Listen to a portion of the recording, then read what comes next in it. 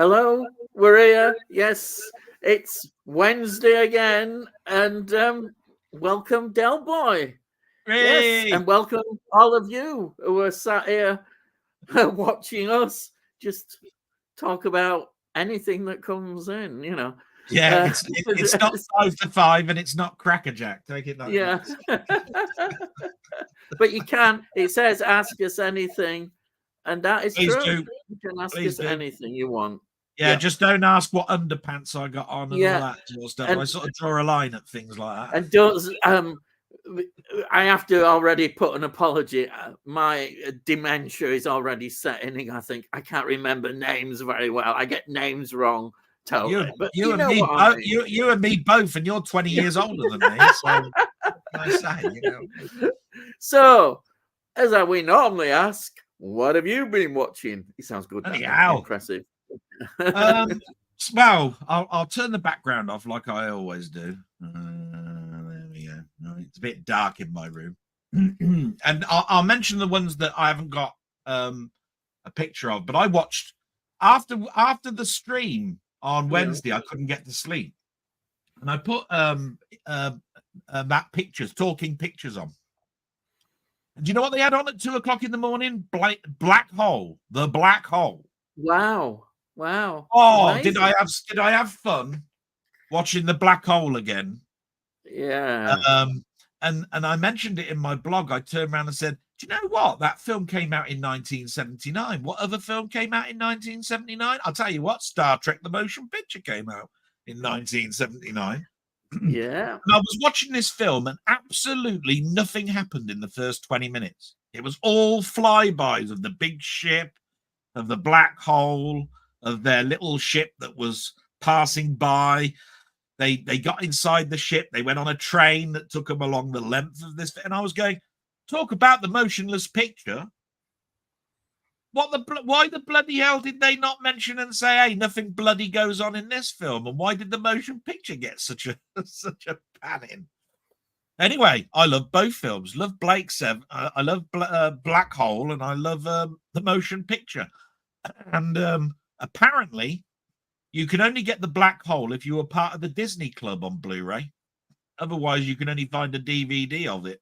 And the DVD price is apparently pretty bloody expensive as well.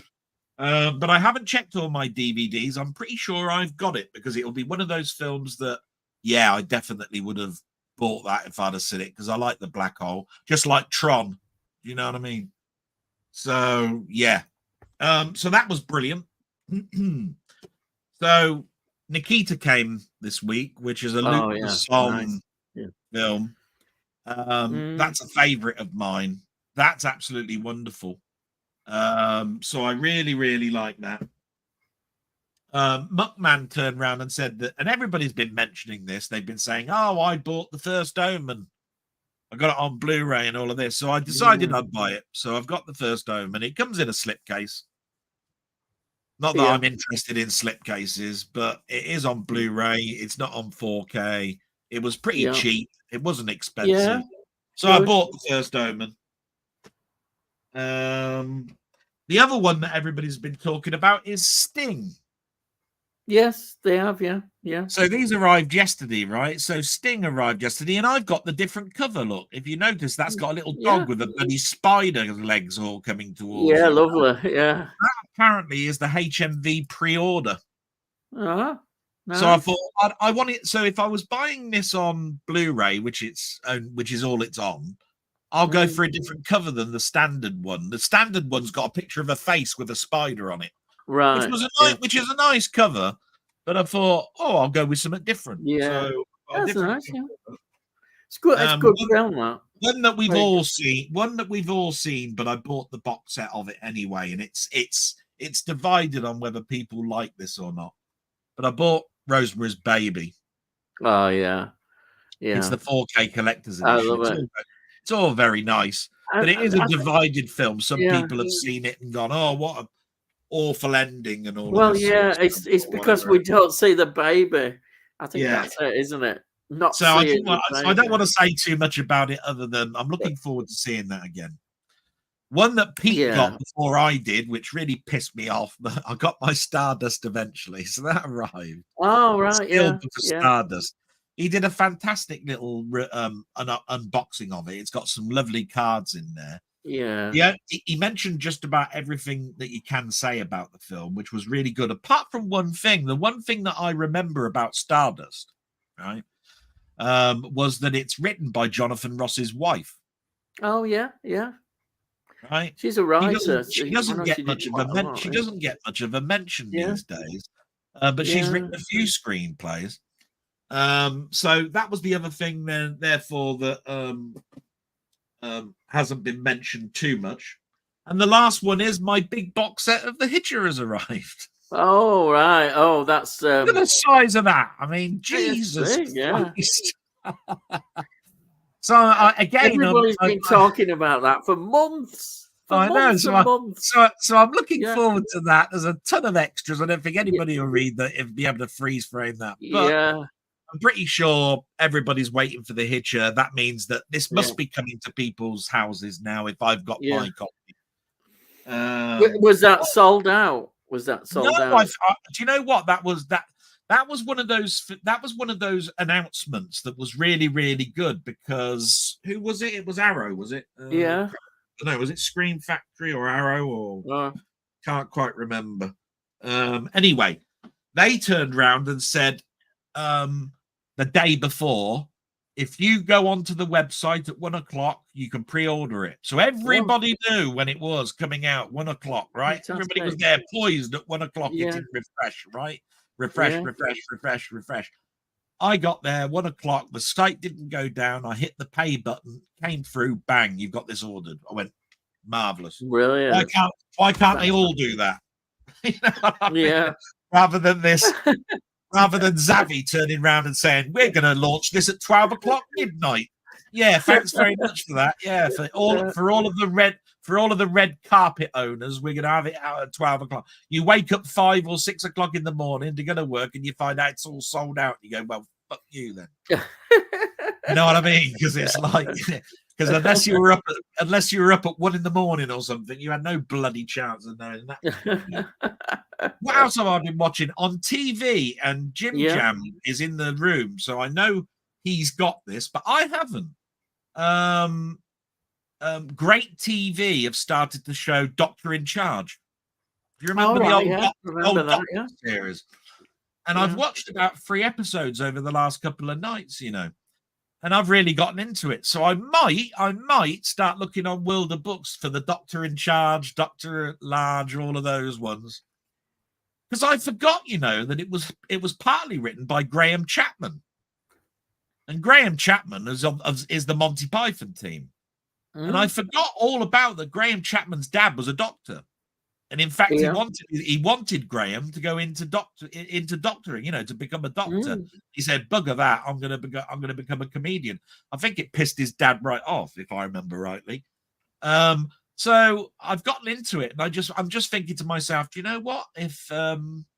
If I can get those cheap enough on World of Books, I think I'll start looking for those Doctor in Charge and Doctor at Large and all of those. Because I mean, there was Robert Nedwell, but there was also Richard O'Sullivan in it, and a few others. You know, for the Doctor Waring, you know, that's who Robert Nedwell played. So that's it really. I'm not going to go any further. I haven't been listening to much other than some more. I have listened to the second album of Rainbow. So thank you very much for that being suggested. I think I'm really enjoying it, to be quite honest. It's still around about the same mark. In other words, I've liked about 4 of each album so far. Tracks, you know what I mean? So, you know, I think there's only about something like 12 tracks or something like that, 13 tracks. So it is becoming a 50-50, you know, each album I'm liking 50% of it. And that's not a bad mark. You're listening to something that you've never heard before and all of that sort of stuff. So, you know, that's it, matey. Over to you. I'll fall asleep now while you talk 35 minutes about everything. I just want, this is going to really do you. Tomorrow I've got a video coming up, and it's an epic opening of a box one. Tony has sent me, honestly, a mass of DVDs with some absolutely brilliant films. Who's And that? Who's that? honestly, the films, I've just got to sort them out. I put them in boxes. And Let me just interrupt. Sorry, I missed the beginning. Who sent you these films? Tony. Tony. Oh, Tony. Right. Okay. Yeah, Tony sent me these. Oh, you mean Tony, who always loves to send you stuff, and I get fuck all. I mean, oh, sorry, no, I mean, I mean that one who really, really likes it's a Yorkshireman. He doesn't sit there insulting Yorkshire all the time. He's got, he's a proper lad. Hey, by heck. Anyhow, hang on, just one more thing, right? Just one more thing, because I'll forget it, right? I'm just noticing the chat. Jim Jam, if you're listening to the Blossoms, How Long Will This Last is one of their best tracks. How Long Will This Last? And the video of it is a homage to Back to the Future. Just so you know. Carry on. I'm going to shut up now. I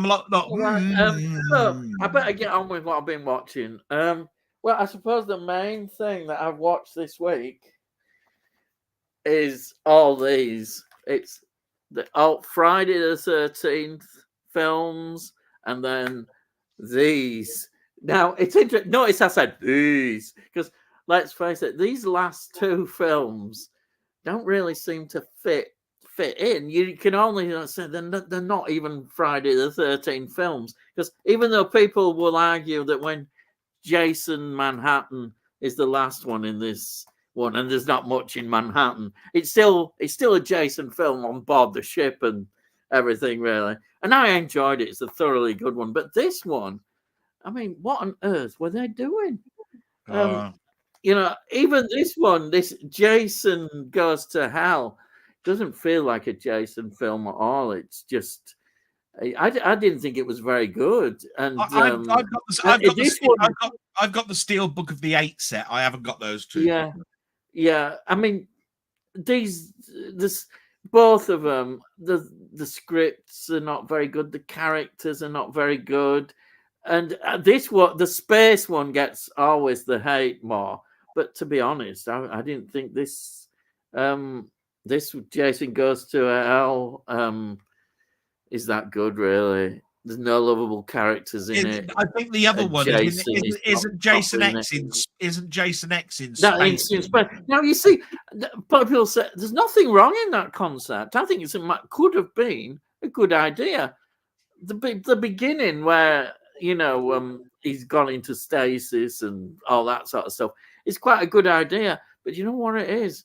It's the script and the characters. Yeah. The characters, you don't like the characters. They're all a load of you're on Jason's side, getting rid of buggers. Get rid of them all. Yeah. That's why that is the problem. But I don't think the concept, it could have been done so much better. And the idea, it's a good idea, Jason in space, in a confined space.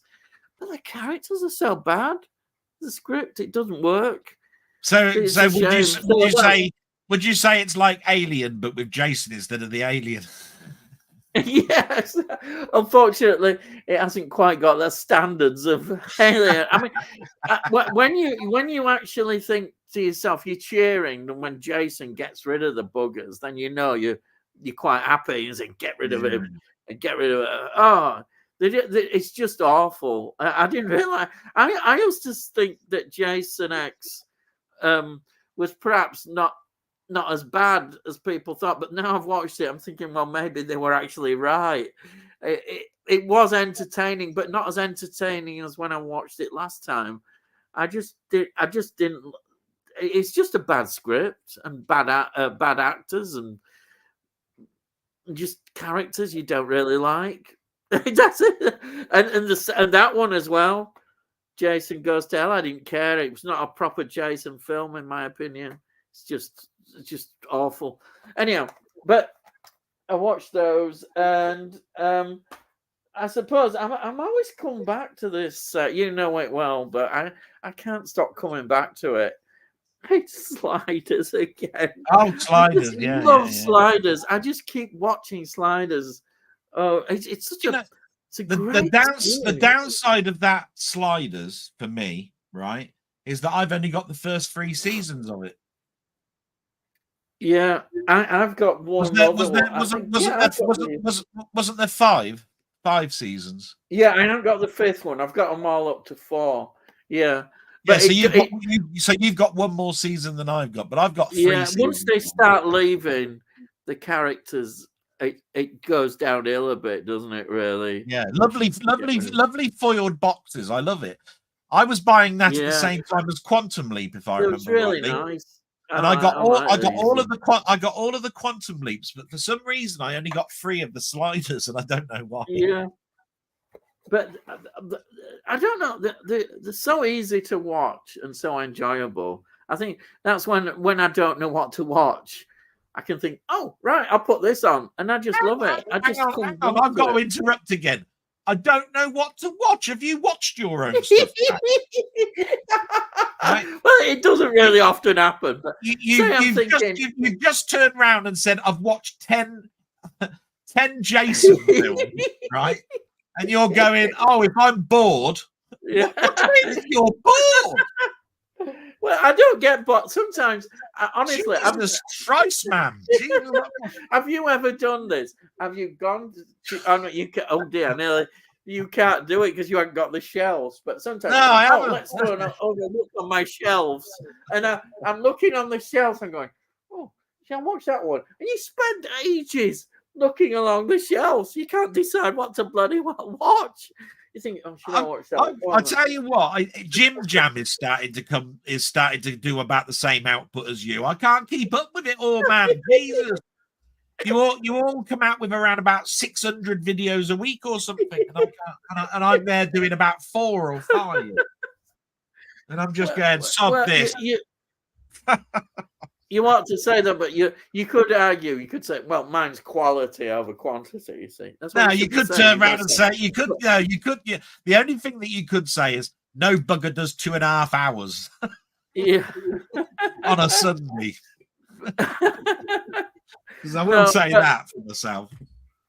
Your blog is fantastic, but some of your other things, I know you can, and I can understand this. You're thinking, well, I do other things than a blog, and that is true. You've done a lot of good gaming things. If you're into games, you're there. Believe it or not, it wasn't the last blog, but it was the blog before. I said I've reached 300 videos. It's 309 now. That was only a week and a half ago. So I am moving pretty forward. You know what I mean? So that can't be a bad thing. It can't be a bad thing. And let's see. Have I got any? Oh yeah, I haven't got it with me. I did a music review on Friday, and I forgot to bring out the thing. And it's a classic album. It is Bridge Over Troubled Waters. I did Bridge Over Troubled Waters. It's an anniversary, isn't it? An anniversary, isn't it? An anniversary of the album soon or something? Let's see. It's 1970. I don't know. Look, the reason I say that is every time I open up Facebook, there's these 2 ladies that are singing Bridge Over Troubled Waters, right? Oh. And it says these 2 ladies are doing anniversary editions of famous tracks. And I was going, well, it must be the anniversary then. It must be the anniversary of that soon. No, that's not an anniversary, is it? No, you need another year. You need another year before you get to something like 25. Yeah, next year you could say 25-year anniversary, I suppose. But I still think though, even though it's perhaps one of the most recognizable albums of theirs, I think Bookends Before is actually a better album. I do like that a lot, but Bookends is a concept album as well about life, birth to death, and it works well. And it's got America on there, which I think America is one of their greatest tracks. Absolutely love America. Great track. But anyhow, that's my music this week. Which, that's really good. I mean, I must admit, the only thing I can comment about that is I do like Simon and Garfunkel. I know only really their really famous songs like Boxer and A Bridge Over Troubled Waters and all of that. I know that they split up and it wasn't very nice, the split up. I know that No, they've come back and they've they have hated come each back other at live, the but they've end. never recorded. After Bridge Over Troubled Waters, never recorded a Yeah. studio album. But there has been live albums of their reunion. And the They've only thing never I gone can back. think, the only thing I can think of at the end of this year with Art Garfunkel's Watership Down, Bright Eyes, Yeah, coming out, I should think that track might go, yeah, might come out again as being quite a popular track, because yeah. a lot of people are waiting for Watership Down, I have to say, on 4K. So, you know, that's a very famous music piece. Mm. But I wish I knew more about If you know, I'll recommend to you, you go out and get Bookends. It's a Bookends, right? concept album. Bookends. It's the one before Bridge Over Troubled Water, and it's a brilliant album. It's it's prog rock doesn't just do concept albums. This is a concept album by Simon and Garfunkel, and it's Yeah. brilliant. It's Well, absolutely wonderful. I get a lot of music appreciation from Sky Arts, because they put that classic album TV series on, and they're doing things like Carly Simon's, Secrets, is it? yeah, whatever it was. Yeah, one You know, with the one with You're So Vain on, yeah, and she's got a very good cover. and then they, then they do Elton John's Yellow Brick Road, and they do Genesis, and they do an hour long of people sort of like, they go back to the tape, and there's a bloke at the recording desk going, look, just listen to Carly's voice here, look, and all of this sort of stuff. And that's why it was. I've got some on DVD. I've got Rumours, I think, on DVD. Oh, Fleetwood Mac. That was Rumours with Fleetwood Mac. That was definitely one of the classic albums they did. Yeah, it is. Sometimes Rumours is an album that you can talk about, because in a way you can't believe that the album actually got made, because they were so at each other in their relationship. Down. How could they record, and yet they produced some of the greatest songs ever written? You had two breakups, didn't you? In that, and you also incredible. There's two breakups, and there's an affair going on between them. Yeah, that's right. And you wonder, and they are writing songs about it all, and it works. Incredible.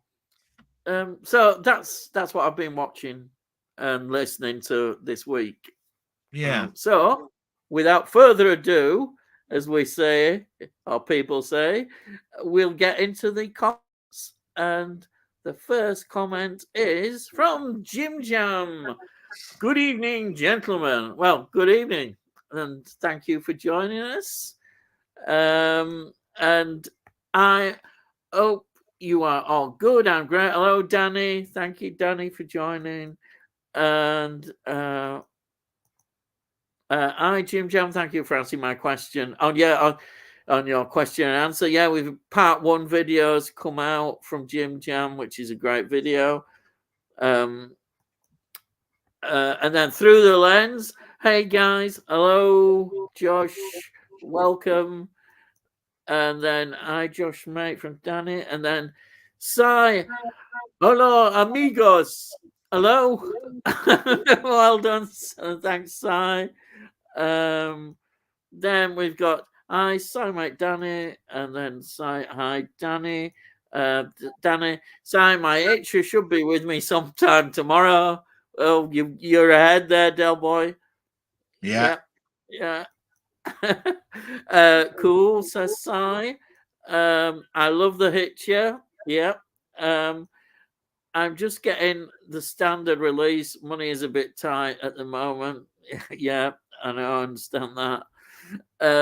I got the 4K box set, Danny says, coming, and I can't wait to watch it for the first time. Yeah, people have been getting excited about this release. Sai, I watched an unboxing of it, and it looks beautiful. There you are. It looks like it's from the pictures I see. Yeah. I went to see Metropolis today. Wow, that's a step in time at the cinema. It was a first time watch, and I loved it. It's a classic silent sci-fi film. It's an amazing piece of work. The old Fritz Lang Metropolis. Yeah, I've got that. Have you got that? Yeah, the In your Fitz Lang. I bought I yeah. think it came out on a Blu-ray. There is a 4K coming out, isn't there? Or if it's Oh, not is it? out already. I've got a Blu-ray of it. If Yeah, it's not already, I know that there's a Blu-ray, and I've got the Blu-ray of it.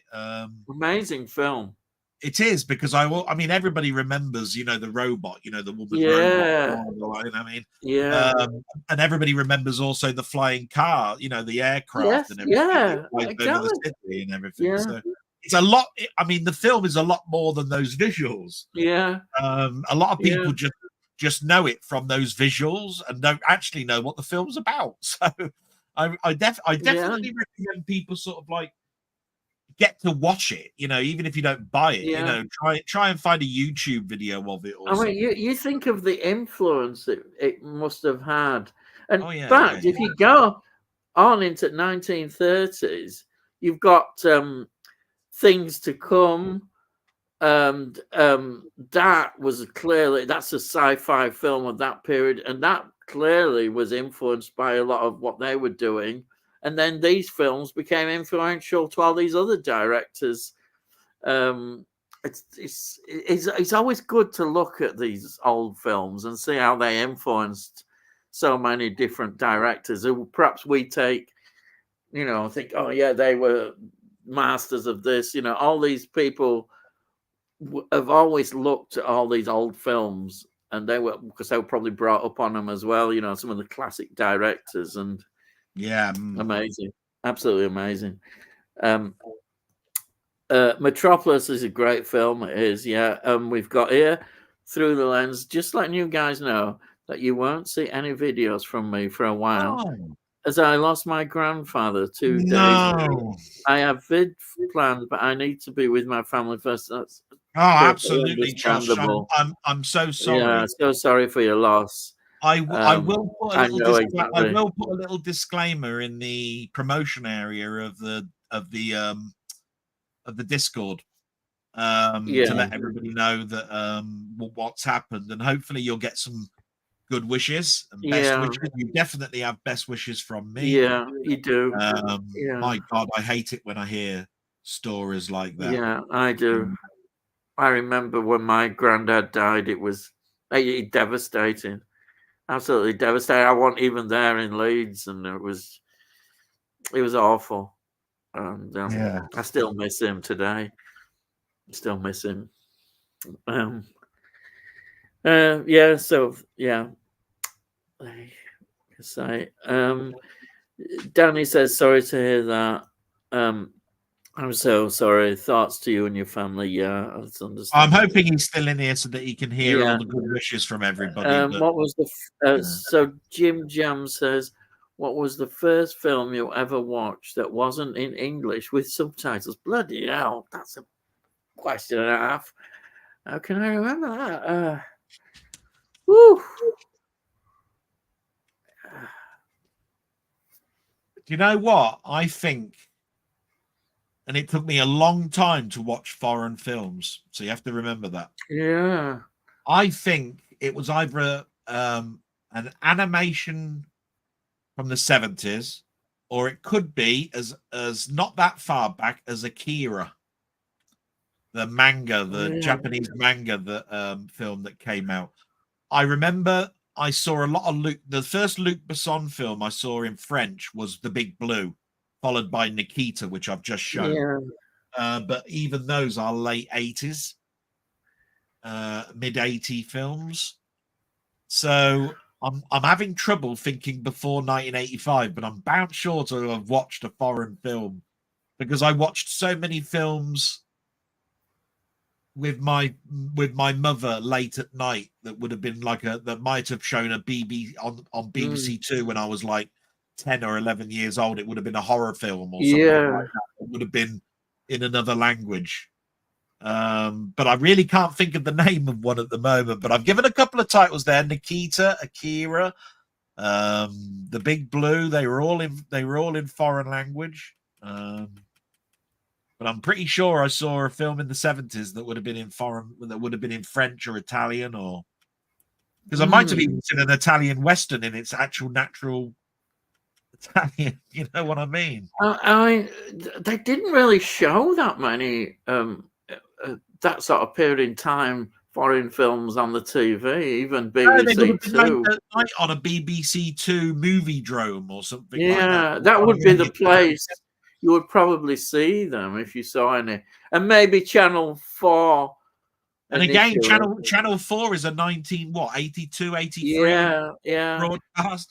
So again, I'm thinking I can't yeah, think 70s, but I know yeah. that there might have been something in the 70s that I saw. Yeah, I'm trying to think. I mean, where I saw my foreign language films was, say, when I was a student in the film club, and then you just got to see a whole host. Now, hang on a minute. I don't want to know about porn. Right, we're keeping the nearest we got would have been probably Emmanuel films, the soft porn Emmanuel films. Bilitis or something like that. Bilitis is a unfortunately, I was born too early, you know, to just see any of that. Believe it or not, a soft porn like Bilitis, right? Which I only know about because the score was done by someone called Francis Lai, and it's a brilliant score, right?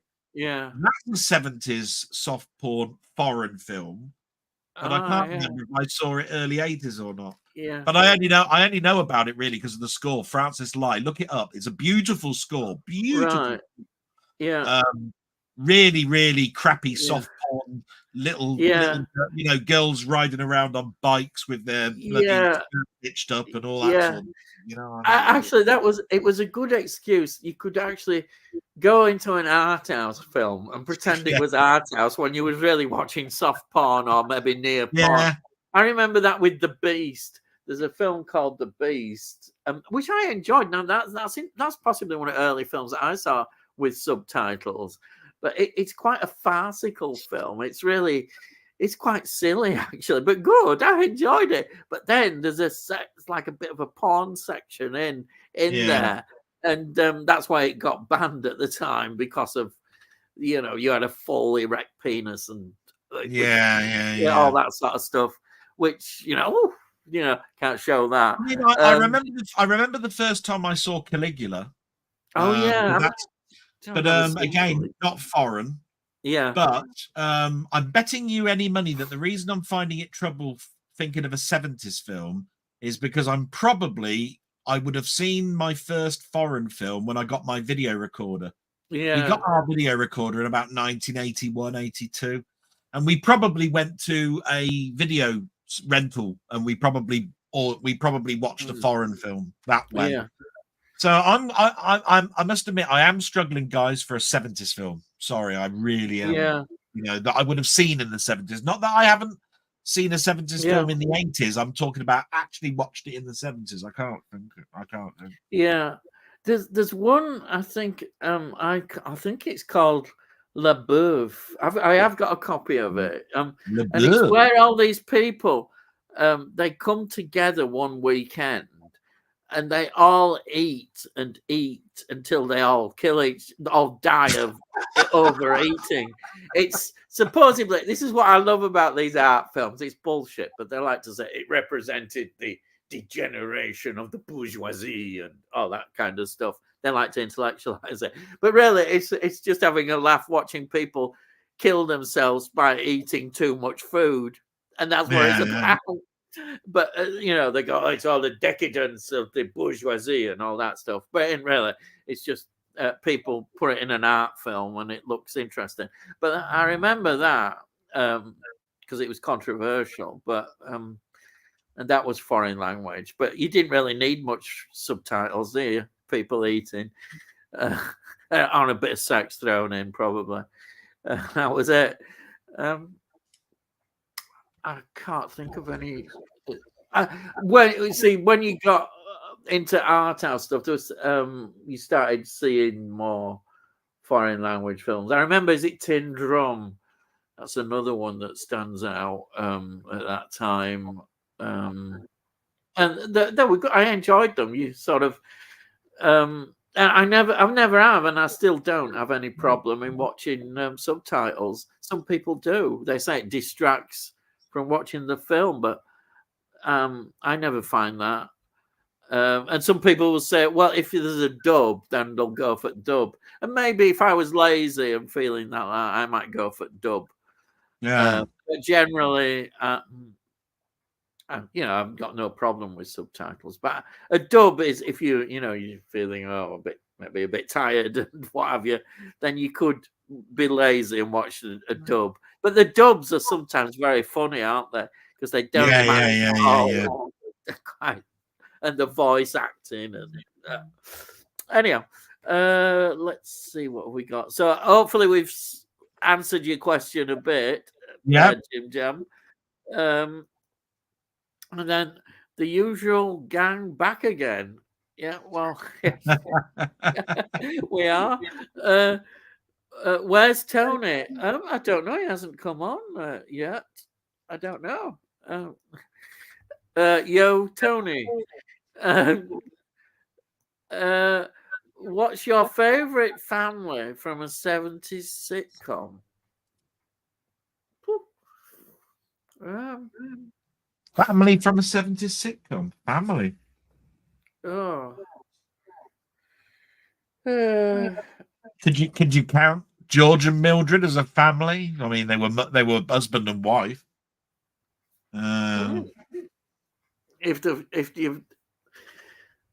If you got to have kids with them, what about the from a 70s sitcom? Is the Robinson family from Lost in Space a sitcom? Some might say it was. That's taking things to an extreme. Yeah. Moon Base Alpha, they counted them as a family. Yeah. Mind you, it did get to sort of ridiculous levels where you could say it did become a sitcom in places. Yeah. Is it the third season where it really gets quite silly in places? Yeah, I mean, big carrots, space carrots coming after you and all that. That's it, yeah. Space carrots. That's true. To answer this one, it's true. It's true.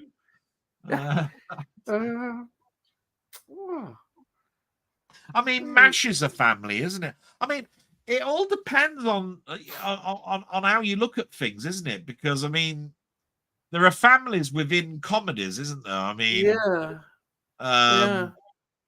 you know, that you only ever saw a couple of the actual family rather than the whole lot. Yeah. You know. But I'm having a trouble. But it's bound to be comedies that will be the most ones. Yeah.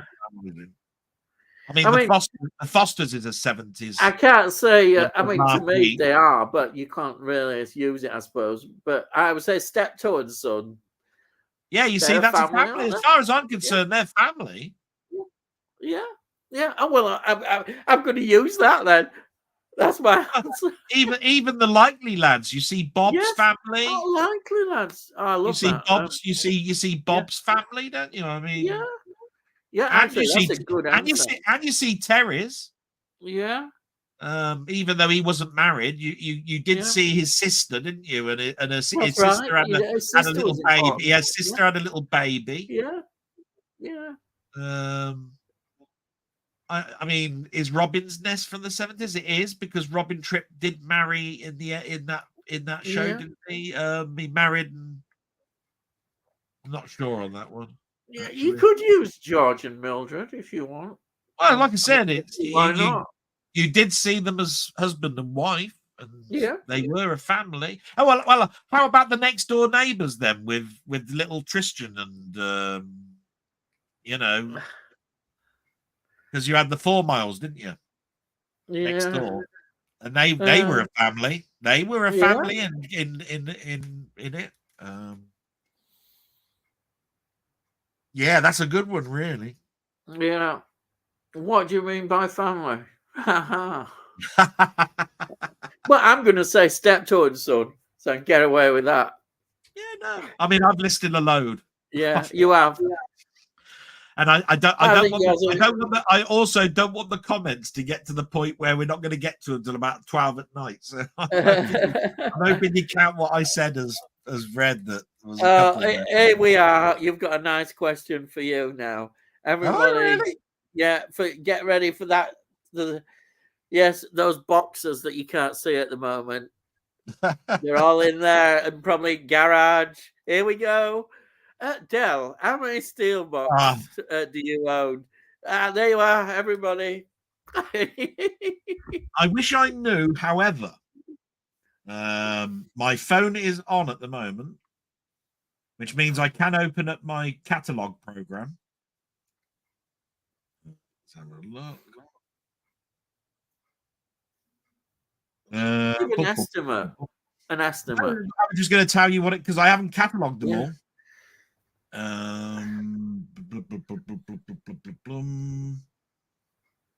So far, the catalog says I've got 842. Wow, that's good. Yeah, and do you think there might be more than that? Well, like I said, I've only catalogued the third. Yeah, my collection. Wow. I do remember that I only really collected steel books from around about 2016, 17. Oh, right. Mm. So that figure is probably quite accurate. There's probably about another 40 or 50 or maybe 100. So it's 8 years worth of steel books. Yeah. No. Mm. Oh, well, there you are. And then as Jim Jones says, I haven't got Doctor. Doctor in charge. Doctor, I'm in charge. No, I think it's supposed to be. I think it's supposed to be Doctor in charge. Doctor in charge. Is that like that Doctor series? They ran loads of these Doctor. That's what I said. It's the one. Remember, I was telling you at the beginning. I said there's Doctor in charge, Doctor at large. Yeah, all with the wearings. Yes. And I just said that I'll probably go to World of Books and see if I can find those because I haven't got the Doctor series. Yeah. They were written by Graham Chapman, so you know. Well, yeah. And they were very popular, as I remember at the time. Yeah. I'll tell you a family that I don't like in a comedy, and that's Bread. Fucking awful. Do you know? I've never. Do you remember that comedy show on BBC? I saw clips and absolutely hated it from the clips. That was only just seeing the clips. I couldn't stand that. I was out doing better things. I tell you what, the only thing that she really did that I liked that was in the 70s was the Liver Birds. I quite like the Liver Birds. I didn't really watch that, to be honest, that much. No. Yeah, I did. I used to watch the Liver Birds. Thought it was all right. Yeah. So very rare and sought after. I have one featured as an extra on Goodies DVD. Well, I've got 5 seasons of the Goodies, but I haven't got them on DVD or Blu-ray. They're digital. Yeah, and I love the Goodies, but it's split into two. Network released some Goodies. Well, you see, there's the BBC side and there's the ITV side. The ITV was just for 1 season. The BBC did 5 seasons. Yeah. And even if you get the whole BBC series, there is 1 episode missing, which is Kitten Kong. Oh, that one. That's Kitten one Kong. The only episode left of Kitten Kong is the one that they sent over to the French Comedy Festival that won. But it wasn't the actual broadcast episode. The broadcast episode was slightly edited differently. So nobody has got that one because it was jumped. Did it get wiped? Yeah, it got wiped. It got wiped. Oh dear. BBC, so there is a version of Kitten Kong, but it's the one that they sent over to the French comedy set. Like what happened with Doctor Who when they sent them abroad. Yeah. In various places. But it wasn't the broadcast version. That's what I'm trying to say. Yeah. Okay, we got Stephen Moles. Hey up, Ian and Delboy. Have any of you seen That'll Be the Day, Stardust, Silver Dream Racer starring David Essex? I've seen That'll Be the Day. That's with Ringo Starr in, and it's very good. And then he couldn't appear in Stardust because it was too much like the Beatles. And Stardust is very entertaining. It's basically the Beatles story in a way, just put into the sort of their view of what happens when pop stars go off and get too big for their boots, and he ends up this drugged out figure, as I remember right at the end of film. Silver Dream Race, I don't remember seeing that one. I presume that's about is it bike racing or something like that? I don't know. Have you seen them? I've seen That'll Be the Day because that's famous. Yeah, I think I've seen Stardust because I remember in the 70s David Essex promoting his music videos. that's right. I'm pretty sure wasn't that Stardust also on the West End stage, and he actually was on the West End stage production of Oh, I don't Stardust. know, but yeah, Silver Dream Racer I've heard of, but I don't think I've seen. I remember having a record of it, and they recorded some tracks. They had, I think, Dave Edmonds and people like that were involved in these tracks, which was sort of Beatlesque kind of tracks, which they used. It was just David Essex heavily promoted his things on things like Cheggers Plays Pop and Run Around and all of that sort of stuff. And I remember seeing him, singing his songs on there. Yeah. And I'm pretty sure Stardust was like Barnum. It was like a West End thing that then ended up being as a film. But Silver Dream Racer, I've definitely heard of, but I don't think I've seen it. Adam Faith, I know, is in Stardust as well. Yeah, and that's quite a good part. But That'll Be the Day is good because it's how it all begins. Yeah, That'll Be the Day. I think it's famous. I think it's probably a better film. Though Stardust is enjoyable. Yeah, how they rise, and it's kind of a bit cliched, I suppose you could say Stardust is, but enjoyable. Right. We've got. I've been listening to Gary by Blossoms. Yeah, it's a band. It's a band called Blossoms. Oh, right. It's the thing that I said. Oh, just tell you in a moment. A favorite track of the Blossoms to me is "How Long Will It Last," and it's got a video that's like Back to the Future. It's got a Back to the Future video vibe to it. It's the one that made me buy that album. I bought that actual album, and I've forgotten what the album's called now, but it's the only album I've bought of the Blossoms. Oh, right. They're a Manchester. I think they're a Manchester band. I think so. Sort of indie sound. I think sort of indie sound. I bought How Long Will It Last because it had a synth track to it. Oh, right. Okay. But they are mostly a guitar and drum and you know what I mean. A very distant derivative of Britpop. Yeah. After that era, Britpop era. No. They came out. I bought those albums in 2018, 19. Oh, it's much more modern stuff. Yeah. I have Silver Dream Racer on Network Blu-ray. All right, so they released that one. It's got the word bloody network in it, so of course you got it. Yeah, well, it wouldn't be how else, would it? You got every bloody other network release. I should think that Jesus Christ, man, give it up, will you? And Jim John says, Tony. Yes, I think we got a message there. Tony. Yes, he's here. Tony is here. Yes, he's here. Evening all. With regard to the Itcher, I must be the worst here. Just sticking with my DVD copy. No wrong with that. No wrong with that, Tony. I'll tell you what. Right. I was the one who suggested that Tony York ought to be an administrator, right? But he sends you all his films, and he has a go. He's having a go at me here for having the Hitcher on 4K and saying, "Oh, I'm going to stick with my dick." He hasn't got a nice word to say about me, the bastard. And yet I'm the one who said I think he's a really nice guy, and I think he ought to be an admin. Wow, so he's going to turn that around at the end of this bloody episode, because I tell you. Dear lads. I'm afraid you're a southerner. That's it. That's Roger. all we can say. Son You're a of a liar. southerner, lad. The Yeah, northern yeah. bastards. Yeah. There, up yours. Bloody southerners. What can you do, eh? Thanks, Del. Yeah, great track. That's the Blossoms. Yeah. Tony, I found Itch a DVD in a charity shop the other day, 20p. So we'll give it a whirl. All right. Yeah.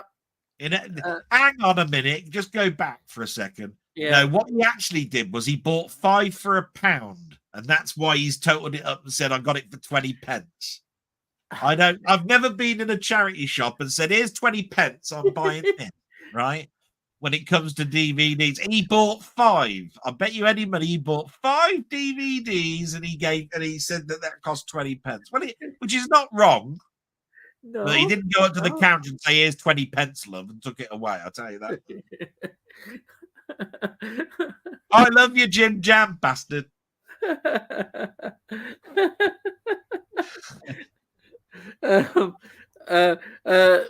Tony Hawk said, James, I was late due to counting my networks. Still not finished.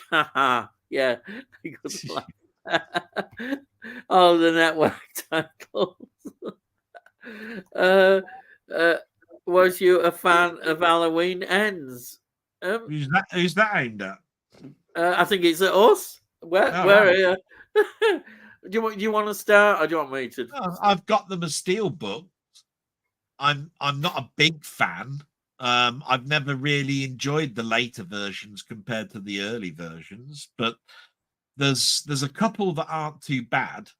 But there's one that's atrocious. I can't remember. It is one of the trilogy. It is one of the Rob Zombie ones. This isn't. Remember. This is the last trilogy they did. Yeah. And I said, I've got a tin set I can show you. Yeah, it's just over there. And it costs a fair bit of money. But did it? I am going to turn around and say I'm not a huge fan, but I am an enemy of it. I've watched it and enjoyed what I've seen. Yeah, but it's nowhere near Halloween and Halloween 2 and Halloween 3. You know what I mean? I mean those to me are the Halloween films.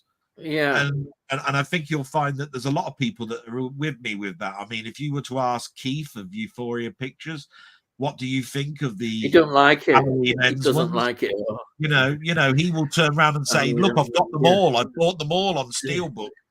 But you're going to have a mixed result in regards to do you like watching them? Yeah. You're going to get a different result all the time. Yeah. Yeah, I think you're right. But I'm going to say I enjoyed the trilogy. I don't understand why there was all this hate. There's loads of people going mad about it. But Halloween Ends was a good film. I think it's a good film. I really quite enjoyed it. Say the whole trilogy I thought was enjoyable. Obviously, it's not the original. The original's always going to be better. But people were going mad about it and going way over the top about it. It wasn't that bad. It was enjoyable, and that's all you can want from a film. I think the Rob Zombie ones though do get a lot of more people really don't like the Rob Zombie ones. Maybe the first one they like the Rob Zombie one out of the two better. The second one gets people really don't like the second one at all. I've never seen it, to be honest. I didn't bother. But the Halloween Ends, I think, is quite good. I think it's enjoyable, as I said. And that last trilogy, it was good. And I know that people went mad about, it should have ended this way and should have ended that way. No, it was fine. I was quite happy with it. Yeah. I don't think they're terrible towards the end. I just think they're mixed. Yeah. When people start talking Halloween, right? They always mention the first two films with such joy. Yeah. And the third one now gets such a nice elevated thumbs up, even though it got such a panic when it first came out. Yeah. And then when you get to the fourth, Halloween 4 and all of that sort of stuff, you get again the mixed bit, even though they went Yeah. back to basics. You know what I mean? Yeah. So I think they're all quite entertaining films, to be honest. But the Rob Zombie one, I know, I just didn't bother because I knew it probably would be bad, that second one. So I'm not seeing it.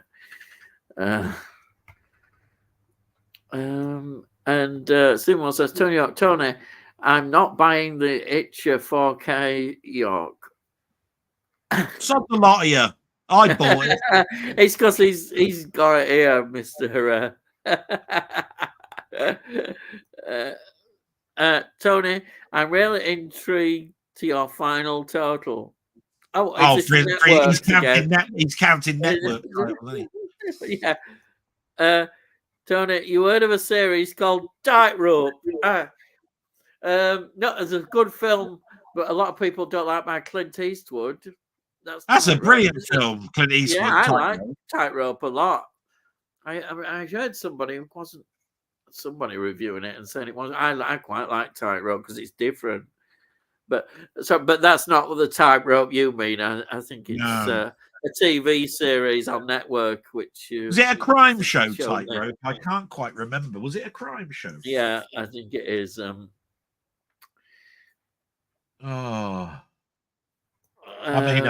I'm not going to say I remember it. Yeah, James, I was joking. Yeah, I will have a count up sometime. Yeah. I'll tell you what. Tell Jim Jam your address. You'll find you've got zero network by the end of the night. In a nick the lot. Everybody's. I've been writing up my birthday network wish list. Now, yes, you've got birthday.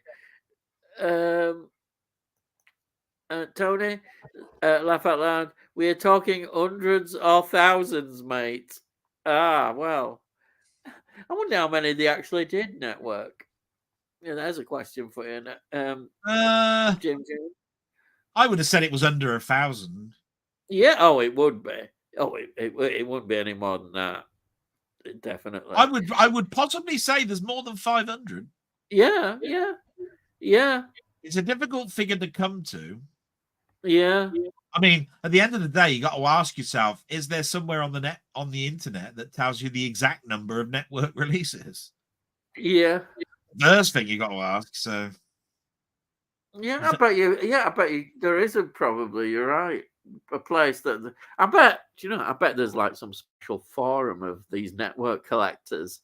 They'll have a whole sort of thing talking about network.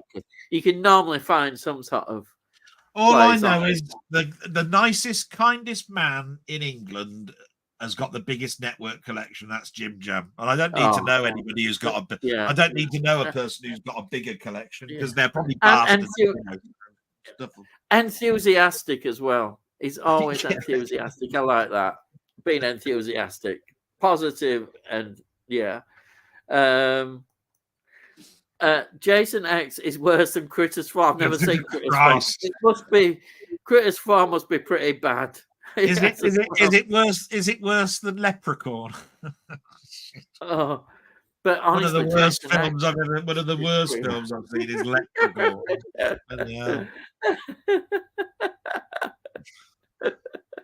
Leprechaun. Is it the one with Jennifer Aniston? Yeah, well, that one apparently is all right, but then everything else afterwards is a pile. Yeah. I've got a confession to make, which people probably would not understand. Is I've never seen an episode of Friends. Never. I've seen clips of it and people talk about it. It was never something that I watched, but there you are. I mean, I can turn around and say I've seen it, but I can't turn around and say I'm a huge, huge fan. Yeah, it's like the Big Bang Theory. I was well into the Big Bang Theory for about 4 seasons. I was about 4 seasons, and the reason for it is that I'm a bit of a nerd myself. They were talking about comic books and statues and computers and all of this sort of stuff. and Star Trek and all of that sort of stuff. But again, you have a sort of like a threshold where you go, is it always going to be like this? Is it just going to be over and over again the same gets stuff? repetitive. What I heard was from around about season 8, it all got very. They've got kids now, and they've and all of it. It became a And from my point of view, the big thing about it all was it was always Leonard and the girl who lived next door. And as soon as they started getting close and they're going out and all of this sort of stuff, there's not much else to keep you to watch. That's unlike a show like Frasier. It's all about the family. It's like Niles and Martin and all of that sort of stuff, and the ensemble of friends around them. It was never about Frasier dating some girl and then getting close to that girl and getting married. There was about Niles and Daphne, but even when those two got together, it was still a great show because the ensemble of Martin and that was and Roz and all of the rest of it, it still kept it fresh. But people say it lost a little bit when Daphne and Niles got together. As soon as there is a relationship like that where there's an on every year, are they going to get together? Are they not going to get together? And then basically when they do get together or they get so close together, it loses it. And you have to be really, really careful. Yeah, and it's exactly what Big Bang Theory. Because I think I've got the first 4 on DVD. Like I said, I think I got a box set of about 4 or 5. Yeah, I ended up thinking, I'm not enjoying this anymore as much. It's got the same. It's got repetitive. It's just not what its original charm, what it had. James was tightrope with John Savident. From Coronation Street. I think I had it. May have got rid. Not sure. I don't even know John Savident from Coronation Street. So if you'd have mentioned up to date, more newer Coronation Street, if you'd have mentioned Bill Roach or someone, I might have. Yeah, but John Savident doesn't even ring a bell with me. So you've gone over my head on that. So. Emmerdale better, don't you? Well, Fraser Hines. You said, I know you've said it in your blogs. You watch it with your mother, don't you? Emmerdale. So you must be up to date on that. There's only about 2 Sugdens left in it. Yeah. Otherwise, it was all about the Sugdens. Yeah. Is Fraser Hines still in it then? Fraser Hines is still alive, but apparently he lives in Spain, and he keeps saying that he doesn't mind if they asked him to come back, but they haven't. I don't know why. I don't know whether he left in a bad way. Yeah. He's the only older Sugden that I know that's left, because there's only the little girl left and some distant cousin or something that's in it. I bet he'd go back, wouldn't he? Because he probably wants to work. Well, I think it's not just that. I think it's like, I think he's very big on, look, this show made me. I'd come back at a heartbeat if you asked. Because like with Doctor Who. Yeah, you know what I mean. I think he's genuine. I think he's genuine like that. I don't think there's a falseness about it. Yeah, I like it. The fact that he hasn't. He's still a big contributor to Doctor Who, isn't he? Oh, I tell you what, I saw Patrick Troughton. I saw Patrick Troughton in Maygrey last week. Oh, you remember Maygrey? Yeah, I remember that. Yeah, a black and white crime thing from the 60s. And all I saw was Patrick Troughton. He was running along near a canal. He shot somebody that was on the canal boat.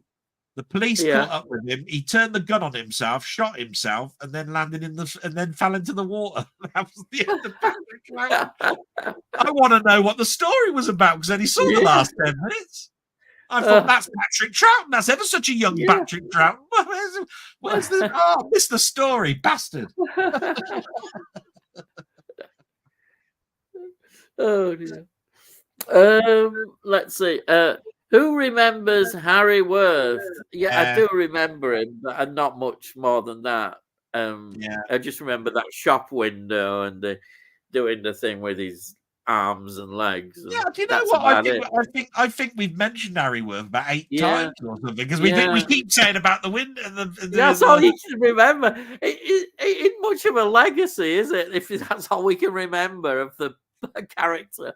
I don't. It's like Charlie Drake, isn't it? You just remember that hello, my phrase, darlings. and it's awful. I can't stand that bloke. I don't like him, Charlie Drake. Oh, Wow, it's just a sad awful. end. It's just a sad ending to him, Yeah, really. I know. Especially working with, is it Fancy Jim having to work with Jim Davison? Davison, yeah. Oh, crikey! What a bad. I don't like Jim Davison either. He's questionable. He thinks he's another one that thinks he's funny, but he's not. Oh, he was on People that telly think the they're other day funny. supporting the Reform Party, I think. Oh, I can. Yeah, that'll be him. And Yeah, I just thought that's typical of you wanting to go with Farage. I thought, yeah, oh, yeah. geez. They're probably buddies. Actually, I won't be surprised if they're Yeah. buddies. I hate to think what type of buddies Yeah. they are. Jesus. um, Jim Jam. Yes, Tony. It's cheap on Wob. Ah, yes. What's cheap on Wob? That series. I Tightrope. think you remember. Which one was it called? Tightrope. Tightrope. Yeah, Yeah. yeah. Shall I order every copy now on World of Books so Tony can't get it? Yeah. Hang on, Tony. I'm just going to World of Books so you can't fucking get it. I'm currently into Armchair Theatre series volume 1. Yeah, Armchair Theatre. It's one of those things I remember being on. I don't remember watching all the episodes, but I remember watching some. Was it like a sort of equivalent to BBC's Play for Today kind of program? I think. Danny is big into armchair theatre and all of that. Apparently, there is some with a supernatural side to them. I think there's a famous one in the early ones from the 70s because I think there's two sorts of armchair theatre, isn't there? There's the early 70s ones and there's I think Jim Jam said it himself. I think he said there are ones in the 50s and then they brought it back in the 70s. But there's one that Denny really likes where you see the armchair and it's dark. It's black with just the light shining on it. And that's got some famous supernatural stories in that one. I've got a box set called Thriller, but there's about 10 episodes and they're all supernatural ones. Yeah. I think armchair theatre is a derivative of it. Just an earlier version, if you see what I mean. Yeah. But Denny loves them all. He goes mental for those. Does it? Listen, Tony York says, I have the Armchair Theatre release with the Sweeney pilot. Oh, yeah, we mentioned this before. Regan on it. Yeah. That was, Regan, yeah. Sweeney. And then I enjoy when you're watching a show, then unexpectedly a face you know appears on screen. Yeah, in Armchair Theatre. Yeah. Yeah, I think Jim Jam said it. He said there's Richard Beckinsale and all of that sort of stuff that just pop up. Yeah. Because they were jobbing actors in the 70s doing stuff. Because I think after he did Armchair Theatre, didn't he do something called The Lovers? Yes, he did. Then he made it big in on ITV with Rising Damp and Porridge on BBC. Of course, So those armchair, they must have made him sort of like known as a face, if you see what I mean. Well, when you think about it, him dying so young, he got in quite a lot of the big series that he was in that are well-loved series. It's why I'm taking this heart problem that I've got seriously, because he died very young. Yeah, and it's just a heart attack. You can just say, you know how much it hurt Ronnie Barker. I mean, my God, he couldn't stop crying when they just finished filming Going Straight, and he hadn't even seen it being broadcast when they won their award. Oh, You know what I mean? I mean, he yeah, died straight after going straight. So yeah. they were going to make a second season, and Were they? Uh, oh, such a shame that was. He was well loved. I don't think people realised how well loved he was. Um, Unbelievable. Oh. Anyway, um, Tony, do you own the storyboard series? What's that? I don't know. Storyboard series? no. I don't know. Time for an Horlicks and a custard cream. Oh, right. Custard creams, eh? Storyboard. No, I have vaguely heard of it. Was it an ITV series? Who enjoys Avida Zane Pet? I'd not really watched it. I knew of it. It was very popular, extremely popular. And is it Jimmy Nail? Is about the only one I can remember. There was other people in there, but it's not one I really watched. About you, Delboy? I love it. It's on TV at the moment. Right. Okay.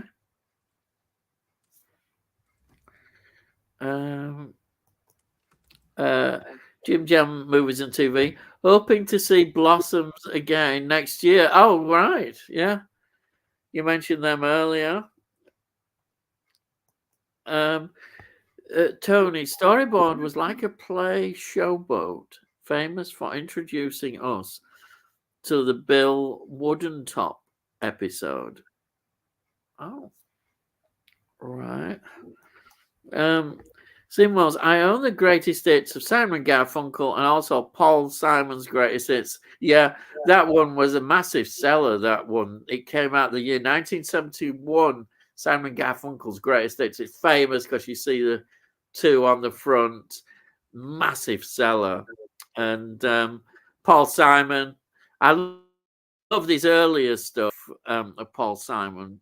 I don't know whether in later years he sort of doesn't seem quite what he was, but he was very talented, as we know. Anything to say, Delboy? Oh, well, you know what I think about Simon and Garfunkel. I said to you that there's a couple of albums that I listened to. I only really know the like the Boxer and Bridge Over River, and Scarborough Fair and all of those sort of stuff. And you've actually told me go and listen to Bookends, which Bookends is a great album, which I obviously will. Yeah, it is.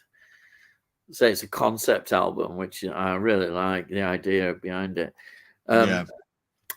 Jim Jam was into it. Also, Leighton's Diary started life on a storyboard and a few others. Didn't know that. Play for Britain is also a good one to get, Tony. Is that another ITV series? I don't know. It will be another series, but I don't know if BBC or ITV. I don't think it really matters. They're just really some of the early stuff is just got some really good content in it. You know what I mean? I remember watching a comedy series, right, called Seven with Barker or something like that. It was seven. Oh yes, that's seven tales, of which two of those tales turned into TV series. The BBC and ITV regularly did these sort of things, and there was some quality stuff amongst them. Do you know what I mean? It's such a shame that I think Les Dawson did one called the Les Dawson Report or something, and a lot of it was wiped. It's a shame. It's some of that stuff is really rare and hard to get hold of. I wonder if Z Cars is. I remember Z Cars a lot. I think Z Cars, they've got a lot of episodes. I just think there's a lot missing. I won't be surprised if some of that is gone. Dixon of Doc Green will be another one that will be. I always thought Z Cars was a bit more edgier than Oh Dixon and yeah, Doc Green. it's a little bit like it's a bit later than Dixon and Doc Green, though, isn't it? Yeah, I mean, yeah, Dixon and Doc Green. I swear, I keep I can hear him whistling and walking down the yes, down the yeah. road, and I swear he's on cobbled streets, and the lights are done by gas or something. That's Yes, how old it is. it's like That's that. how old it Yeah, is. that's how You it know, feels. It's because before it's electric from that. lights were outside. You know what I mean? I'm going, bloody hell, how Um, old's this? because it's famously he was in a film, wasn't it? Where they developed the character from into Dixon of Doc Green, Jack Yeah, Warner. yeah. I've forgotten the name of the film, but was it Blue Light? I think it might be Blue Light. But that's where they developed the character. But he was a real old-fashioned policeman, clip round the ear, and if, for its time, it had its charm, certainly. Right, what else have we got here? Like a series for pilot episodes. Yeah. Yeah. That's like I said, that 7 for Barker is like a series of pilot episodes. And open all hours and porridge came that. Yeah. Frank Holder, I'm still blocked on Delboy 3K's channel, so I'll ask you again. I have now bought a Blu-ray player. Yeah. Just to let you know, Ian, he's not anymore. I've just checked. No. Oh, good. He can put comments on now. Well, I don't know why he couldn't, but I just did a refresh. Yeah, and I you can just see it out. He's already put a question up, so I know he's not anymore. So I'll ask you. I've now bought a Blu-ray player for my 1080p TV. What classic TV series would you recommend me buying, even if I have them on normal DVDs? Oh, right. There you are. That's a good question there. Yeah, first of all, thank you very much, Frank. And I don't understand why that was, but I've seen you put a question up there. Not a problem. I have no idea. All I did was do a refresh of my settings, and I just said try again. Maybe that's all I had to do. When it comes to what classic TV series would you recommend you buying, it all depends on what you'd like. Do you like comedies? Do you like science fiction? Do you like all of that sort of stuff? Because when I was looking at TV stuff and I was buying Blu-ray stuff, the first thing I did was I went to science fiction shows, and I bought Star Trek the original series, and I bought Star Trek the Next Generation, I bought Space 1999. All of these were coming out on Blu-ray, and I was going, wow, all the special effects are going to look great, aren't they, in 1080p? Because because what most people do when they get a high resolution TV and stuff, they want to see what the special effects are going to look like. You know what I mean? So you buy everything under the sun that's got like a man who can fly or whatever it is. Do you know what I mean? But that doesn't necessarily negate what you'd like if you're not into science fiction.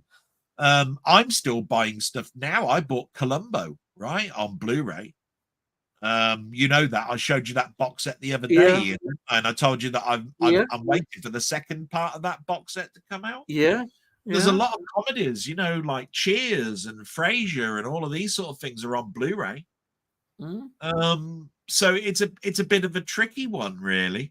I would definitely go down this route, Frank. What's important to you, right, is you need to list down and say, I really like comedies, I really like science fiction, all of this sort of stuff. And then you can ask me the question in a blog, maybe, and if you turn around and say, can you name a 70s science fiction TV show, then I might be able to give you a better answer. Do you know what I mean? But I'd need to know what you'd really, really, really, really like. What's your top thing that you like watching? Is it comedies? Is it whatever? But I tell you what, you can't really go wrong if you're a Star Trek fan. If you like Star Trek, you can't really go wrong buying the original series and buying the 3 seasons, because you can get them really cheap now. And they've redone the special effects. You've got the old episodes which have been remastered, and you can watch the remastered ones with new special effects. Doctor Who on Blu-ray is gorgeous if you can Yeah. afford the box sets. They're absolutely gorgeous, and Ian and I'm pretty sure will both Yeah. agree that is a Yeah. fantastic thing for you to buy. Oh, But it is. it would not be a fantastic thing to buy if you hate Doctor Who. Yeah. You know what I mean? It'll be the biggest pile of shit that I've been actually buy, wouldn't it? If you're not into it. And of course, the one recommendation for this month or the end of this month is buying Blake 7 on Blu-ray. Yeah. If you're looking I'm for surprised something, you haven't mentioned your favorite TV series ever, because that's out on Blu-ray. what's that? Twilight Zone. Oh wow, the Twilight Zone, yeah. That's out, isn't it? Oh yeah, for definite. Yeah. The original Twilight Zone is definitely it's definitely Blu-ray. a box set of all 5 seasons. Yeah. You can buy them individually as season 1, season 2, Yeah. season 3, season 4, season 5. You've probably got them on DVD, so you should know yourself whether you'd like the upscale of them. I will tell you this, the quality of them on Blu-ray is exceptional. The black and white really pops on Blu-ray. There's obviously ones that they've got only poor quality videotape left of the episodes, and so those don't come out very well. There are a couple like that, but the majority, I mean, remember there's 179 episodes of Twilight Zone. I would say 170 of them are pure class when it comes to picture quality. So there you are. So just give me a little bit more information, Frank, and I'll answer it even here later on tonight, or just put it in my blog. I would just like to get in a more a classic it is, which is the X-Files. The X-Files looks absolutely fantastic on Blu-ray. It's a great series. Certainly the early series of the X-Files. I just absolutely love them. You can buy that in one huge box set, because I've got it, right? I've got the big huge. I've got that. It's expensive, I think, now, but you can get them. You can buy them individually. You can buy the Incredible Hulk as Blu-ray. Yeah, I mean, that's what we're talking about here. I mean, it's just apps. You can buy Knight Rider on Blu-ray. You could. There is a cost. There are so many complete series stuff that you can actually buy on Blu-ray. Yeah, it really is a classic time to do so. Yeah, just all depends on what. Like you've got the Columbo on Blu-ray. You know, I'd probably have to rob a bank to afford that. But I'd love the whole set of Quincy. Oh yeah, you mentioned that before. Now in the States they released them all. Yeah, in the States, but over here they only released up to season 3. And I believe that there is a whisper that they're going to release them all over here, and when they do, I'll buy it. Yeah. But again, you know, Cheers, there's all 11 seasons on Blu-ray. There's, you know, it's like, but the more you buy on Blu-ray as complete sets, the more expensive it gets. Yeah. And if you are a bit of a budget man, then basically buy them as seasons and buy them each month, and then you know, and then you'll find that it won't hit you so hard. Yeah.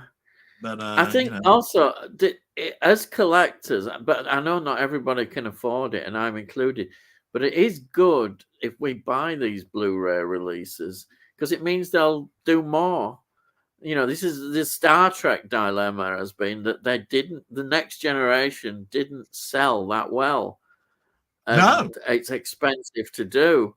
And we'd love to see a Deep Space Nine Blu-ray, but the chances at the moment, still, as far as I know, even though I've heard rumors, but it's all, that's why it is rumors, they won't. It costs too much. They're not getting the money back. It didn't sell well, which is surprising. I'm surprised the Next Generation didn't sell well. I think it's done better now that Picard has now finished. I think 3 seasons of Picard. Because if you buy the Next Generation, if you buy the Next Generation and then you buy the 3 seasons of Picard, which now ends, it's sort of like wraps that whole thing up. Picard sold quite well, if I remember rightly. Season 3 is like a reunion.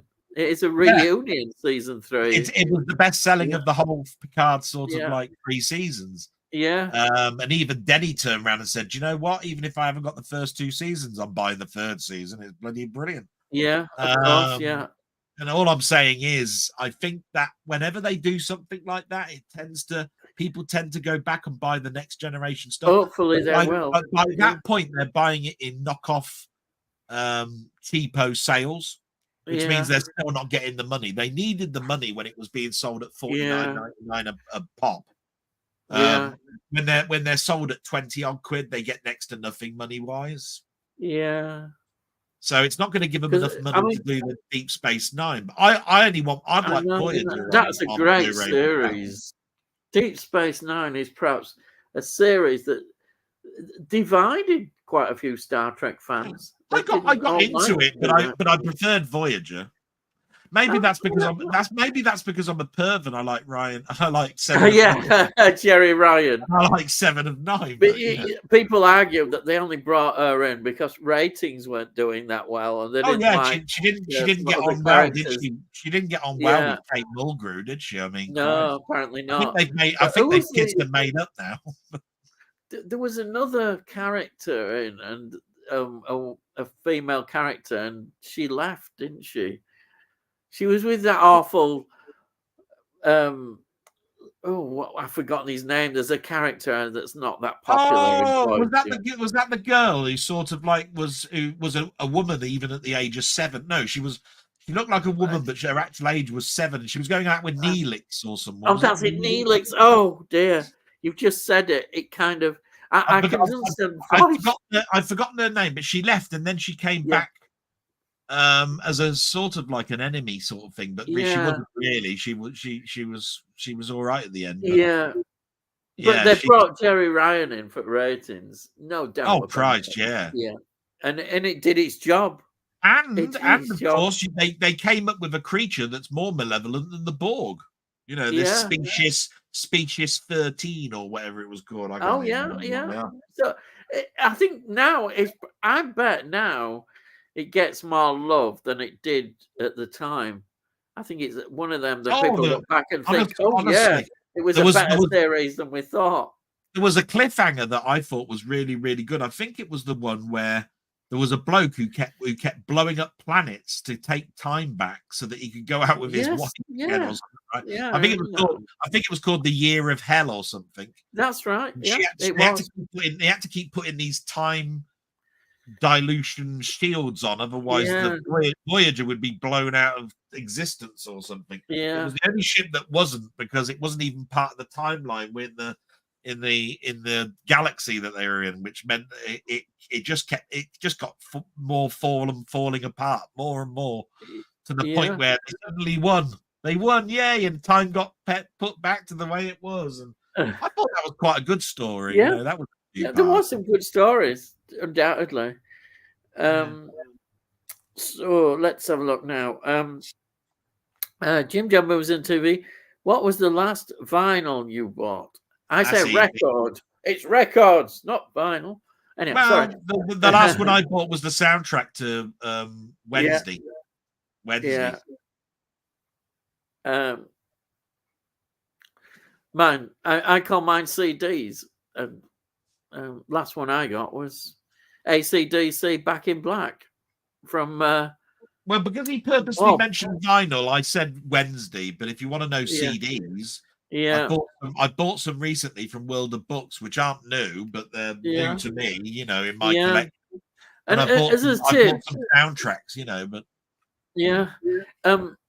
if you get, sometimes CDs might get damaged, but all you need to do is just change the cover, and you're all right. They look brand new, as long as everything else is intact. So I've got some spare cases that I use if I get anything that, you know, if it's cracked or something.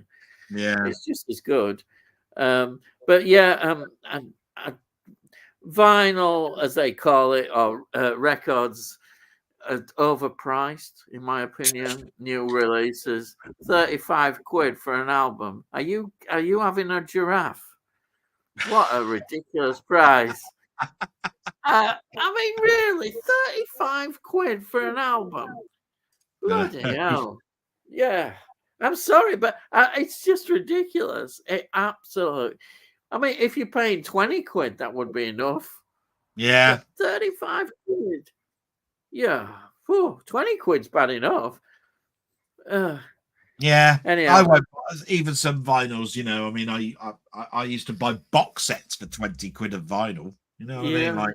Like Mike Oldfield's box sets were like 20 quid on vinyl. Yeah, and you were going, oh God, that's a lot. Yeah. But now, ridiculous. 20 quid a record these days, isn't it? Yeah. But I saw some HMV was just absolutely ridiculous. 35 quid I saw for some vinyl. I don't like saying vinyl. Anyhow, records, but ridiculous. Absolutely ridiculous. Frank Carter, I asked on Delboy's blog, but no reply. He's just continuing, but he's okay now. That's all right. Yeah, it's sorted out. So you're all right. Jim Jambos is it? Yes, Tony, well worth getting. Currently about £10 rare waves. Oh yeah, they're quite good at the rare waves as a seller. I've seen them pop up on my email quite a bit.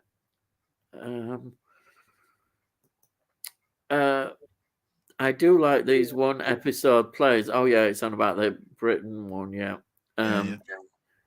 I did watch that Dog on Strike action on Netflix. I think I haven't seen that. The last documentary I watched on, not on Netflix, it was on Sky. They did Gary Coleman documentary, you know, from Different Strokes. That was on last week. You know how he went through the courts against his parents because they were siphoning money out of his pension and all sorts of stuff. I know. And then about how his marriage all sort of like went to bits and the girlfriend sort of like is on the will or something, you know, because he had a disease, didn't he? He couldn't get above a certain height or anything, couldn't he? He was trapped he was trapped at 4 foot, whatever it was. And he didn't get very many roles after Fresh Prince of Bel-Air special guest appearances and things like that. And everybody wanted to ask him, say, have you, what you talking about, Willis? You know what I mean? That's all they ever asked him to do, which he got really fed up of doing. Yeah. That documentary was on the other day. That was an interesting one. And another one was, there was a boxing one, and there was another one on Peter Sellers. Yeah, I watched that. All right. Yeah. We were all on this week on Sky Arts. Oh, yeah. Which you can get free, isn't it? Is that a Freeview one, I think? Yeah. Let's have a look here. This is you. Try again, Frank. I think you'll find you're okay. As I check before the stream, I will answer your questions here, though. There you are. Yeah, that's that one about the what Blu-ray. Frank God, I would buy the Columbo series on Blu-ray. There you are. Yeah, but you know I keep hours of entertainment with Columbo, isn't there? Hours and hours. Oh, I must admit. I should say, actually, not hours, days, weeks. Yeah, if you have a look at the back of the box, I think it does say 1,000 and something. Yeah, I was going to say, how many episodes is there a season?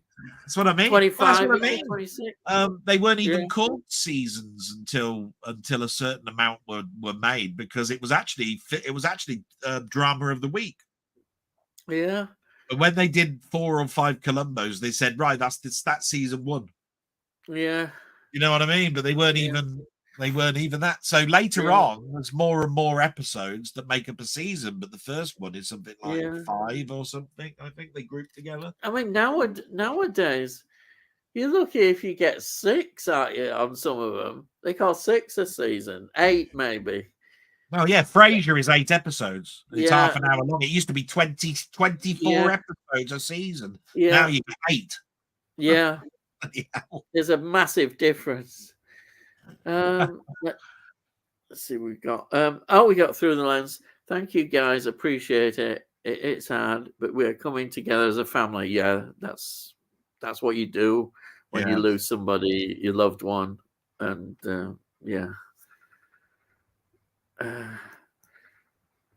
Delboy, I put a comment on your blog just now. Hope you can see it, as I want to ask you lots of questions. Laugh out loud. Thank you.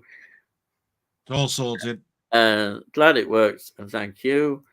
Tony Hawk, 70s sitcom family, Butlers. Oh, the yeah, Butlers. on the Yeah. buses. Why on earth didn't we think of them? They're the obvious one. They're the best. They really are a family, aren't they? You got a big family. Oh yeah, you couldn't get anything better than On the Buses. Yeah. Why we forgot them, I don't know, but there we are. Just as, like I said, I can't always remember the names. Yeah, but yeah, they were. I remember. I just turned around and said, "What was the next door neighbours called in Georgia? Oh, they're the 4 Mile." You know, I mean, at the end of the day, unless you sort of like rack your brains, you're just going. I know his name was. I know it's Reg Varney, and he played, Stanton, but I can't quite remember what. Family. And because all you hear is Butler.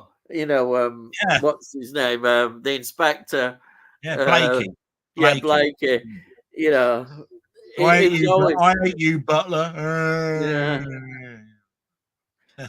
I was reading about the actor who played Jack. Was it Jack? The sad end to him. Oh, yeah. He could not get any work at all. Yeah, he did suicide, didn't he? Yeah, and the thing is, he attempted it once and he didn't succeed, and he had help, and they tried, and then of course he did it, and he did succeed. It's very sad. Were they going to do a documentary? It's from this area. There was a where I live. Wasn't there a documentary they were going to make On the Buses, and it was a Kickstarter, and they managed to get Karen Allen and everybody involved. Really? I don't know if it ever got finished. I'm not sure. Oh, because she's not with us now. No. Is anybody left of On the Buses? It's a good. I bet there isn't. Yeah, probably the baby. Yeah. I doubt if any others are now. Yeah. Yeah. Definitely, definitely the ones that I know are gone. Yeah. Yeah, Michael Allen, I think Karen Allen was the last one to go. She was. Yeah. Because she appeared, I think, in EastEnders. She had another career from that. Yeah, she did. She was very close to Barbara Windsor. They got on well as friends, and yeah. Steve Moe, some groups you need to check out, Ian and Delboy. Free Mountain, Fog Hat. Is that Fog Hat? The Guest Who? Oh, Steppenwolf. Yeah, I've heard of Steppenwolf, and I Am Butterfly. Yeah, there's some great songs. Creedence. Yeah, I've heard of Creedence Clearwater Revival. Another one, Blood, Sweat and Tears. Yeah. Oh, Grand Funk Railroad. Yeah, no, they're cool. Yeah, obviously there are ones there that ring bells, like Steppenwolf, Clearwater. They're quite older groups, going back a bit. Clearwater, early 70s. Yeah, so I'm going to say to you, look, there's a lot of ones there that ring bells with me, but I don't know quite what they sound like or the reason why I know them. Yeah. I Am Butterfly is they've got that famous song that they do, and I can't think of the name. You see, I'm hopeless. It's played. It's funny. The I Am Butterfly film is played in the original Manhunter film. Before the Silence of Lambs and all that, with the other bloke who plays Brian Cox plays what's his name, Hannibal Lecter in that. But yeah, the film has got this when he's doing his murder sequence. You've got the I Am Butterfly song playing. It's really good, actually. It's a good scene in the film. That's how I remember that one. Is it Viva Garda or something like that? No, Brian knows it. Brian Cox was a keyboardist, wasn't he? In a famous. No, band. Brian Cox was it the actor Brian Cox? No, you know what I mean. Where the bloke who's a scientist. What's his name? That Brian Cox. Yeah, when he does Planet Earth and that, he was. I'm talking about the actor. Yeah. Yes, a bit different. Uh, um, favorite 70s sitcom family, Albert and Harold Steptoe. Yeah, that's what I said because I couldn't think of the Butlers, which is the one that we've come up as an actual big family. Another good group to check out, America. Yeah, Horse with No Name. One tracks about them is Ventura Highway. Yeah, that was the follow-up. Horse with No Name is absolutely love that. I was playing that the other day. Just takes me back to that period. Jim Jam Movies and TV. My first film I watched with subtitles was Bruce Lee's The Big Boss. Of course, yeah, those martial arts films. Yeah, I never watched too many kung fu films because I've only seen one. I think. I saw Enter Way the of the Dragon. Dragon, and yeah, the Dragon. So, and that was more to do with the soundtrack, Lalo Schifrin. Oh, here we go again. But I must admit, there's a lot of karate films that people have watched that have got subtitles in them. Yeah. So, but again, I'm surprised if anybody would have watched The Big Boss in the 70s over here. Yeah, because the thing is, Bruce Lee, he seemed to die with Enter the Dragon. Because I remember all the big songs, and then they kept releasing these other films, Way of the Dragon, Big Boss, and they must have been ones that he'd done earlier in Hong Kong, I would imagine. Yeah. And after that film, I think he went Hollywood. But I think he went back to Hong Kong and did a load of films after, and then he died shortly afterwards. But I think he did go back and do a couple, and then never got one. And obviously, there's a famous one that he never got finished. Yeah. Is that which one's that it didn't finish? I don't know. It's one of those ones like The Big Boss and all that sort of stuff. You know what I mean?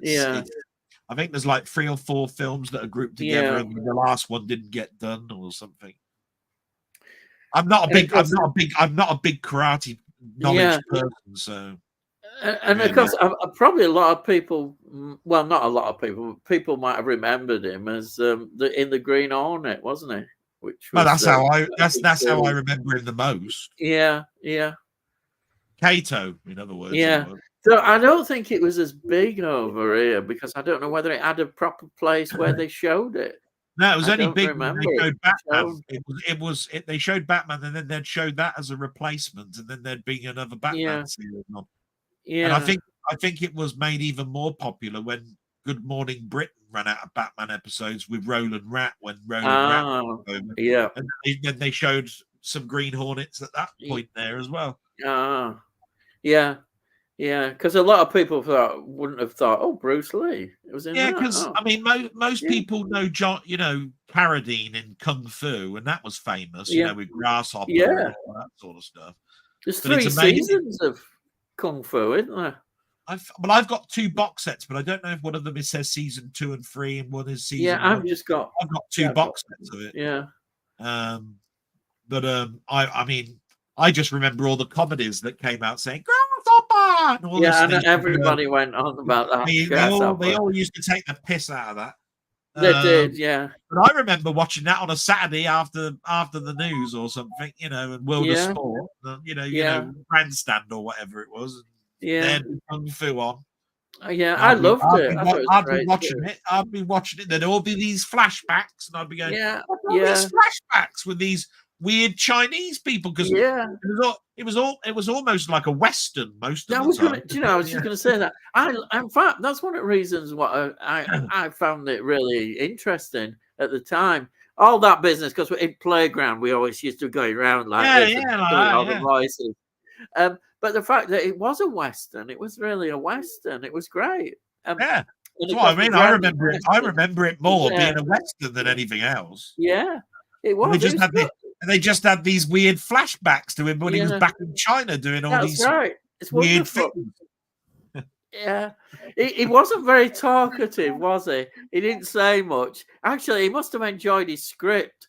They must have said, "Well, here's his script now this week." Yeah, this is a nice paycheck for me doing bugger all. He just looks. It just says.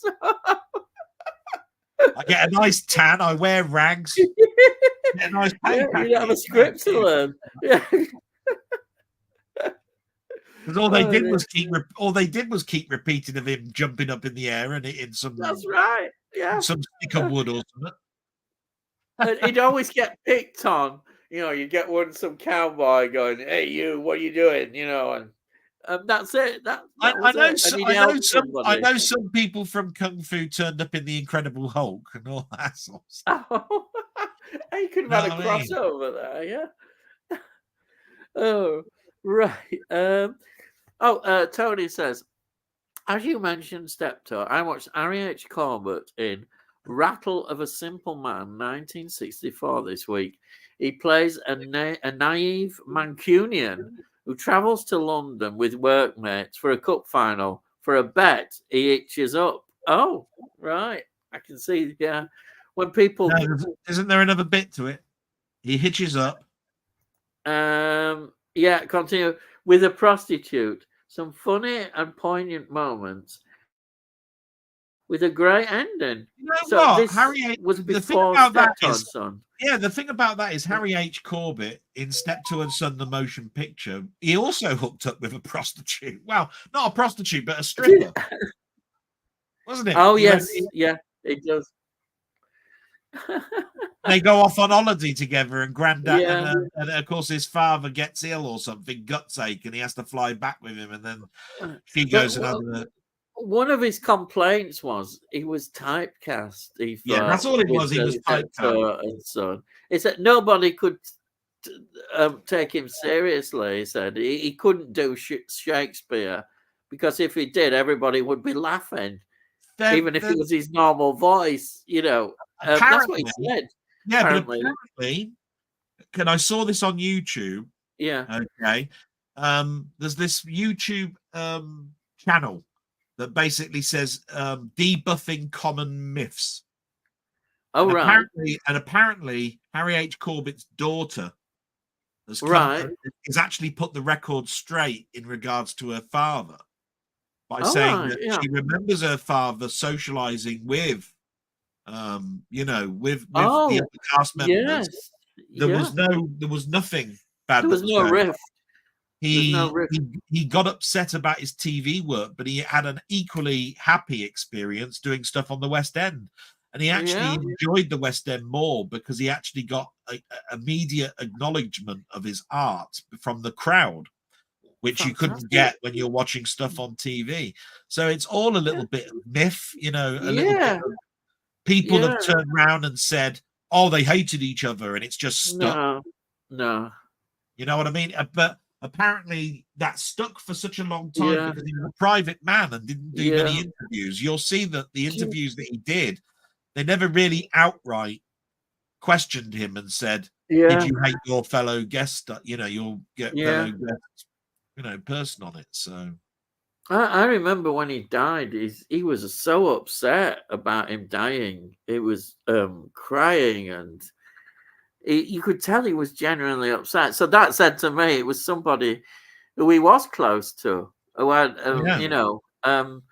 if they hated each other, that was just a myth. It really was. I think it's a myth.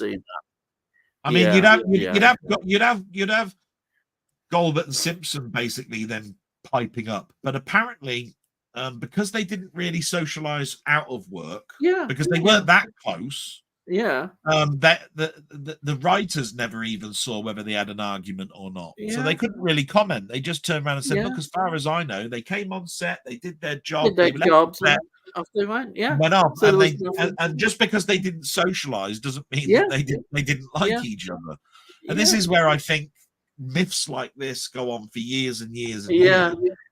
In a way, you could imagine the culture in that time, because this is how it used to be. Is newspapers used to have like showbiz columns, and they needed to fill these showbiz columns, and they'd love stories like that. They would put it in their stories that they weren't getting on or this and that, and a lot of it was just made up.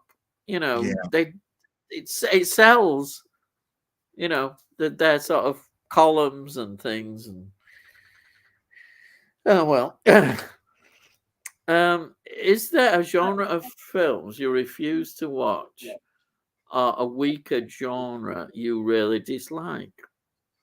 There's obviously genres that not that I dislike, that I'll watch less and less of because they just don't interest me. You know, like certain like kung fu films and stuff. I don't dislike them. It's just that I don't watch enough of them for me to get a big sort of Yeah, like fan thing for them. I love a lot. I've said an awful lot about this before. I've turned around and said I love the film medium. Somebody puts a film on in front of me, I don't care. I'll watch it to the end. yeah, And it could be yeah, about anything. It could be a documentary, it could be a comedy, it could be a yeah, science fiction, it could be a horror, it could be bloody country dancing movie, it could be a film about the Chippendales. I'll still sit down and I'll bloody watch it. Whether I like it or not is another matter. But for somebody to actually sit down, come up with a concept, write the script, get it through all the way to making a film, mm, all the way to actually having that film developed, edited, and out there at the pictures or whatever, I've got to turn around and say, you've got my attention. You've got to the point where so many other people can't even get to the start of getting a script together. So as far as I'm concerned, I love all films. I'm just a big fan of everything celluloid. You know what I mean? Love it. yeah. I totally agree with you. That's how I am. I love film. I love the whole history of film. I think Yeah. that's why some people forget about the history. History is so important as you see the I got developments of my film. Hong Kong book of films. Look, Yeah. Hong Kong book of kung fu. Look at um, so that. I would say there's none I dislike. I don't say, oh, I mean, I don't watch as many musicals, but I don't Yeah. dislike them. You And then know, there are yeah. musicals that you'll sit down and you'll go, "Oh God, Chitty Chitty Bang Bang, what, Willy Well, yeah, Wonka and the that's Chocolate Factory." well, So yeah. again, you Chitty can't turn around Chitty and say Bang it's a Bang is genre. It's a genre I yeah, dislike because there's not yeah. one that you can actually say. So I mean, for me, Chitty Chitty Bang Bang is beyond a musical. It's one of my all-time favorite films. I just absolutely to be adore honest, Chitty Bang Bang. I haven't seen an awful lot of Korean films, right? And the only No, Korean films I've seen is things like The Seven Samurai or whatever it is, right? yeah, Famous ones, right? yeah, But there are millions and millions, I think, of Korean films, and I can name one, Seven yeah, Samurai, right? And that doesn't mean I don't like that genre. It just means I haven't seen enough of it. yeah. Well, it's like You know what I mean? Parasite. Such a great film. I really should have. I think if they're as good as Parasite, then you really need to watch more, and I haven't. But it Yeah, doesn't mean that I don't. I should do. If somebody said, "Here you are. This is a fault. This is a good one," I'd watch it. Like you said, it's a film. I watch it. Yeah, exactly. yeah. Um, but you know, I don't think there's any I dislike. I think that's a, you know, there's some I'm not as drawn to certain films, but it don't mean I dislike them. There's certain films that I just perhaps are not quite what I'm into as much, but I appreciate, like you said, exactly what has gone into making that film, and I respect that, and therefore, I can't say, oh, I hate this or what have you. I I think never think like I that. think it's a little bit different. Hate's a such wrong I, word to use, I you think it's a know. little bit different to what I used to say about the music industry. I used to turn around and say, look, there isn't a piece of music that I'm going to turn around and say I dislike, because I used to say I don't like country music and opera. But I Yeah, always used to turn around and say, look, anybody that can actually, for a piece of music to actually be published, it had to have the sheet music done. And back in the old days, yeah, a song that's would right. only ever come Yeah, out if you could actually, if the sheet music came out. Now I think that's changed now. I don't think music has to come out on sheet music for it to no, actually I be published, remember it right? well, seeing it. Yeah, Because I don't know how you'd write down drum and bass on on a yeah, stave and everything, right? Right. But I always used to turn around and say, it's got to be, the thing about music is it's got to be musically correct in regards to in octaves and how music is played. In other words, it has there is a scale, you know, C, D, E, F, G, A, B, C, you know what I mean, right? There is a scale, and therefore it has to be in that scale for it to be musically a tune. But I think that's different now. I think you can come out with stuff and you can actually bring out instruments that basically go beyond the music stave. So basically, so I used to say the same thing about music. If they can publish the music that it's got my attention, I can't write music. Yeah. So if somebody's come out with a tune like Barbie Girl and you can write down all of the notes and everything on a musical piece of stave, you know, where you've actually got all the notes, like, you know, all the crotchets and quavers and all of that, then basically who am I to say it's a piece of shit? Yeah. Yeah. You know what I mean? Because I can't write the music. I can't direct a film. I can't cinematography a film. All I can say is what I like and what I don't like. Yeah. That's it, really, and that's how I used to. That's how I used to answer my questions, really. Yeah, yeah. Film is definitely. I mean, saying I don't think I've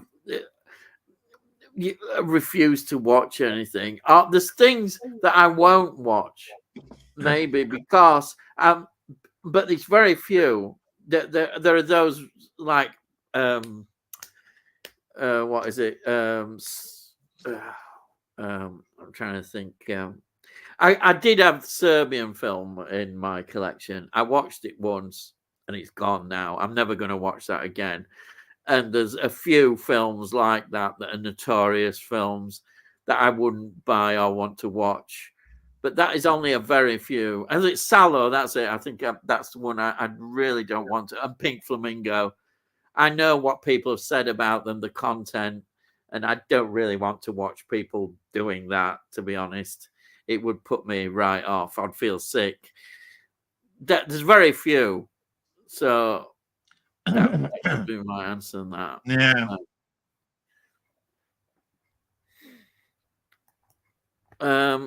Some of my favorite 70s sitcoms were All in the Family, Happy Days, Sanford and Son. That's American version, isn't it, of Steptoe and Son? Steptoe and Son, yeah. The Brady Bunch. I've never seen that. I've heard of that. There's Three's Company is Man About the House. Oh, right. Good Times, The Jeffersons, Welcome Back, Cotter. Yeah. Oh, The Partridge Family. They built a group, didn't they, on that? And David Cassidy got his career from that. Well, I mean, the one thing I will say about that is some of my favorite 70s American sitcoms, because I think every single one of them is American. Yeah, that's true. Yeah, they are all American. Happy Days. I mean, Christ.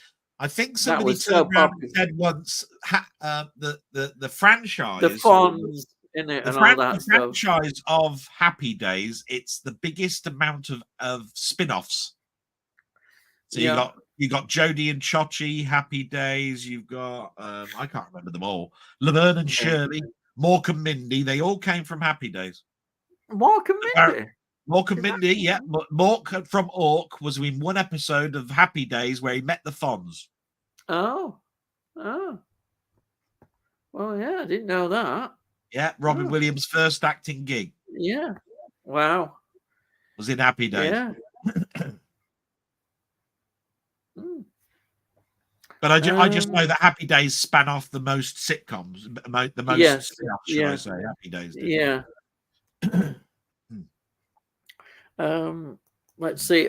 Tony says, Del, I dare not send anything your way. I have great concern over your storage problems and wouldn't wish to add to them. What a cop out. You let me worry about storage problems, right?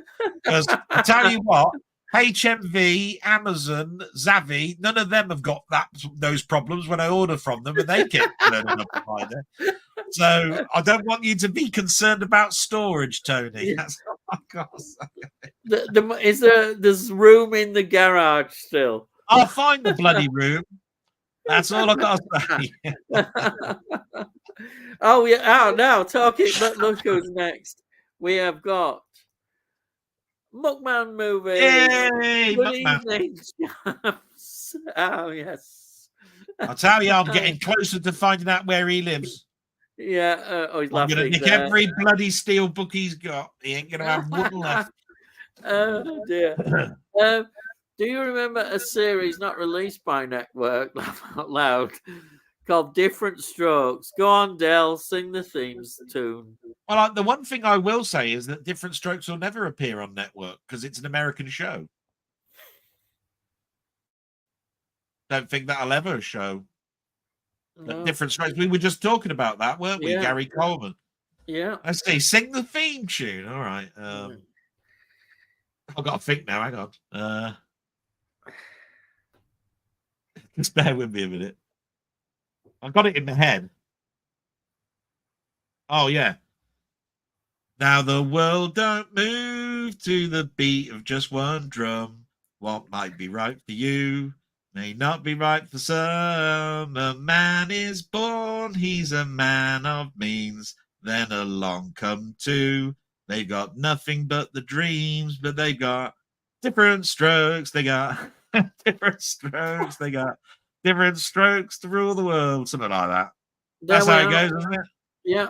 So what a bonus for you tonight. We've got Delboy singing. Wow, we've got a singing Delboy. What is the world coming to? Jesus Christ. All you need now is your keyboards in front of you, and you could start a tune up and be singing. Honestly, look, if I turn my camera off, my keyboard's over there. Ah, there you are. You could start up. I play keyboard. It's just I play it badly. Yeah, I know you do. That's why I said it. Yeah. I just play it badly.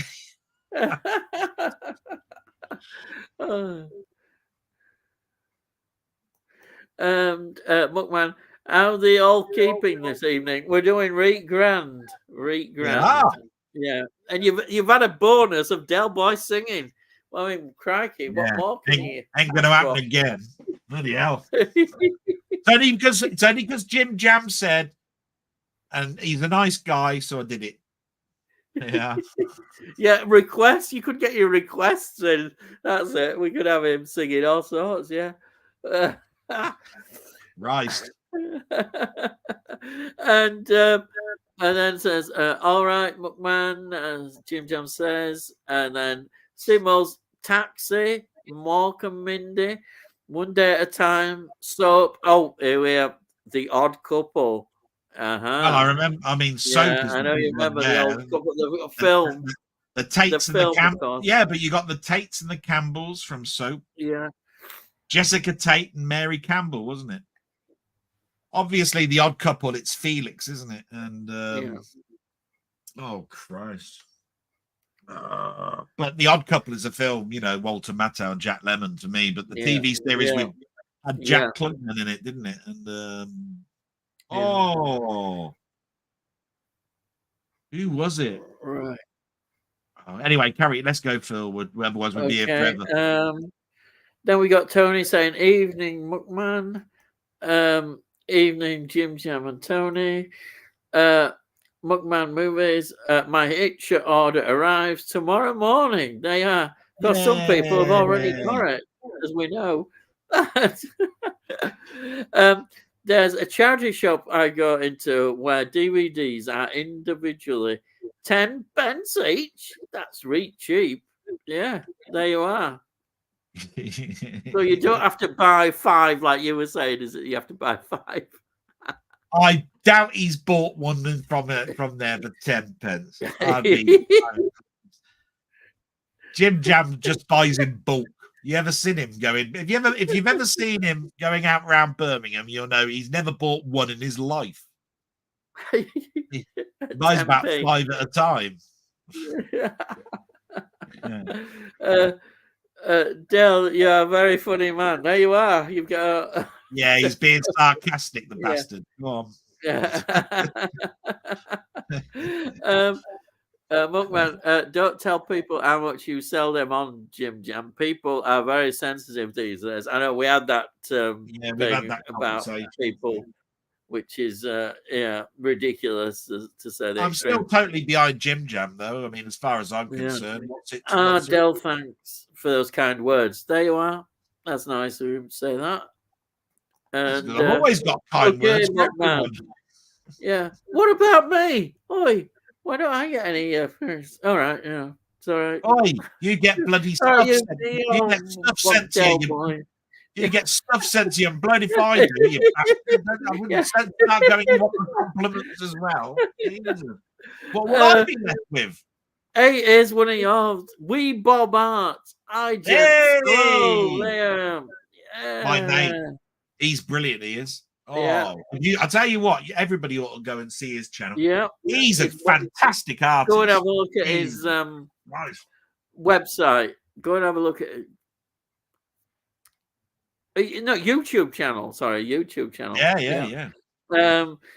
Jim Jam Moves on TV. The guy out of Never Ending Story is out of Troll. Oh yeah, Troll. We mentioned that earlier. Yeah. Yo Bob, says Mockman. You do like that 70s show? Oh, did you like the 70s show? I only ever watched a couple of episodes of that. I've never seen it. I never watched it. It was a show on Channel 4. I saw a couple of episodes of it. The thing I liked about it was obviously set in the 70s. So people, which is brilliant. 70s, all of that sort of stuff. The stuff that they were referencing was the 70s, but that doesn't necessarily make it a great comedy. I saw a couple of episodes. I know that there's some actors that came out of there that had film careers, but I never really I never really liked it, to be quite honest. Was it a forerunner in style to, because I've never seen it, Friends, that kind of thing? Well, Big Bang Theory, Friends, it's the 70s show. Yeah, they're all I think the 70s show was more teens aged that. Oh right, yeah. Like Dawson's Creek. Oh yeah, I've heard of that. I've never seen it. I've heard of it. The 70s show was an all-out comedy. You know what I mean? But what I'm trying to say is, it's that teen audience. Yeah. I would say anyway. Yeah. If you ask my opinion. Okay. Muckman says I rewatched the Buffy the Vampire Slayer to the night. Believe when I saw an uncredited role, Ben Affleck's. He didn't like we said to the night, lad. Hang on a minute, it's the other night because we're not bloody northern bastards, right? No, the other night. And you didn't say. I take it what you're saying is you rewatched the film, The Buffy the Vampire Slayer, which and it's got Ben Affleck. Yeah. Because I don't remember Ben Affleck being in the TV series. No, but it's an uncredited role, so it's not. Yeah, but I did watch it on TV myself the other night. It was actually on TV. It was and it was amusing to watch because I've forgotten all about it really. So. Yeah. T'other night, bastard. Only US comedy I'm really interested to follow is Frasier. Enjoyed Martin and his dog. Martin and his dog Eddie, brilliant. So, right, Tony, you've got taste. I'll take it all back. What I said about you, you're actually not a bad bastard yourself. Really, you're all right. You cheeky monkey. Are you a fan of crossover shows? Where they mix two shows together. Shows come together. I don't know, really. I mean, obviously, you've got things like, I don't know, Star Trek The Next Gen, or Picard that's had people from Voyager. Yeah. I take it that's what he means by a fan of a crossover. Tribble's episode coming as a celebration? They brought that in. I take it that's what is meant by a crossover. Yeah, show, I presume so. When two series get, I mean, it doesn't happen a great deal, does it? I mean, you got to remember the Fonz turned up in Laverne and Shirley. The Fonz turned up in Mork and Mindy. Mork and Mindy turned up in Happy Have you noticed Days. the sound American? You don't get in this country the crossovers, do you? I don't think British ones. Yeah. But, am I a fan of them? I like them when they happen. They're fun sometimes. Do I think they're needed? Not necessarily. No. Sometimes they. I just thought. Sometimes they eat desperation to me, but you know. Yeah. Buffy the Vampire Slayer and Angel. They sometimes cross over, didn't they? Yeah. Angel came out of Buffy. Angel was a spin-off from Buffy, but and they you did. You got the lone gunman that came out of X-Files. Yeah, which sadly got cancelled. Only one season. Yeah. Not seen it in decades. Was Quick the Hawk? Oh. Yeah, well, there you are. Sorry, only Northerners understand that. So. Not seen the Buffy film in decades. So it was quite the shock. I think it was a typing error. There's reading it again there. Yeah. It was quite Fred the shock. Elliott. Yeah. What's that one? Fred Elliott's from Coronation Street. Fred Elliott is from Coronation Street. He used to say, I say, Ashley, I say, I went down the street, I say, like this. And he used to say things twice, didn't he? He used to say, you know. Oh, yeah, look. Oh, there it is. You did that. You said that. And then McMahon says, Fred West. Well, he was a murderer. He's a serial killer. He's a serial killer, isn't he? Yeah. Butcher from Corrie. There you go. Oh, I get it. Yeah. He's a butcher in Corrie. Yeah, Fred Elliott. Fred Elliott. Ashley was his son. Oh, right. Stephen Moles. If all you want a good laugh, check out Sorry Nation Street. Sorry Nation Street. It's Coronation Street, but they dub all the voices. I'll have to look that up. I've never seen Sorry Nation. Parody. Street. It sounds like a good parody, doesn't it? Yeah, I watched that. You know, the amount of stuff I've had to watch in my mum, I wouldn't mind watching a parody just to give me a laugh. Have a look. It might be on YouTube. I don't know. Sorry Nation Street. Yeah, it's a good title. I do like that. Here we are. Jim Jones says, Emmerdale Volume 1 to 5, over 336 episodes I own. First episode's fantastic. There was a character called Sharon, played by the lady who played Layla in Doctor Who. She is in it these days as a different character. Oh, Leela, not Layla. Leela, isn't it? Susan Jameson. Well, it's been brought up before because I said there was on BBC, what was it called, that BBC ITV co-production thing that as a streaming service, what was it called? B-Box. BritBox. That was it. BritBox. That's it.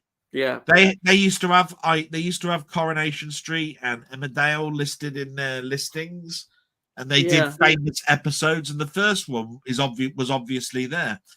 And I said I watched that just out of a matter of interest because that whole episode was about Jack Sugden coming back to Emmerdale after he'd been abroad for years, and the Sugdens were going to a funeral, and you want to see what the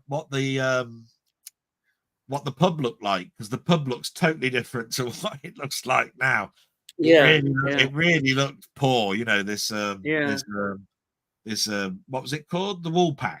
That's it. Woolpack. And it was a really interesting episode to watch because I went, I wouldn't mind watching the second episode now. But unfortunately, they only showed special episodes, things like the plane landing on the farm and all of that sort of stuff. So I bet this was a network one because I've got.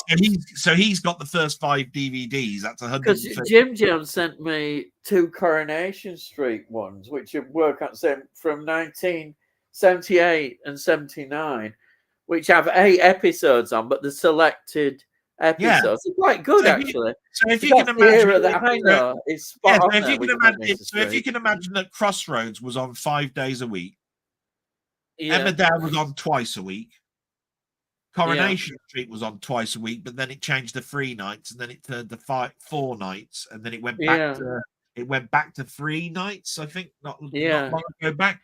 But what I'm trying to say is, if it's 2 episodes a week and there's 136 episodes, he's probably only got the first 2 months.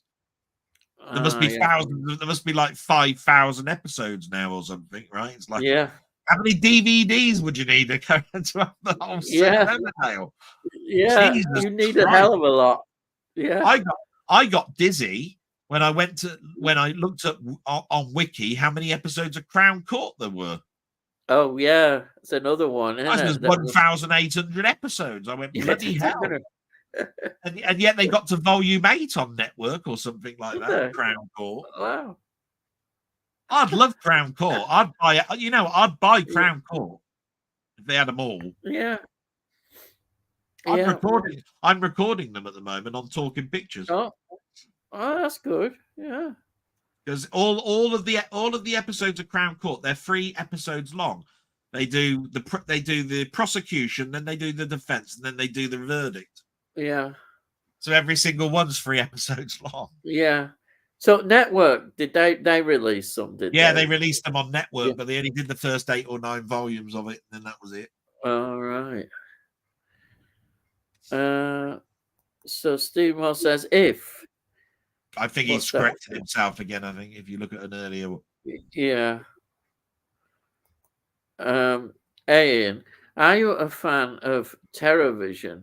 I went to their Leeds gig last night. They never fail to entertain. No. I'd say I've not, but I have heard people mention them before.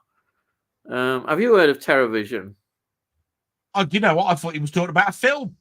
Yeah, I knew. I thought they're a group. There you are. Yeah, but when I first saw TerraVision, I was going, "Is that a film?"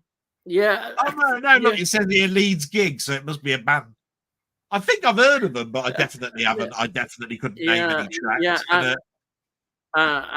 I don't really know much about them. I have heard of them. Yeah, it would be a passing song that Radio 1 were playing when I was going through the channels.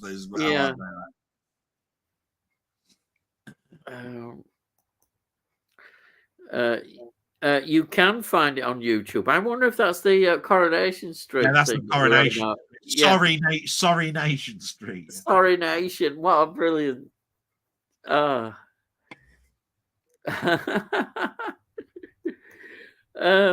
Stephen, is that on YouTube? Yeah, if so, I have seen some of it. Very funny. That's Tony says that. So there we are. Yeah. Tony, yes, it is Tony. It makes me laugh when they dub Jim McDonald. You have to dub Jim McDonald because what was he? Was he from Scotland or something? No, I've forgotten what. Yeah, he was. He was Scottish, wasn't he? I think. I might tell my friend about that, as he's a huge Coronation Street fan. Yeah, actually, there seems to be quite a lot of Coronation Street fans. Yeah, it's quite a big thing, isn't it? Sim was at Muckman Movies. It's funny, worth checking out. Oh, that's the Coronation Street parody. Yeah, let's put a thumbs up on that one. Tell you what, I haven't watched Corrie for years. Funny to see the older characters swearing, etc. Oh, God. Yeah. Chaps, I put my reviews of Beetlejuice and The Substance up on my community section. I highly recommend The Substance. if you like body horror movies, as I've heard so many good things about The Substance, I'm looking forward to it. I do like body horror films as well. Yeah. But yeah, The Substance is a film definitely talked about. On the other hand, Beetlejuice, no, thank you. But I've already commented on this. Yeah, Beetlejuice. I mentioned when somebody else mentioned it, saying it's almost like the 80s, version, but it should have came out 15, 20 years ago. And The Substance, I can't comment on The Substance because Josh has done a review of The Substance and I haven't seen it yet. And I don't want to be clouded by what the reviewer thinks of it when I haven't actually seen it yet. But Beetlejuice I have actually seen. So that's why I commented on that one, but I can't comment on The Substance yet. The one thing I know about Substance, I don't know a great deal, is that Demi Moore apparently is great in it. It's a great performance, which is good to see an actress coming back and producing some great performances. It's good that. By the way, just to let you know before you go any further, when the next comment comes up after Stephen Moore's, I don't mind you reading it out because I have stated later on, if you're kind and you're not going to say anything bad, I don't mind you carrying on. But I don't think there's been a comment after that. Okay. Just to let you know. Okay. All right. Yeah. Okay. I'll read it out. It out. Yeah. Why not? Yeah. Anyway, this one, I've just been watching an interview with Sammy Hagar talking about all of the shit that went down in Van Halen. That sounds pretty bad, but this seems to happen with so many bands. I've been thinking a lot about this, about why does this happen with bands? That they work well together, and then after a while, things they don't get on. They want to leave and break up, and there's all sorts of things happen. Why does this happen? It's an interesting thing. Is it egos? Is it rivalries? And I don't know, but it's an interesting thing.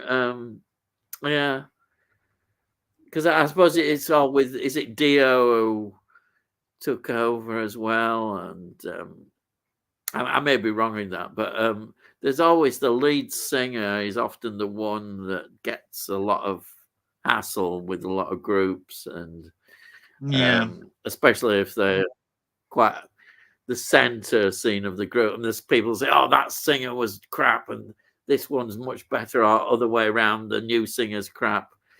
You get all that. That's what happens. Okay, so this is the one then that I'll read out. Yeah. It is by Nigel Appreciation Society. Evening, lads. Great stream tonight. Did you manage to see Rock God's video showcasing his gifts from David Punton? Amazing.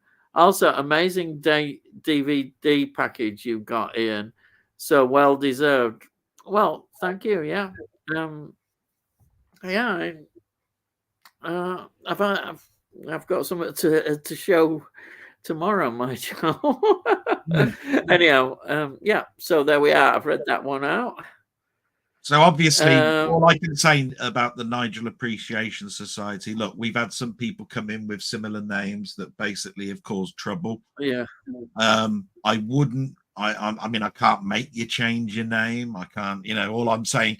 Later on, you'll see that there's a comment that says, "Hi, I hope you keep things clean tonight. Thank you for being here and enjoying yourself in the channel," because there can be people in here that will see that name and instantly want to protect me because we've had people coming in and they've said some right nasty things to me. It's just that you have got a name, Nigel Appreciation Society, and that seems a very strange name to have. Yeah. But hey, maybe you're a big fan. I can't say. I'm a big fan. I'm a big fan of Nigel's myself. It's got a great channel. You mentioned him in your blogs. Yes.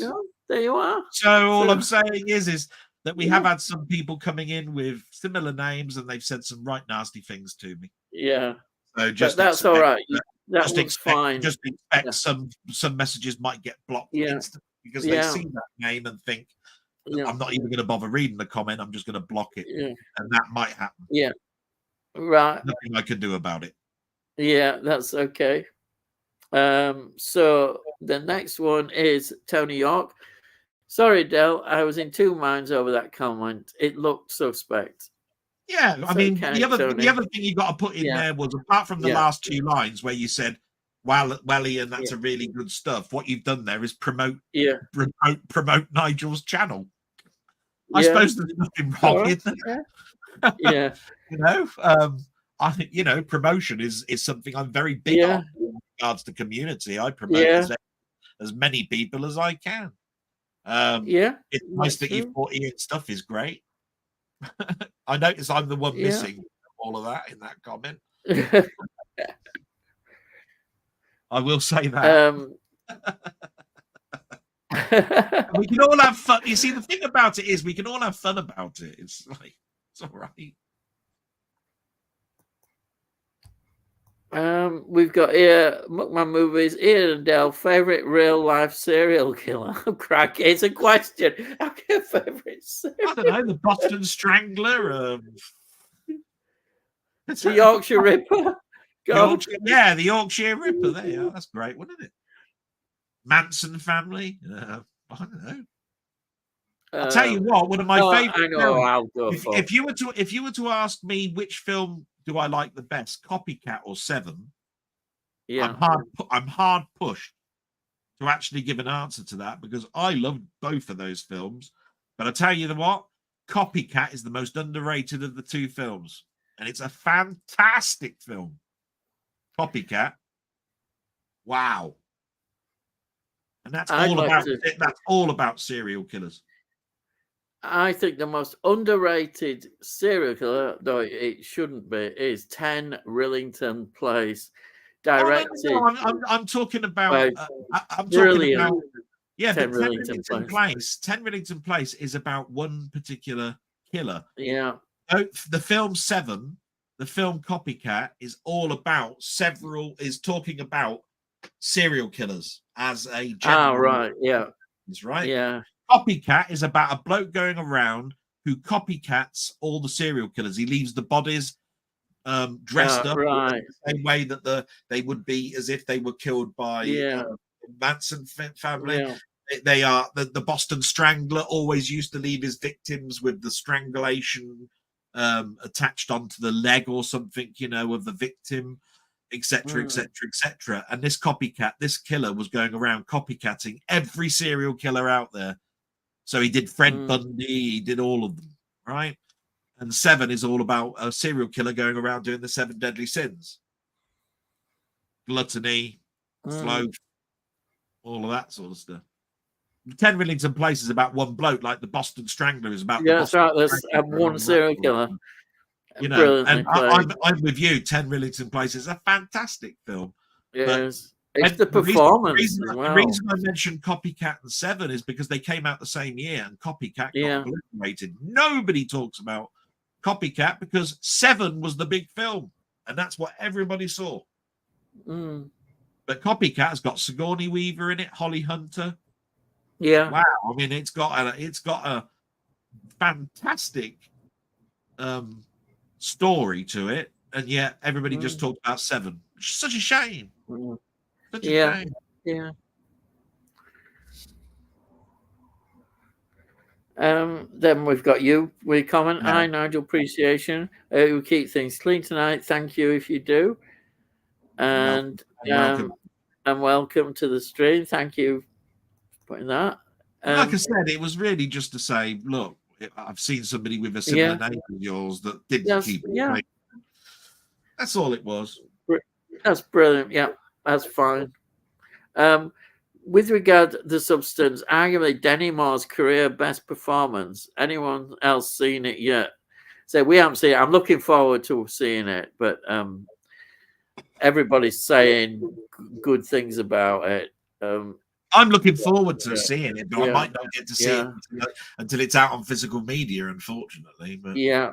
Hopefully it'll be out before. that's only because of my health, really. Yeah. I'm hoping it'll be out before Christmas on physical media. Do you 'Cause think then it will, though? I mean, I'm it's a ho- I'm film that's hoping only it been out. probably It's will. only been out 6 weeks, isn't it? I mean, my God. Yeah.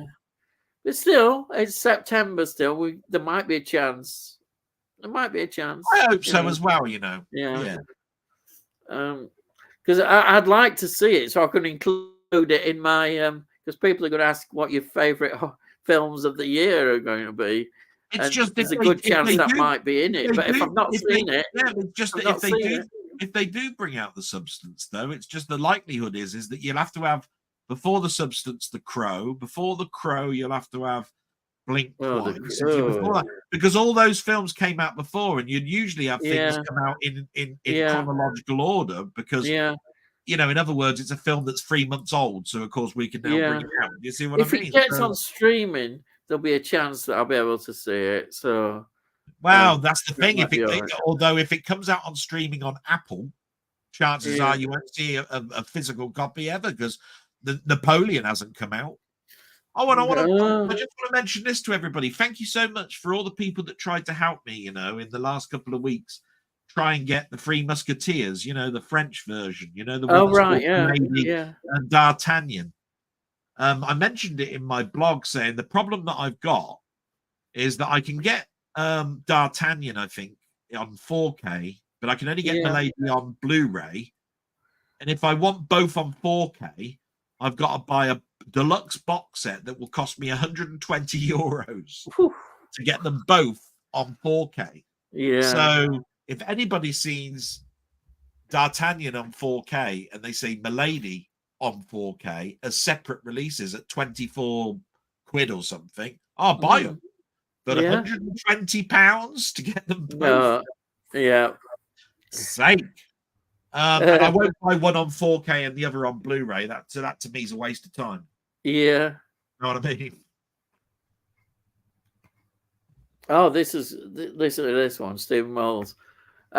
Just recently bought around 100 CDs from Music Magpie, a mixture of metal and rock. In Ian's words, it's very good value. It is. I mean, I can't praise it enough. You know, it's for music because I love CDs, but the prices of them have gone up now, unfortunately, quite a bit sometimes. You know, a new release of a CD might be about 12 quid, you know, 10, 12 quid. All I know, these northern bastards keep buying all the CDs, and I can't get them anymore. I mean, they're cornering the market with Music Magpie. I think Music Magpie has now got a mostly northern consumer base. What? I mean, 35 quid for a record? Blooming heck, please. Oh, dear me. 35 quid? No, not on your Nelly. I have the DVD releases of Z-Cars and Dixon, Doc Green. The BBC wiped most of Dixon, but I think the majority of Z-Cars are still in the archives. Well, that's good. The Dixon pilot film was Blue Lamp, with Dirk Bogart killing him. Yes, I remember that now. That's what we said earlier, though, wasn't it? I said Dixon and Doc Green. You know what I mean? I think you'll find so old that was mostly wiped. Z-Cars, I think you'll find that not all of them are there, but I'm pretty sure quite a lot of them are.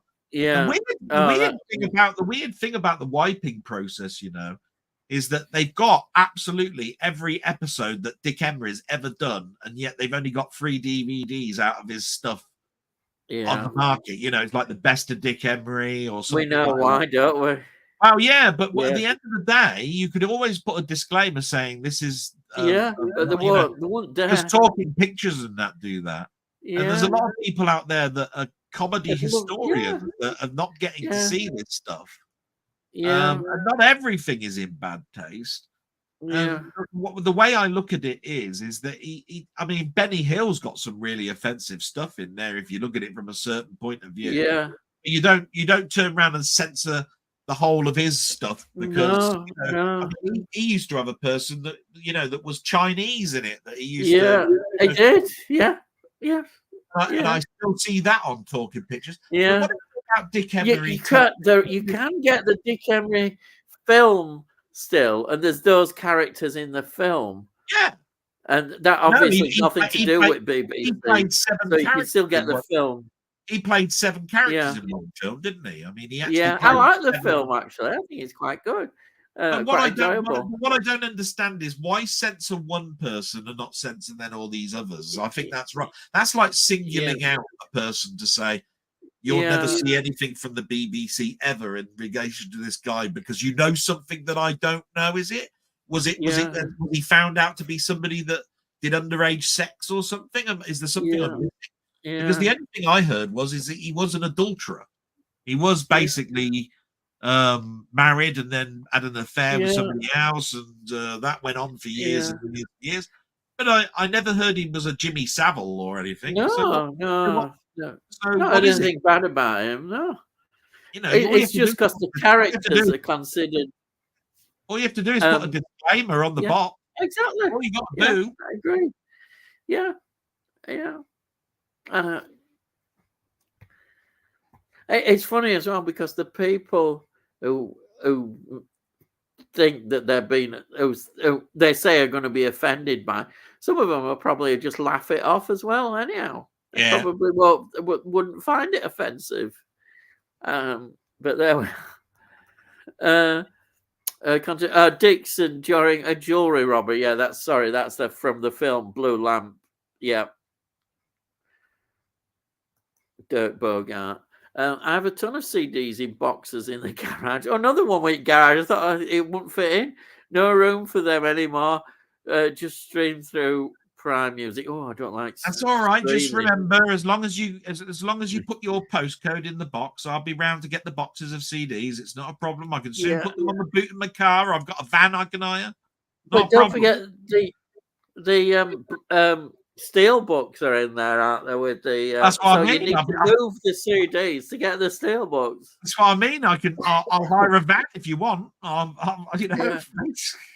You see, the CDs are hiding maybe the steel books. That's what it could be doing. So there's no steel books in here, honest. But they're there. They're all under them boxes. I know the M5 and the M6 pretty well. All I need to do is just I'll be all right. Yeah.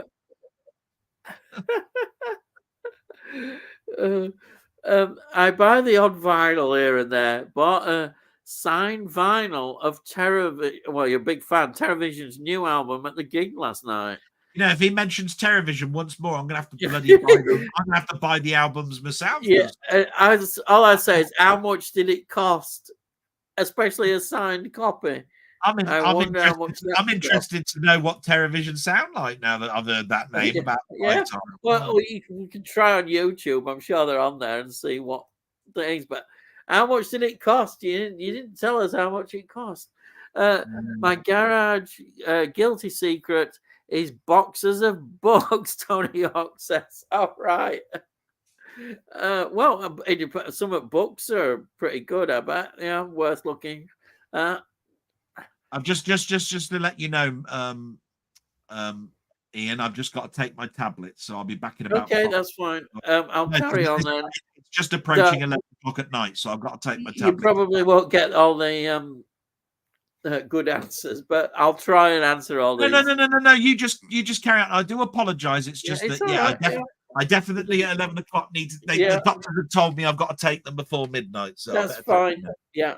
What time is it? Oh, crikey! Yeah. Right. So we've got Bookman Movies laughing, yes. And Dell's Garage guilty secret is steelbooks. Of course it is. All those steelbooks, as you know. Yeah. There's loads of them. Ash, it's a secret. Yes. Yeah. Perhaps he's just gone to check them, actually. It's not the tablets. He's just gone to check if they're still there. Symbols bumped into a rock star from back in the day in my neck of the woods here in Warrington on Saturday. Ian Brown from the Stone Roses. Oh, yeah, I remember Ian Brown. What happened with his solo career? it sort of, as I remember, didn't take up. Why did they reform? Didn't they reform again, the Stone Roses? Yeah, I know. I don't remember his solo career doing that well, but it may have done okay. But I think they reformed again, didn't they? I don't think they made an album though. Probably just for live gigs. But yeah, let's have a look. Oh, he's such a knob. Well, yeah, that's it. He probably is. A lot of them are not very likable. Language to brilliant. I love that. Yes. Sorry, I should say. Yes. Sorry. Oh dear. He headlined the Bingley Festival last year, and it was just him on stage. Oh God, with a bloody backing track. One of the worst performances I've ever seen. I went home after about 5 songs. Bloody hell, I would have been wanting my money back. It sounds absolute crap. I know that's. I didn't know they had a Bingley Festival though. In Bingley. Wow. He's probably not making much money now, and that's what he's reduced to. Oh, that really is bad. That's like a worse busker that you could hear with one of them machines playing. Oh crikey! That is, I bet you paid a bit as well. That's what I mean. That is terrible. It's a right rip-off. Because you say I'm so out of touch. I mean, how much are concert tickets nowadays to see groups? 35 quid, 40 quid, I don't know. Which is still a hell of a lot of money to pay to see somebody do that. It's ridiculous. I don't know how they get away with it. But in a way, I suppose if word gets around, people won't go in the end to see all this. I mean, no one wants to pay to see that. I mean, that is just a rip-off. It's not, but he probably is a big knobhead. That's why. No live musicians supporting him. Even worse. It was a terrible karaoke act in Benidorm. Oh God, yeah. God, do you know something? This is like one of them things. I don't like karaoke that much at all. It brings out the worst in people's. Oh crikey! But when you've got somebody doing that, I understand exactly it is. It's like terrible karaoke acts. It's like to me, like when I'm on this going about. If you go into town or somewhere and you see a busker playing their instrument, singing, that's great. But some of them now, they have like these machines playing. So you've got the machine going along and you've got them attempting to sing or play some instrument along. And they sound awful. And it's quite clear what their aim is. They just have to ripping people off. Yeah. And people give them money. People give them money for absolute crap. They think, why would you do that? Why would you do that? I don't know. I don't understand it. But I think if you go to a concert and pay a good amount of money, you want proper live musicians. You want proper live musicians, and you should get proper live musicians, because if you're paying that amount, what he's basically taking all that money, or whatever, and his costs won't be hardly anything. There'll be no costs at all. That is, it's crazy, and it's not proper music. It's really taking the piss. It really is, and I don't know why they even let this happen. I mean, the promoters of these gigs, they should stamp down on it. They should say you've got to have live musicians. You can't have backing tracks being played when people have been paying that amount of money. live music is live music, not some bloody backing track being played. That is wrong. It's totally wrong, and I don't blame you for leaving and being pissed off. I would be pissed off, really. What do you think about live music, Delboy? I used to love going to see Elton John. I told you I've seen Live Aid. I've been to Freddie Mercury's AIDS concert that they brought out. I only saw particular acts that I was buying CDs for. I saw Mike Oldfield once. I went and saw Tangerine Dream. I saw a number. But this so was what do you think about these pretending to be live when they're not? Yeah. Now, Elton John famously said Madonna hasn't sung a note in her life. She mimes every single one of her tracks. But then again, Madonna never sort of like ever said anything to say other than because she does dancing and all sorts of stuff. Have you ever tried singing and dancing? Right. You'd be bloody exhausted. It's difficult. You can't do that. You need to know the act and know what to expect. I don't expect Status Quo, Duran Duran, all of those acts to mime. No. Right, that we know that they play their instruments, we know that they sing. So when we go to see them live, we expect them to sing live. You see what I mean? So it all depends on the act. If a certain act has a certain part of it which is all dancing and lots of routines with dancers all around, then I don't expect them to sing every tune. And so my expectation is I know what I'm going to see, so I'm happy. Now we go and see Oasis. If they're miming, I go, fuck you. What, 360 quid a ticket, and I'm seeing you? I might as well have just bought the CDs and listened to it at home. For God's sake, what's the point in all of that? So I mean, I do have an opinion on people that mime. I do have an opinion on what because Walkman was saying. He went to see Ian Brown at Stone Roses on his own. Sorry? And Ian Brown is an absolute knobhead, as he said on this. No, who said that's what he was doing. No, who said that? Muckman was saying he went to see Ian Brown, who was the lead singer of Stone Roses, and he was doing this. And I bet he didn't say how much he was charging, but I bet you he was charging a lot of money. Because he'd be living on the reputation of Stone Roses. I lived in Manchester just as the Hacienda Club got burnt down. Yeah, they used to have a lot of live acts. Yeah, but I don't remember when I went there ever seeing them mime. But then I've seen lots of acts mime when I've been to see big concerts, but I've expected it because it's a production that has dancing in it. When I went to see War of the Worlds.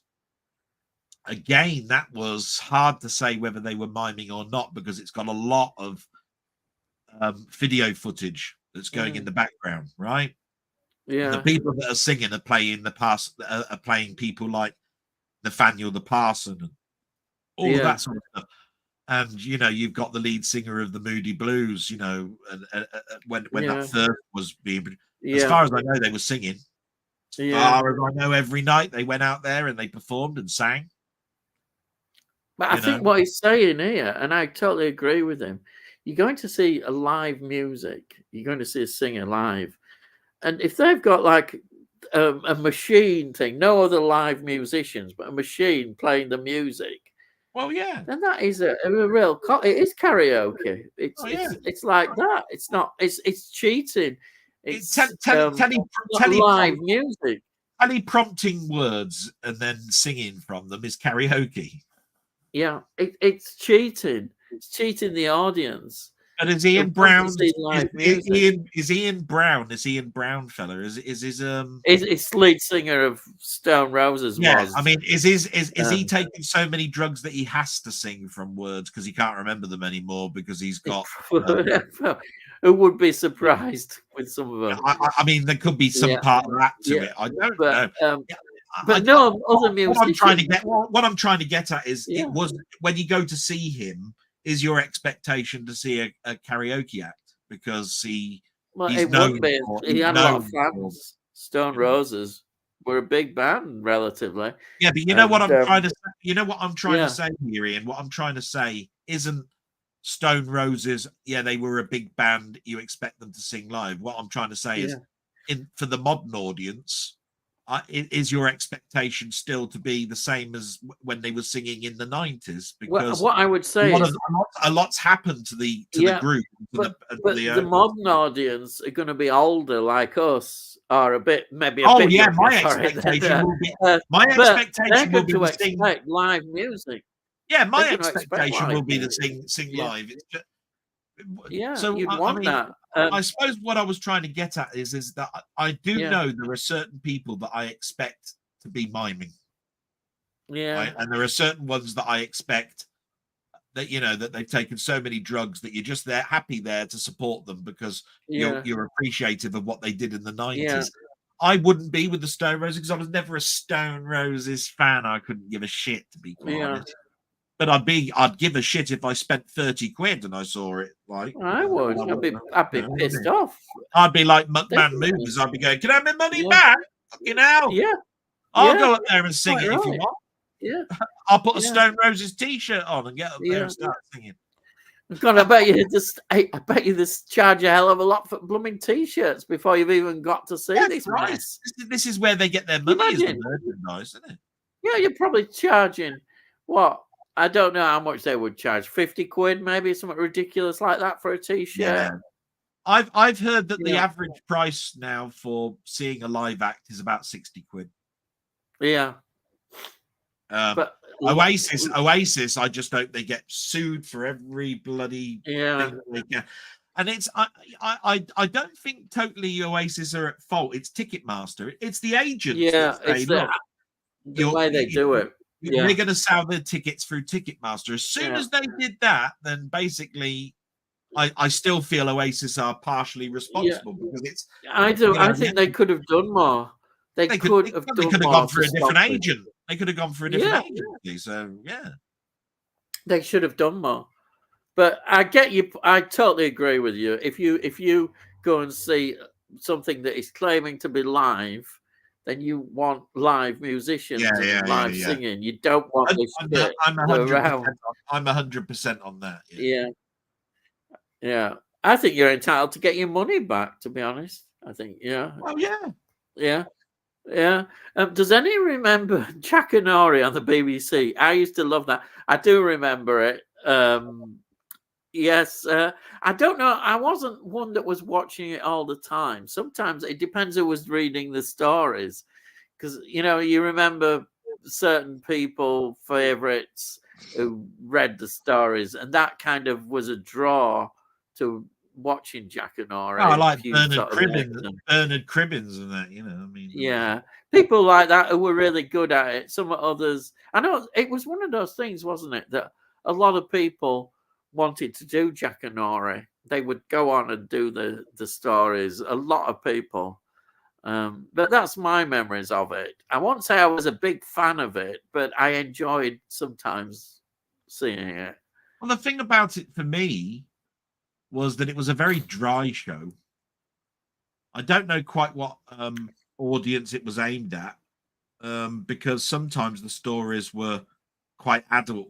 I mean, when I'd say adult, I mean Yeah, middle-aged teens, and sometimes yeah, it was it was about spot the dog or yeah, something, which is right? for under. But Yeah, I do remember all the big ones. I remember Prince Charles doing his yeah, story, yeah, and I'm like you. If it was a particular actor that was doing a story, then I was interested. yeah.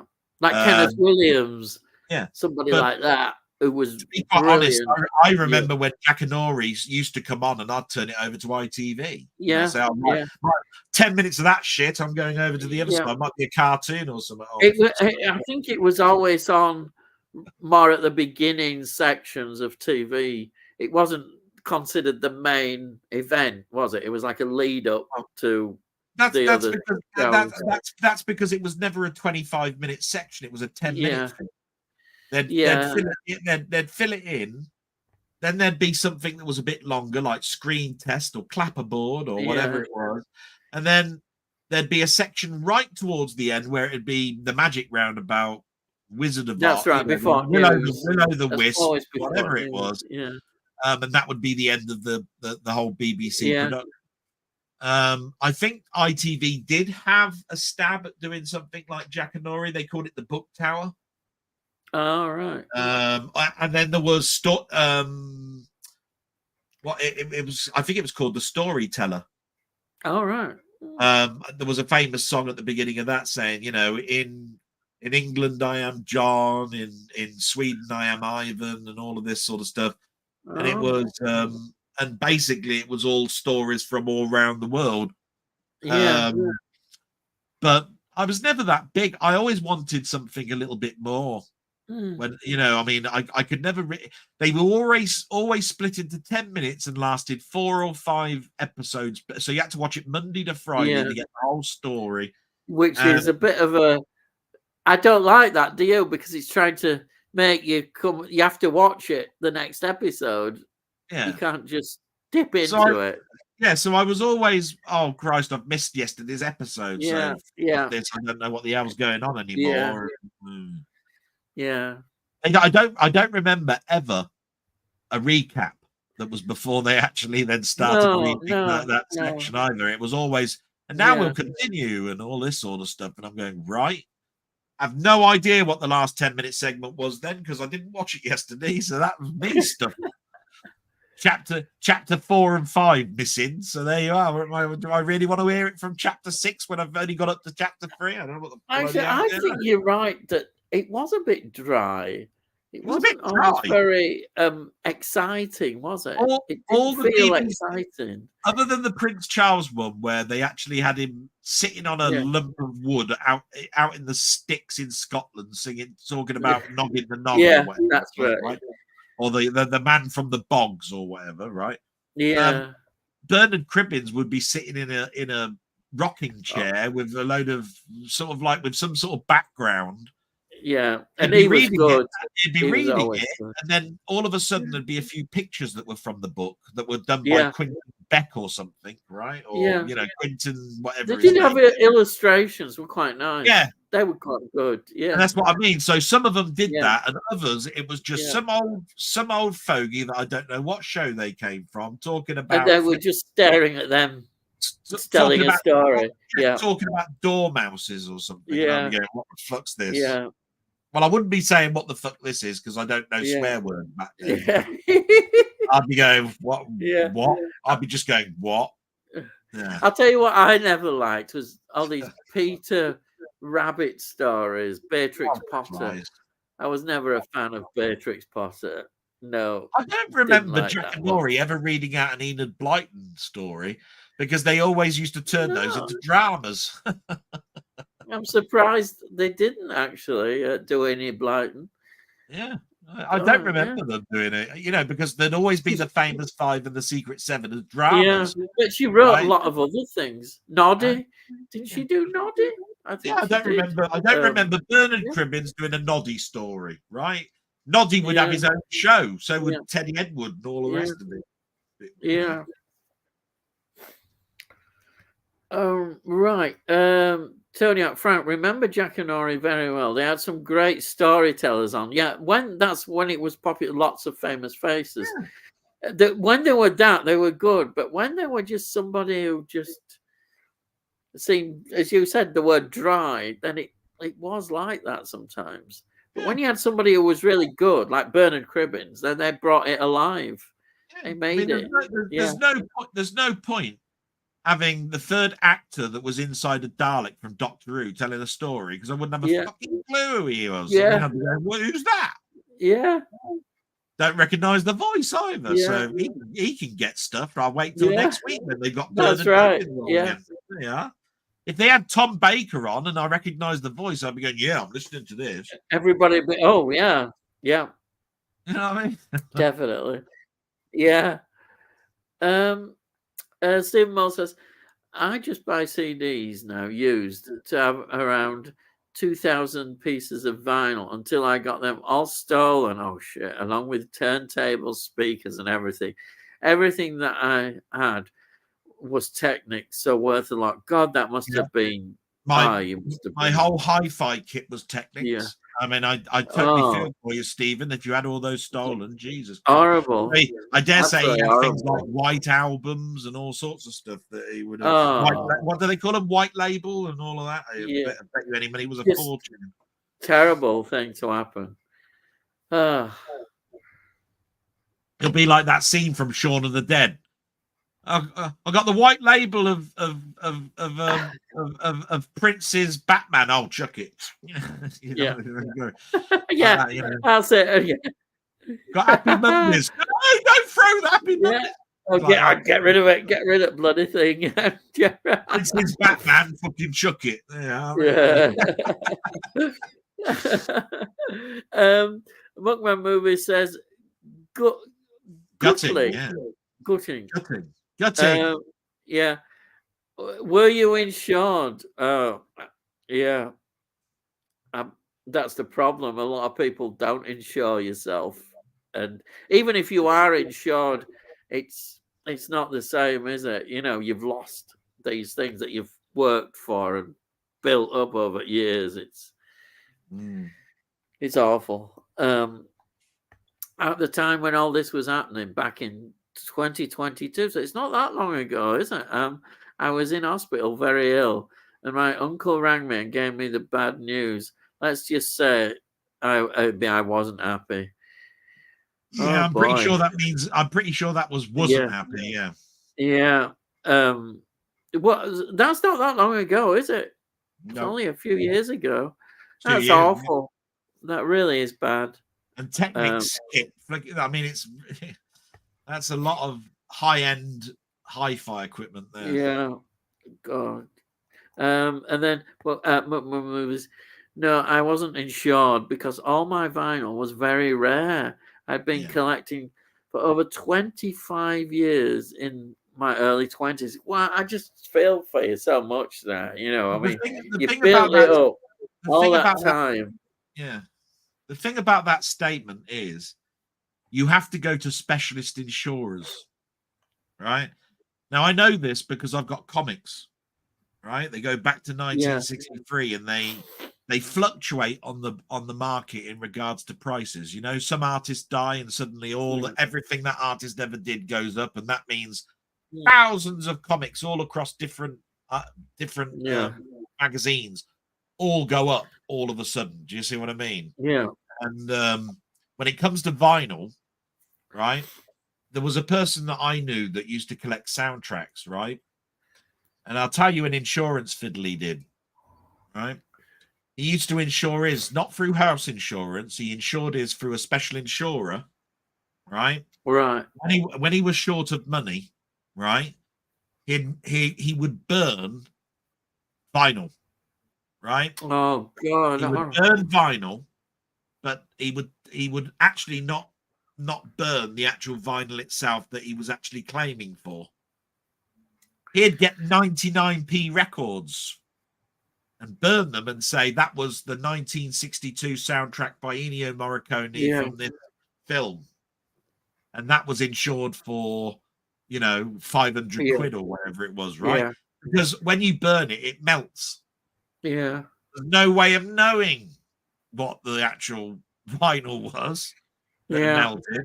And the insurance, all they could do is just take away the plastic, the vinyl that was there, and use some evidence on it to see whether it was vinyl from the 70s by some sort of chemical test. Yeah. But you'll tend to find that most would just look at it and go, yeah, we'll pay out. Yeah. I can see the records, I can see they're all there, and I can see the fire damage where you were storing them, and I can see but that's the sort of fiddles that you could do with vinyl. Apparently that's a fiddle that's been done plenty of time by different people that have collected. I'm sure nowadays they're more on and smarter even. Doing that. They would know. They would work that one out. I'm sure nowadays. So all I was saying, because all I was in saying many was ways, is that the premiums that you have to pay for comics now, it must be yeah, the same as it was for the is vinyl. You wouldn't go under yeah, house insurance. You'd have to find a yeah, yeah, specialist insurer that would actually insure jewelry, that sort of thing, right? You know, where yeah, it's high grade stuff, yeah, and it would have to be documented and all of that sort of stuff, and it would yeah, cost, the premiums would cost you more than what yeah,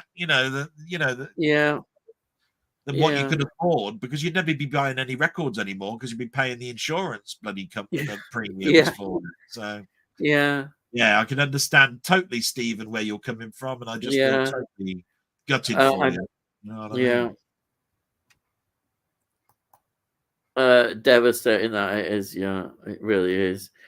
Besides all my equipment and vinyl, they stole. They also took my movie collection, which at the time I had close to 1,500 movies, DVDs, and Blu-rays. I mean, Yeah. it's terrible. Well, It really just like is. you, if you look inside your sliders, there's what, 6, 7 discs? Yeah, yeah, So you can imagine 1,500 DVDs sounds like an awful lot, but that's probably something like, I don't know, 50 box sets.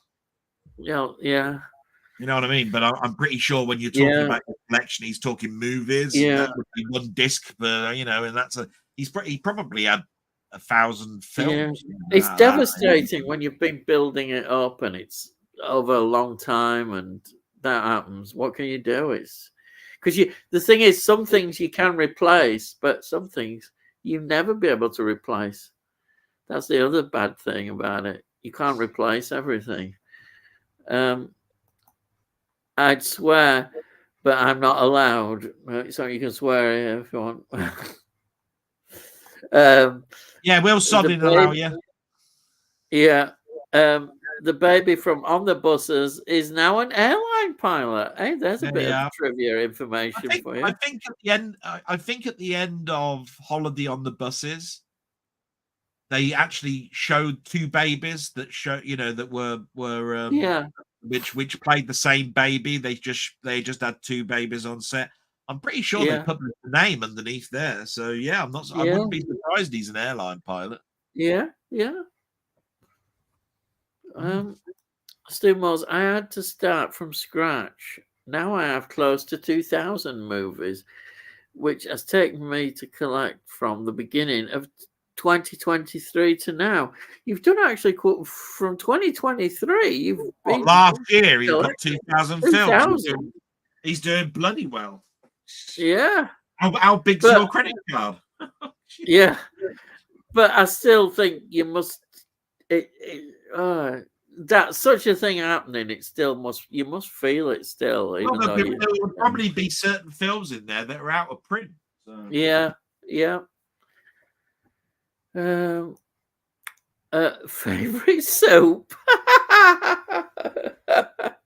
All right, what's your favorite soup then, Yeah, go Delboy? on, Ian. You answer that then. Do you know what mine is? It's because I do love them. It's tomato soup. I know it's boring and that have you, but I love tomatoes. Tomatoes are a thing, and I love tomato soup. There you are. What's that Marx Brothers film? No, I'm only joking. Oh, That had a soup name in it, didn't it?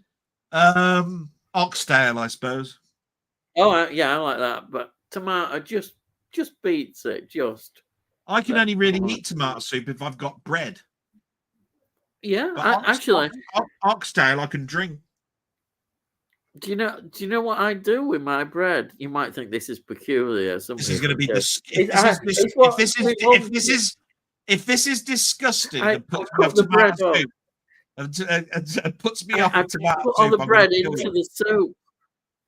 I Oh, don't yeah, eat but we the all bread do. like separate. Put We it in all the do soup. that. I'm talking Yeah. about Oh, something. well, good. Fantastic. Where do you think? Where do you think the idea of croutons comes from? That's what that is. Not everybody thought. I remember doing it, and people were looking at me as if it was some weird thing. You don't do that in mugs, but you do it if you've got a bowl of soup. No, you couldn't do it in a mug, could you? I'll tell you a story, right? I'll tell you a story at school. And this will put a lot of people off, but I don't want to. We used to, at primary school, get fish and potatoes on a Friday because it was fish, right? And that's what you had on a Friday, right? Yeah. Because we're talking the 70s when I was at the primary school. Yeah. You always had a starter, a main meal, and a pudding, right? Yeah. It was always soup as a starter, and then there'd be fish and whatever it was as the main meal, and then something like gooseberry pie or something bloody horrible, right? Or rhubarb and custard. Rhubarb pie. Right, yeah, you know what I mean. Bloody awful, right? And the soup that they had with the fish was always pea soup, and I hated pea soup. Couldn't stand pea soup. I don't like bloody pea horrible, soup. right? Yeah, I like peas, my friend turned around and said, "I've got a trick to show you," right? And he managed to balance his spoon on the top of this soup. Yeah. Right? You just put the edge on the side of the plate with the round end of the spoon. Yeah. And it touched the top of the soup and it didn't sink. I went, right. How'd you do that? He said, you put vinegar in your soup, right? You just put loads and loads and loads and loads of vinegar in your soup. It causes it to have a film, right? Oh yeah, I get it. When you put the spoon on top, it won't sink. I did this, and this teacher came along and said, Delboy, well, because obviously you called me by my real name. Yeah. You got to eat that now. Oh. I had to have pea soup filled with vinegar. Yeah. Bloody horrible. Yeah, pea soup is horrible. You fill it with vinegar and see whether you like it. Yeah. I'll tell you, there is one person in the world who loves vinegar, and that is my son. He has vinegar. Yeah, but he won't be putting it. He won't be putting it in soup, though, will he? I don't know. I wouldn't know. He has it on everything. He put it on everything. Any dinner, vinegar. Honestly, I never did anything like that again. It was like the most. I was sick. I mean, I don't like when the fish course came up. All I used to do was peel the batter off of it. That's what I used to do. Well, one of the teachers at school, because I remember him having school dinners, and the teacher said, "Oh, we don't like your son having all this vinegar. He's having too much vinegar. You should encourage him not to have vinegar." And we'd say, well, okay, we'd say to him, "Oh, okay, don't quite put as much vinegar on." Yeah, just go in the next day and put salt over everything. He just loves vinegar. He still does. Just imagine that, though. We've had a word with him. He puts salt on everything now. It's even worse. Yeah, it is. Yeah.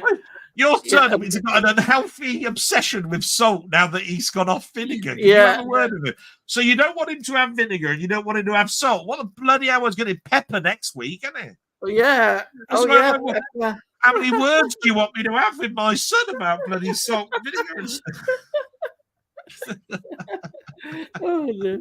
Yeah, that's true. It's true. 2,000 movies in under 2 years. That's some going. Yeah, I'm saying. It's an amazing amount. Yeah. I don't know how many a week that is, but that probably works out at quite a lot. Yeah, how many of them cost £1? You know. The only way I'll get 2,000 films in a year. Look at this. Have you heard of this? This mulcat. I can't even pronounce the bloody thing. Oh, mulligatawny. It sounds, if it's as bad as the name, I've never had any of that. Well, it's Scottish, isn't it? Mulligatawny, isn't it? That's Scottish. Is it? Oh, crikey. I don't know. I mean, mulligatawny, it sounds Scottish to me, but I don't know. Is it one of them posh soups where they had them, was it Campbell's or somebody did them in these, they were more expensive than Heinz? I don't know. Posh soup. Do I look posh? No. You might. I don't know. You might be. Do you not those that are posh now. You might have oysters for breakfast for all I know. Honestly, you Northerners are posh now. Ever since you got the electric, right, last year, you've all gone posh. You know, since you come off the gas. You know what I mean? I don't know, you know, there you are. You might be there. I say oysters for breakfast, and who knows what you do. Bloody Northern gits. Yeah. Oh dear. Nice, yeah. Oh, pheasant soup. He probably goes out. Oh, yeah, it's nice pheasant. Let's have some pheasant. Who does that? That's you lot in the bloody out in the sticks, isn't it? Bloody shooting down bloody pheasants. You can't chuck a stick without hitting a window in the south. Don't start all that pheasant shit. That's you guys, out in the bloody Worcestershire North, all that shit. Bookman movies. A lot of them were second-hand from Music Magpie. Some off eBay and HMV. I'm going to say the only way I can get 2,000 will be to buy them off of charity shops and shit. Jesus. Yeah. Yes. Yeah. Muckman movies. I like good oxtail soup. Yeah, I do. I like oxtail soup as well. See. So when I go round and nick all his steel books, I'll nick his oxtail soup and stuff out the cupboards as well. Nick the oxtail soup. Yeah. Which make do you like of oxtail soup? Oh, Heinz. Yeah, I do. Because I've tried these. Like you get some with label ones, other labels. I don't know, Sainsbury's do one. They're not very good. Unlabeled stuff is rubbish. Same with tomato soup. Oh, they're dreadful. They're not proper. It's just even the little squares of carrot in oxtail are nice in Heinz. You eat those little square bloody pieces of carrot that are in Sainsbury's and you'll be sick. Yeah. Bloody hell, what's this? That's carrot additive. Yeah. Soy this and soy that. There's a reason why some of these old makes are cheaper. It's because they're rubbish. They're awful. That's why they're cheaper. Yeah. Who wants to? Oh, dreadful. Wow, Stephen, that's some serious collecting. It is. Yeah, it certainly is. I used to like pea soup. Well, there you have. What can you say to somebody who likes pea soup? Yeah. Oh dear. Yeah. Wait, here we are. Pea and ham is nice. Yeah. What soup? Peas and ham are nice, but not. Oh, bloody horrible! All you Northerners and your mushy peas, bloody hell, you get stuffed. Peas and ham. Ham's lovely, but yeah, ham's all right. All this mushy pea shit is crap. Oh, you don't like mushy peas. Tony York says, serious soup answer. Plain, boring, vegetable. No, I like Heinz vegetable as well. Yeah, I don't even like chicken soup either. Bloody horrible. Oh, I love the cream of chicken soup. No. Beautiful. I tell you what, you can have every tin of soup out of our cupboard as long as you leave the oxtail and tomato. You can have everything else, beef, everything. I don't want any of that shit. What about your mum? Does she have to have what you have? She loves big soup. Oh, the big! Oh, I like them. The big soups are nice. Chicken and vegetable big soup. Lovely. Nice. You can have them all. No, they're nice. No, bloody horrible. She's got better taste than you have, hasn't she? She's definitely. Yeah. Your mum likes good stuff, serious stuff. That I'd rather go fishing. I'd rather go fishing and bloody lick maggots and put them on the end of the hook than eat that shit. How about chicken noodle soup? See, there's two things. Shall I tell you? There's two things wrong with that statement. It's got the word chicken in it and noodle. Yeah, that's that gives you an answer. Don't you like it in a Chinese restaurant when you get that soup that they do. Absolutely wonderful. Hang on.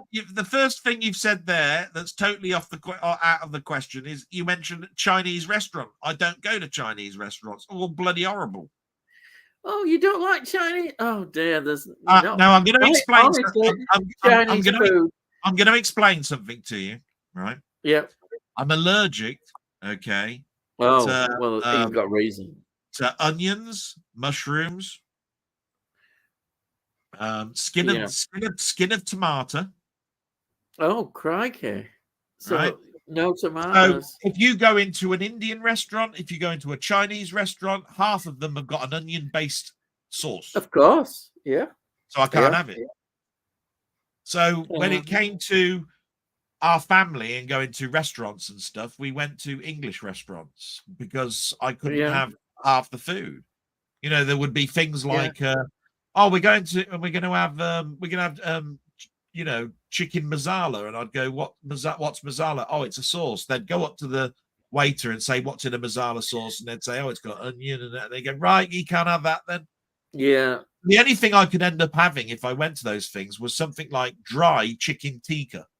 Oh, right. I do. Oh, God, I hate that. Oh, horrible. Right. I don't like Indian food. Which would just be chicken on skewers with a red paprika or whatever it is powder. It's horrible. Right? There's that they cook in an oven. I've forgotten what it's called, but a lot of people seem to like. So what I'm trying to say is, my family went to, you know, Bernie Inns and stuff. Yeah. Oh, crikey, you don't get them now. So when it was something to treat my mum, of course they'd go to a Chinese restaurant and they'd get her a wonton, whatever it is, soup and all of that stuff, right? But my dad would have to go up to the person and say, where's your English menu on here? And it would be chips with something or other. And they'd be bringing me back the Chinese version of sausage and chips. That's right. They did have things like that. Right? Yeah. Or we'd have to go to a fish and chip shop on the way home as well. And get fish and chips or something, right? Yeah. Because I can't eat it. Yeah. Oh, well. So, you know, so when you're talking chicken noodle soup, I'm going, noodles, ravioli, pasta. Oh, dear. It's a bit, anyhow, it's not your fault. It's how it is. But I mean, a lot of it is me being fussy now. Yeah. Because there should be no reason why I can't have pasta. There's nothing in that. And ravioli sauce is just tomato sauce. It's not the skin. It's not the skin of the tomato. It's pureed like you put on a pizza. And I eat pizza. Yeah. So why can't you? If somebody put ravioli on my plate and I didn't eat it, then I'm just being obnoxious because there's it's got mincemeat in it and it's got pasta and it's got it's lovely sauce. You'd have to turn around and go, you fussy bastard. Yeah. You are being fussy. I agree with them. and I'll put my hands up and say, but you got to remember that's 30 years of me going, don't want that. Yeah. I'm trying to eat something new. I should try it. Yeah. But I'm like that with anything that smells curry. I just hate it. So as you can imagine, I can't go to an Indian restaurant and hardly eat anything. I just I just don't like it. I don't get on with it. I learned an awful lot in Manchester. I learned an awful lot in Manchester. I kept going into the little supermarkets and I said, have you got any white rolls, any white baps? They'd go, what you want about? Oh, and then I found out they're all called balm cakes. Yeah, that's it. Balm cakes, they call them. And can I have a chip balm? You know, you go into a chip shop and you have to go, can I have a chip balm, please? You know, I want a chip sandwich, right?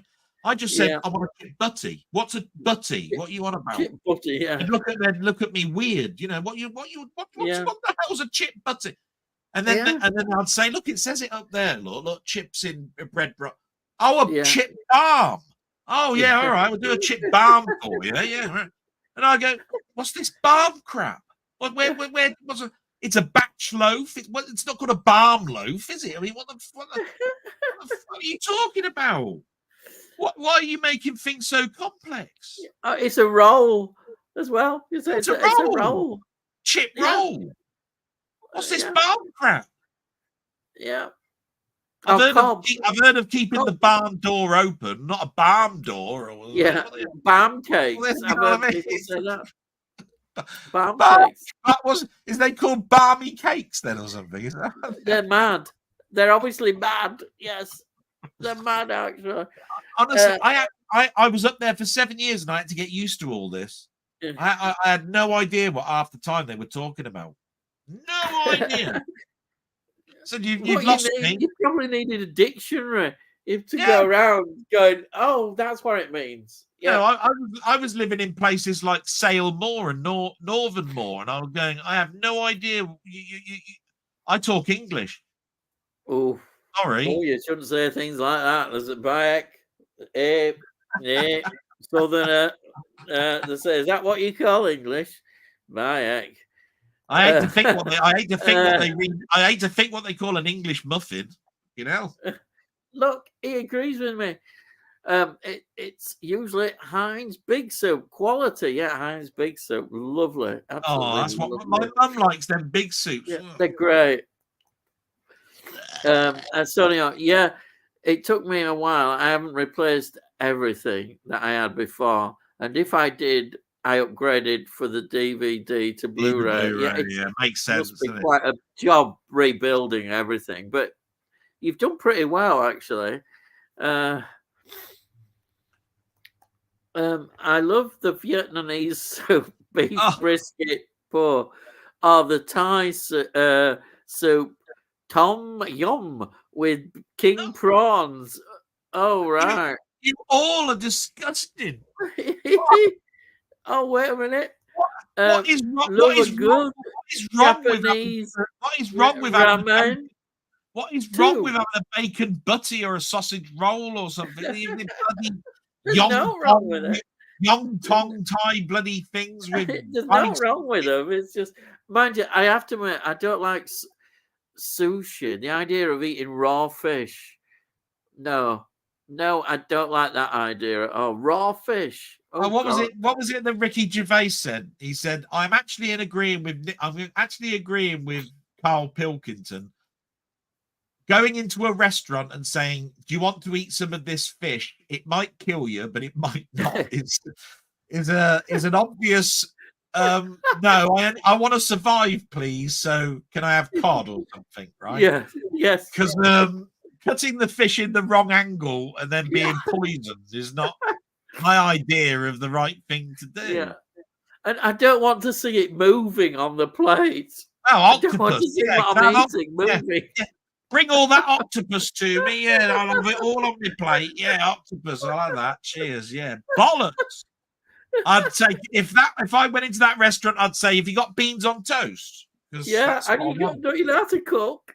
Yeah. Yeah. No. I don't want the insects running across the floor cooked, please, on skewers. Mind you, they're saying in the future we're gonna have to be eating more insects for nutrition. Yeah, you can bog off. I'll be halfway. I'll be in the ground. Exactly. I'll be in the ground eating the worms with the worm food. Yeah, I'd rather. Yeah, we won't know. Or they'll be eating what's left of us. Yeah. But what is it with putting egg in your rice? This eggy rice. I like egg fried rice quite a lot. Oh, bollocks! I don't like rice. Yeah, I love that egg fried rice. I don't like rice. I don't eat rice. I don't like. In fact, I prefer that to the plain fluffy rice. I don't like the sort of normal plain fluffy rice, but the one where you put egg in it, lovely, absolutely lovely. Oh, fried rice. What is wrong with you eating rice? Rice is horrible. Rice is what you eat when you got no fucking else thing in the whole of the cupboard. I think ordinary rice is tasteless. Actually, it's not exactly. that much. That's why you put. That's why you do it differently. You put egg in it, or you fry it. It makes it a bit better. It's right. There ain't no such thing as better rice. Or all rices are built equal, as far as I'm concerned. They're all shit. No. Oh dear. Oh dear. What I want is like a shepherd's pie, and then give me a piece of mashed potato. A shepherd's pie, a Cumberland pie or something, right?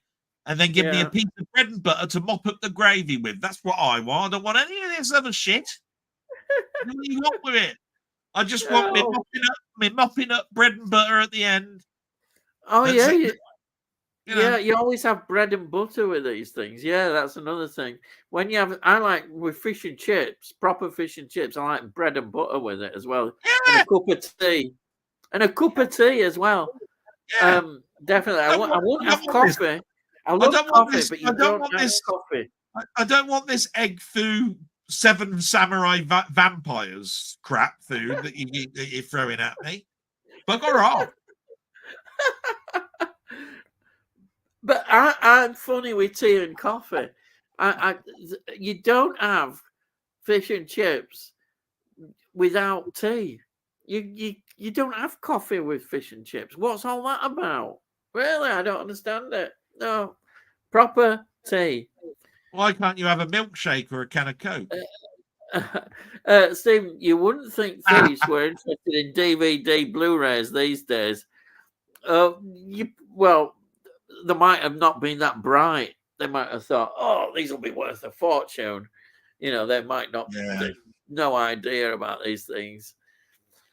Mind you, if they did your hi-fi equipment, they obviously knew they were worth a Yeah. bob or two. It sounds very much Which like is they nice. targeted you from Yeah, the sound of it. top end equipment. A good soup with big pieces of bloomer bread. You're making me feel hungry. I think I myself a bacon and egg butty. Oh, I'm fancy one of them. Can Oh, you just you do see, one you for ruined us? it. You ruined it You with might egg. as well do some for us. You know. Just have Yeah. a bacon butty. What's this egg shit that you're putting in it? It's Oh no, bacon eggs butty. nice as well. There's No, no it's wrong. got egg is Fried egg. It's got to be a fried egg. egg has got that white crap round it. It's all No, right. you The don't yellow have a stuff. poached eggs. No good. But a Look, proper fried egg. Oh, you can't beat a look. proper The fried only egg. thing right with the egg is the yolk. Right, No, it's all nice. all that white stuff tastes like shit. No, it's not. What It can you is. do? It's running greasy, horrible. It's a bacon butty Lad, or nothing. eh, Just bacon eh. butty with sauce. That's what you have. Not this egg. There's this No, egg you can have shit. both. Both are just as I bet, good. I bet half you guys out there are having egg McMuffins. Fucking, you can have the lot. You can have every single egg Oh yeah, McMuffin egg in the McMuffin. world. You can God, have yeah, mind every. you, You God, can they have charge a every. fortune. You can have every egg Yeah, McMuffin egg on my plate. McMuffin. I do not want Actually, them. I think the McDonald's breakfast is the best bit of McDonald's. You know, because burgers and all that it's the same, boring after a time. But the breakfast, I quite like all those McMuffins and that with eggs and yeah, lovely. Uh, but it costs a fortune now, so Yeah. yeah, too bulky. Anyway, to let's nick. get off this subject of food because I But tell you we're still now, going about this. Yeah, too bulky to nick, but I guess they're easy to sell on with places like CEX. Oh yeah, CEX. yeah. Stephen laughing. Yeah. Tony York, there were probably smackheads. There must have been a few of them with the amount of stuff they got Yeah. out of the house. Oh, God, it's I horrible. reckon he was targeted personally. Yeah, it's horrible. Absolutely horrible. Yeah, they must have known a lot about you as well, movements and. I used to know Um, a police constable that I went to school with, and he said, to be quite honest, you don't know when you're being targeted, but one of the things that you want to look out for on any type of brick wall is little white marks. Oh, Because apparently people that do organized crimes, they usually put a little white symbol, or that just looks like a chalk mark or something, right? That a school kid would do. Yeah. And basically that's your house targeted for, and it's the symbol for them to actually get into your garage and nick stuff. That's it. Yeah. You have to be so savvy. So all the time, you see, I live next door to a post office and right near a school. Yeah. I'm forever looking along our brick wall to see if anybody's put any white chalk mark. Yeah. When do they do these? Do they do them when people are in bed asleep, or do they do them when they They, know if they, you're they, out? they, Or they did with us when I moved from Manchester back home, and they took some of my house contents. yeah, Within 6 months of me moving back, they basically basically did it at night. oh Um, right, my yeah, dad then got into the habit of parking so close to the garage door that they couldn't get in, right? Because it hit right, the bumper of the car, right? yeah, Right. yeah. They managed to pry open the door, break the lock, Oh, and then as soon as they did that, they were then carting boxes out like that. what was the area like? Was it a Oh no, good area or a it's a bad really area? nice area. It's a really nice area where I live in. No, it's even And what, worse. Then. and what Yeah, I'm trying to get at is that everything to do with stuff is opportunist. If they don't know that you've got no alarm and it's a garage, yeah, and they know full well that the car is parked outside and it's parked outside all the time. This is the thing why they get a scout and they scout things and then they put a little mark on the brick yeah, wall because they've seen the yeah, garage door open and they've seen what's in there and they notice that the yeah, car is never parked in the garage. That means that yeah, the garage must be full of bloody stuff. yeah, I get the yeah, car in it. yeah. Bang. It's There a you go. That's a good point. That's a very good point. Doesn't take If the much to car work is out, parked does it? outside, Because yeah, the insurance guy told us all this. He said, "Yeah, yeah, you were targeted." And this is yeah, how they do it. And this is how they do it. They only have to case the joint for a week. And yeah, you have to pass by and see whether yeah. your door is left open or whatever it is. And all they have to do then is just In a way, it's so logical. I never thought about that. If you see the car parked outside a garage all the time, that's saying a lot, isn't it? That's well, an I mean, invitation. it could well be that you've got your car, another car that you're Yeah. working on inside the Or you could have you know, two cars, I suppose. yeah. Yeah. Yeah. Yeah, you could have two cars. All I'm saying is that most times Yeah. garages and so forth these days they don't have Yeah. windows. We do. We've got wooden Yeah. doors, but most of them have Yeah. got shutters these days. Garages. Yeah. So it's Yeah. probably harder for them to do. But all I know is it takes an age for a garage shutter door to Yeah. close. And if you open it up, it opens all the way. So you can usually Yeah. see it.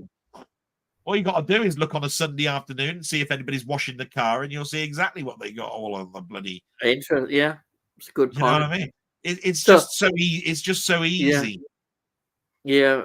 Hey, so Sundays is probably a good scouting day for Yeah, these that's what I'm people. saying. Weekends. They're probably going round. Yeah. People that have got expensive cars don't take them to cheap Sainsbury's car wash houses because they'll scratch the car with them bloody rollers. So they take them to places Ah. where they take them to places where they'll pressure wash them, or they'll pressure wash them Ah. themselves, won't they? Because they don't want Yeah. their car scratched. Yeah. So, you know. Anyway, Right. Let's get through some of these comments. I'm just looking at. There's an hilarious guy I sometimes watch on YouTube. He has Bacon Butty Times. Not too sure what. Oh, no, way, it might be right. Bacon Mutty Times. I don't know whether that's deliberate or what. Not too sure what it means. I guess butty. Oh, yeah. Yeah, I presume it does. And then we've got Wee Bob Art. Sorry, got to 10 p.m., but I have to work on the morrow. So have a great evening. Still watching along the X-Files, along to the X-Files, Ian. Hope you are both doing well. Yeah, I'm glad that you mentioned the X-Files there, though you're not here now to think. yeah. But yeah, thank you. See a wee Bob Art. And by the way, Ian, that was that was an hour and 52 minutes ago. Yeah, So, there you are. So are we gonna be here? Are we gonna be here till 2 a.m. again, or what? yeah, well, I'll try not to. But we've been on about soup for most of it, haven't we? There's another Harry H. Cobbett comedy from 1964, which I just ordered from Amazon. The Bar G with Ronnie Barker and Eric Sykes. That's a good cast. 1964. And to top it all, we had a fire in the top bedroom 2 days earlier, but they plastered it over the Warrington Guardian newspaper. They might have said, "Empty house, come and help yourselves." Oh, What can That you is say? that is media being absolutely stupid, isn't it? Really. Yeah, yeah. Warrington, right? Yeah, Well, that's up uh, north. That's near yeah, Manchester, Warrington. yeah. Um, for FF, for fuck's sake, that must have been a horrendous time in your life. Hope it's improved since. Yeah, I agree. Totally. Well, totally, yeah. Um, you can't go wrong with a bacon and egg butty Yes, you or bloody a well can. bacon You and put egg egg in on it. toast with brown sauce. Yeah, brown sauce, of course, is Look, lovely as well. I you like see both. the whole I like. statement there. The whole statement there is wrong. You can't go wrong with a bacon and egg. Yes, you can. You've got egg in it. He Take does the egg out. he's no Then you can't go wrong with a bacon butty or a bacon on toast with brown sauce. What is wrong? There's nothing wrong he's with no that. idea, has he? This egg shit. What do you keep throwing an egg in there for? He needs Do you help. all want? Do you all want? Do you all want Yeah. salmonella poisoning? Is that what you want? Salmonella poisoning? Flipping out. Nay, lad. Nay. Bacon and egg butter is top No! sandwich material. Yes, Jesus you say it. Christ. Well done. Well Can done. we skip Yeah. all this egg shit? Yeah, I mean, you know your sandwiches, lad. Delboy don't, Fred. At Muckman Movies, just have to go for hospital appointments at the hospital's diabetic clinic now. And again, other than that, it's okay. Yeah. Oh God. Yeah. I've got my diabetic thing coming up soon. Oh yeah. Don't want to think about that. Yeah. Yep. Thumbs up there. With regard to genres, I'm not keen on rom-coms. Yeah, I did. I possibly agree there. There's not really much.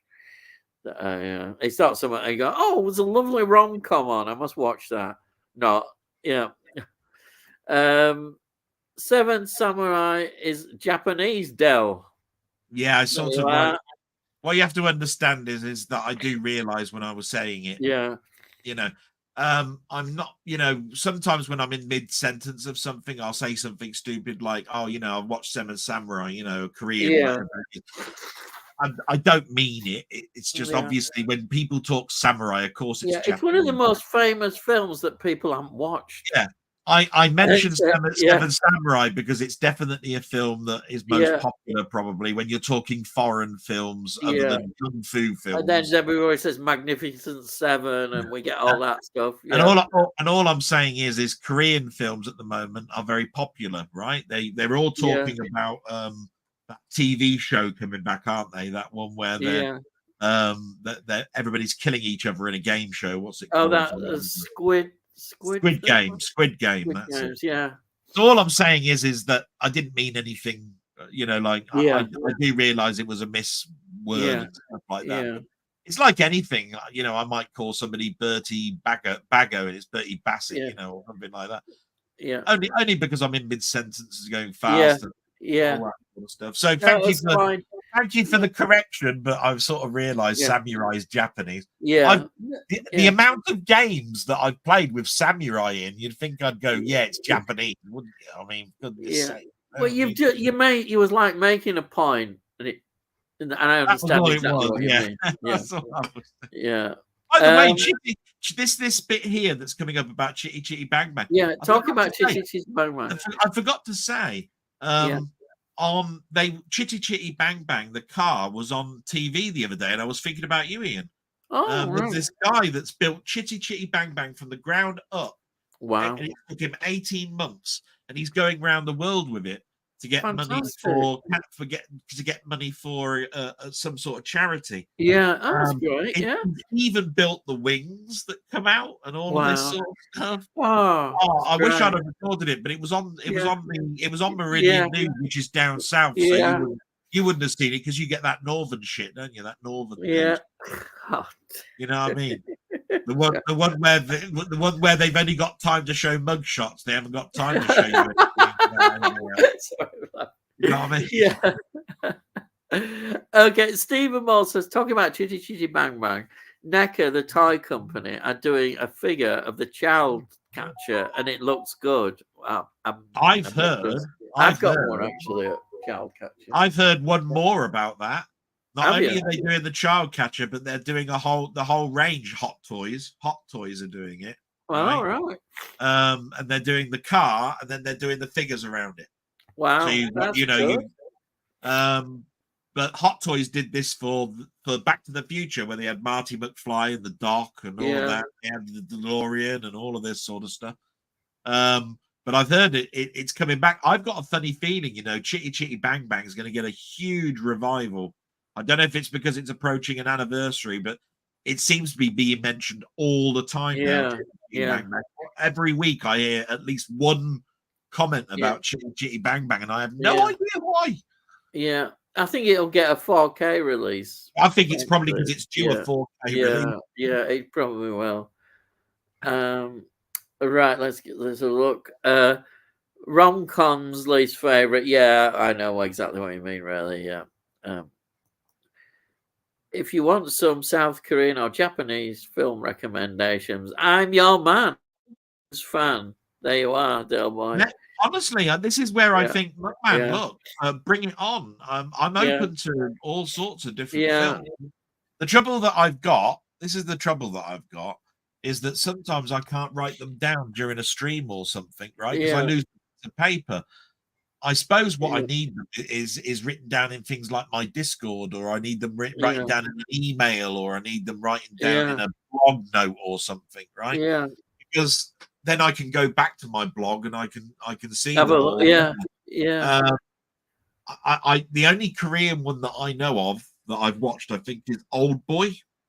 Oh, you know that one? You know the one where they he's in prison or in a room for years and years and years, and he comes out looking for revenge or something. I think that's Old Boy, isn't it? That's very popular, that one. Yeah. I think it was Korean, and then they made an American version of it, which wasn't particularly well received. But I remember seeing the Korean one on Sky once, and it apparently was a great film. And I watched it and thought, this is quite good, actually. I think it's the only Korean film that I can think of at the top of my head is Old Boy or Old Man. I can't remember if it's Old Boy. But you haven't seen Parasite then? No. Oh, that's really good. That's the only one I've seen. I haven't seen Abigail, and you were raving about that. I haven't seen Abigail, great film. I'm waiting for 4Ks or steelbooks, you see. Yeah, I get you. Remember at the beginning of this, I said, look, because of Muckman, I've now got the Blu-ray of The New Omen. I've now got the Blu-ray of The Sting. Because all these people were mentioning these films, and I was going, do you know what? They're never going to come out on steel, but I'll fucking get the bloody Blu-ray and get it cheap or something, right? Do you know? And I bought them cheap. Do you know why Parasite is mentioned? It's because it won an Oscar. That's why, and that's how I know it. I thought, and then is that popular? I've got the steelbook of Parasite. Is that got a family that's looking out a big window?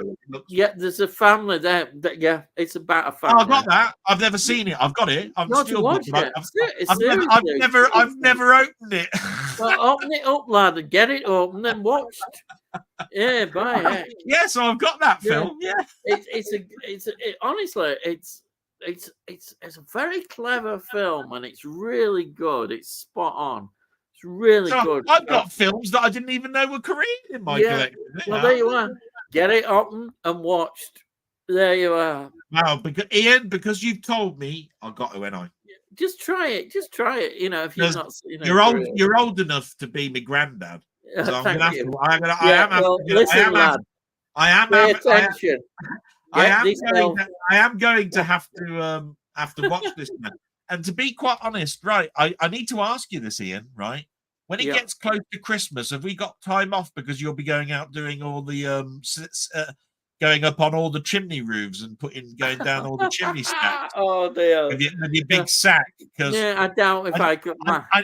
Somebody wanted to know if I'm booked for Christmas or not, and I said I don't know because Ian hasn't told me when he's got to go and do all his making toys up in the North Pole or not. So as soon as I know, I said I'll let you know what I'm doing at Christmas. Oh dear. Hey, that's a true story, that. Yeah, I'm sure it is. Yes. Yeah. Oh dear. Right. Yeah, he has time off in the summer because he's out there getting fish fingers for Captain I set my favorite things as well. I watch at Christmas are Raymond Briggs' Snowman and Father Christmas. And Father Christmas is brilliant. What do you like watching yourself? Mel Smith. What you like watching yourself, Ian? Do you are Father Christmas? What are you on about? Yeah. Anyhow, they're what I always watch at Christmas as well. Snowman and Father Christmas. Yeah. I mean, I've loved you for years on those packets of packets of fish fingers and all of that. I mean, yeah, brilliant. Well, I'll have to do your. What would you want for Christmas? Let me see. I haven't got a clue what goes into your rissoles. I think, what would we get you? Anyway, I better still get on with these now. Steve Moore says, I'm a big Martial art movie fan. Yeah, there is a lot now I've noticed being released. A lot more than there used to be. I think since that box set of Bruce Lee that had the big, that had the dragon. It came from Arrow, didn't it? And other companies are doing them. Is it 88 do it? Or there's some that do it all the time now. Don't know, but I just know that because Arrow released them giant box sets, didn't they? That Bruce Lee box set that came out that was 130 odd quid or something. I think even Mondo Chelovich bought that. Yeah, he's not a big kung fu fan. Yeah, he bought it. Steve Moss, Mission of Justice starring Jeff Wincott and The Perfect Weapon starring Jeff Speakman are good movies. Also, The Hunted starring Christopher Lambert, there's a name, and The Challenge starring Scott Glenn are good too. Quite a lot of films there. See, all these film names ain't got a bloody pad in front of me. Yeah. Right.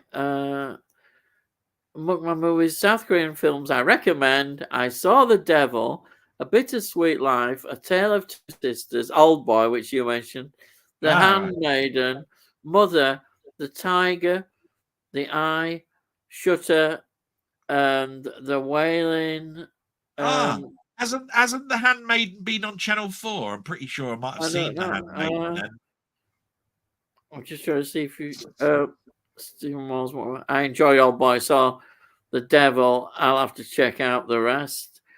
I've loads to recommend, but they'll do you for now. There you are. So if you make a note at some time. Oh yeah. Look, I'll get my pad and my pen out. Look, I've just told you. I said I haven't got my bloody pad and pen around. But there is. He seems to know quite a lot of films. Shoplifters, Broker, and Monster are great films by Hirokazu Kurita. There you are, two more. Hey, you did well there. Yeah. You've been taking lessons. Movie's cool. If you liked Old Boy, I'd recommend you watch Sympathy for Mr. Vengeance and Lady Vengeance, as they are the two films that complete Park Chan-wook's Vengeance trilogy with Old Boy. Oh, all right. There you are. I might be able to remember that because tomorrow I can probably type in Old Boy and it'll tell me that it's part of a trilogy. And I wish I had my pad and a bit of paper. I mean, I like I say, Old Boy is one of those films where I wanted the steelbook and I haven't got it. And I noticed that you can still get it, but it's quite expensive. Yeah. And you can get the American one very, very easy, but it's shit, Yeah. And the reason that the Seven Samurai came to mind, is because I think there's a big box set that's coming out in the next month. I'm pretty sure I saw it advertised saying Seven Samurai is getting a deluxe edition. Yeah. This is why when I'm in chats, I love chats, but my brain forgets where I've got information from. Yeah. I'm pretty sure I remember seeing who's getting this Seven Samurai box set, and it was like, here's an opportunity for you to get a classic piece of cinema. Yeah, Because it's black and white for a start, as far as I know. Yeah. And it's coming out in a huge, like, sod off box set. You know what I mean? Yeah. So next time I see an Old Boy that's a good price in Steelbook, I'll get it. Right. It's a matter of seeing one, though. You know what I mean? Oh hell, I'm signing off if Dell's singing. Oh, the singing. Crikey, that was ages ago. Everyone's a bloody critic, aren't they? And then he says, joke. There you are. Bookman Movies, I'll check them out. Put his thumb up. Delboy, you should team up with Scott the movie critic. Unfortunately, that opportunity is well and truly gone. Yeah. Not to give too much away, but Yes.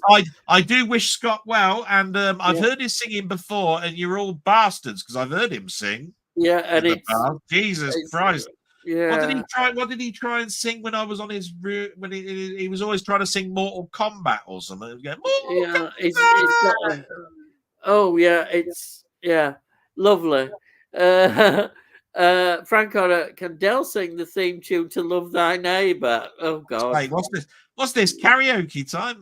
Yeah. Love thy neighbor. How do you? I can't remember the words to that. Anyhow, there's a quick rendition. And it did go like that. It did go like that. Finally got around to watching Horrors of the Black Museum, 1959, which I've had a while. A take on Jekyll and Hyde. I think the DV is in the box, Ian. I'll have a look. Yeah. I'll be sorting all them out tomorrow. I wouldn't know, Tony. I don't get boxes sent to me, so sod off. He keeps going on. Yeah. Don't keep rubbing my nose in it. That you're only sending things about 10 miles down the road when I live like 70 or 80 miles down the road. You can hate some people. I made you an admin. I'm the one who said make Tony an admin. He's a nice guy. How wrong was I? And he says, can we suggest any themes to be sung? No, I don't think so about the moment. Not this time. But I'm sure maybe next week Delboy will do some be full of bloody things to get. He'll have all week to prepare. Yeah, can Delboy destroy this song, please? Yeah. Thanks very much. He could practice all week, is he? Getting ready. Yeah, I'm here for bar mitzvahs, weddings. Yeah. Tony Hawk, Street Hawk theme. Yeah, cheeky bastard. He knows that's got no words in it. Stephen, I haven't a clue what it sounds like, but seems a good choice. Well, there you are. That's Tangerine Dreams Le Park, for God's sake. Del the Bar Steward. Oh, crikey. Yeah, bastard. Del the Bastard. Yeah. A film that needs a Blu-ray release, The Chase, 1994, starring Charlie Sheen, Christy Swanson. Kirsty. Isn't it Kirsty Swanson? From Buffy the Vampire Slayer movie. No, I'm probably wrong because it probably is Christy Swanson. I thought it was Kirsty Swanson for some reason. I'm wrong. I think that's right. Kirsty Swanson. The Chase. Why have I heard of that film? Oh, there we are. Fred Elliott was in Blake 7 too. There you are. Everybody was in Blake 7. Fred Elliott. Well, I wouldn't be surprised. He was a well-known actor. Yeah. You said Savidan, Fred Elliott, John Savidan. See, I don't know. Pop up in quite a few series and small film parts from the 60s onwards. So he's one of those faces. He's another face, isn't he? Yeah, but look, Coronation Street, right? Coronation Street for years had a character called Alf Roberts. That's right, yeah. Alf Roberts, right? He owned a corner shop, married, I don't know what her name was. He owns a salon now, anyway. Yeah, I know what you're going to say. Right? He was in Get Carter. He was chucked over the top of a bloody car park, landing on. So there's lots of people that were in little parts and all that sort of stuff. I'm not surprised that John Savidan ended up being in Blake Seven and that. Yeah. He's a jobbing actor. These people, you know, we recognize them in big soaps and stuff, but really they're jobbing actors that they just needed money, probably paid for his mortgage doing Coronation Street for 10 years or whatever it was. He's dead now, isn't he? I mean, he died of a heart attack. The Chase is a guilty pleasure of mine. That's cadavers all over the road. Oh, yeah. I mean, I've heard The Chase. I don't understand. It's not the TV show. I mean, I've heard of the film The Chase. One movie. Someone on eBay was selling the UK DVD, but was an American seller for around, crikey, £150. I mean, serious, plus £60 for postage for a DVD. Are you having a giraffe? I mean, really? I bet you any money they'll also be stopping you for customs and everything. Plus even more. My 60 quid's a lot of money. Postage. Yeah. I think they're at 150. The trouble is, if you go on eBay, right, and you look at stuff from America, right? Yeah. I've seen stuff that says somewhat cheap, like, oh, this you can get this comic, right? It's £7.50, but they charge £18.50. Yes, they do that. Yeah. Right. And I'm going, and then if you actually go to the website and you look at the same comic, it says there we do ship to Britain.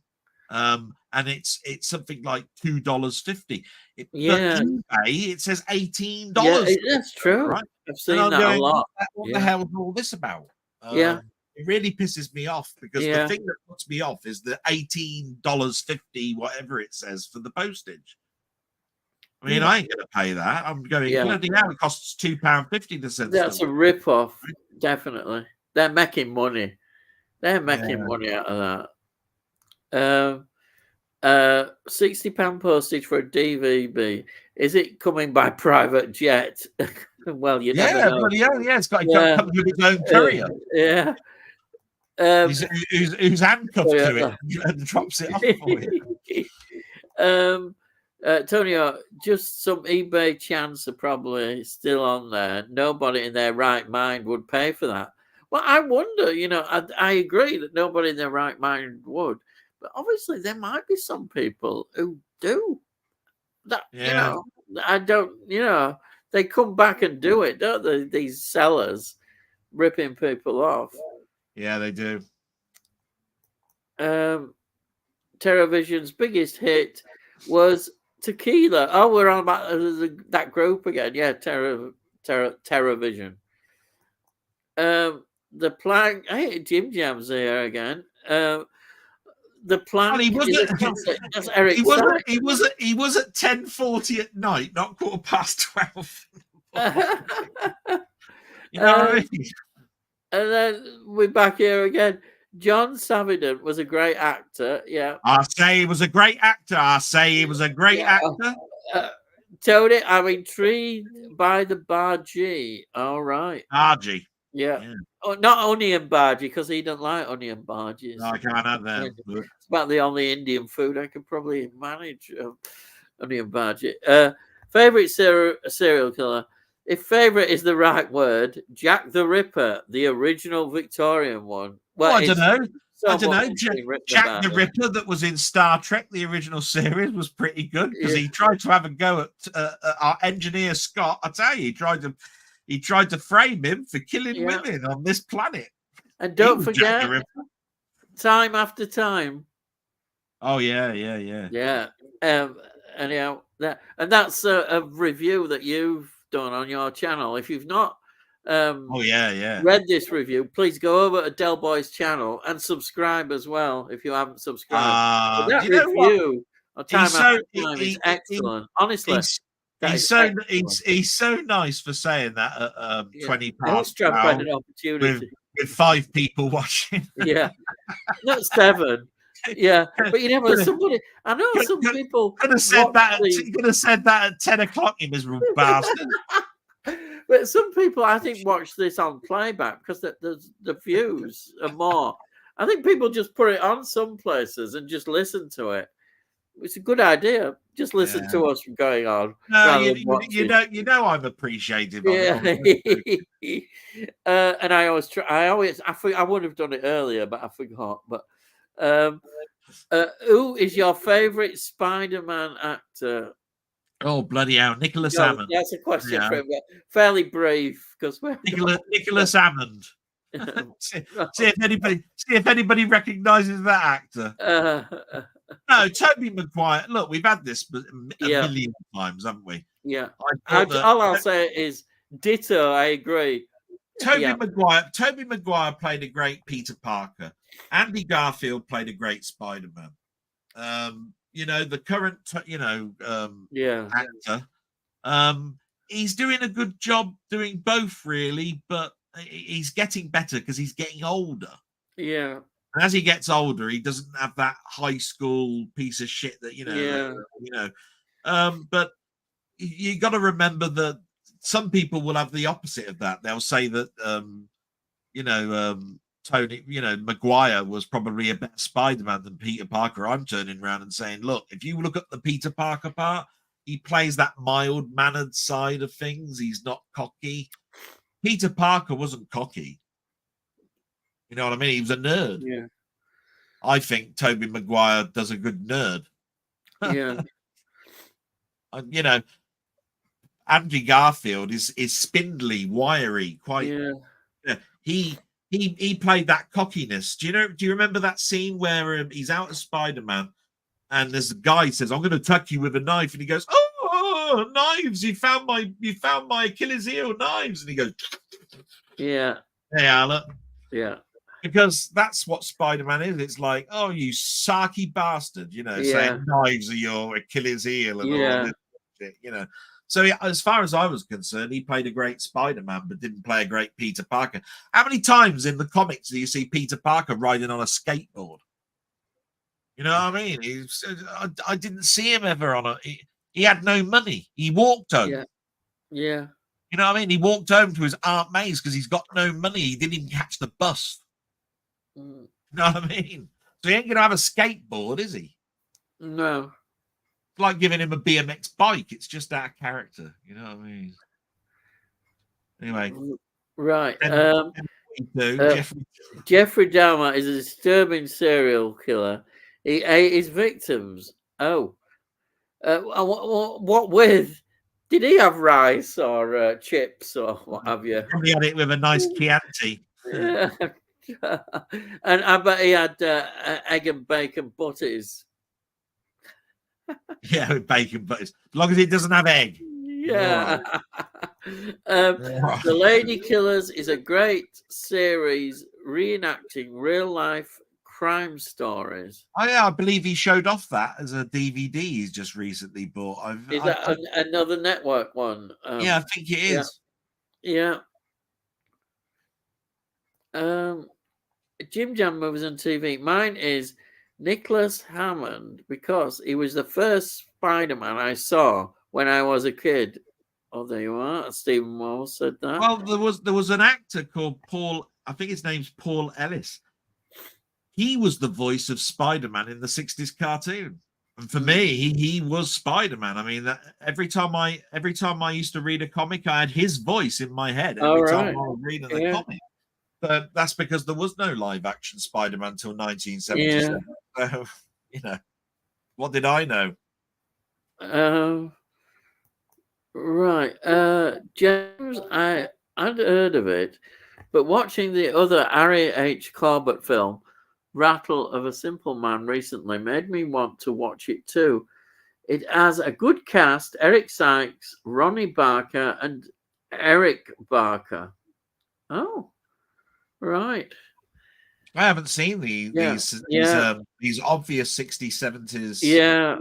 Harry H. Corbett films. He seems to have popped up in a few things, doesn't he? Yeah. These roles.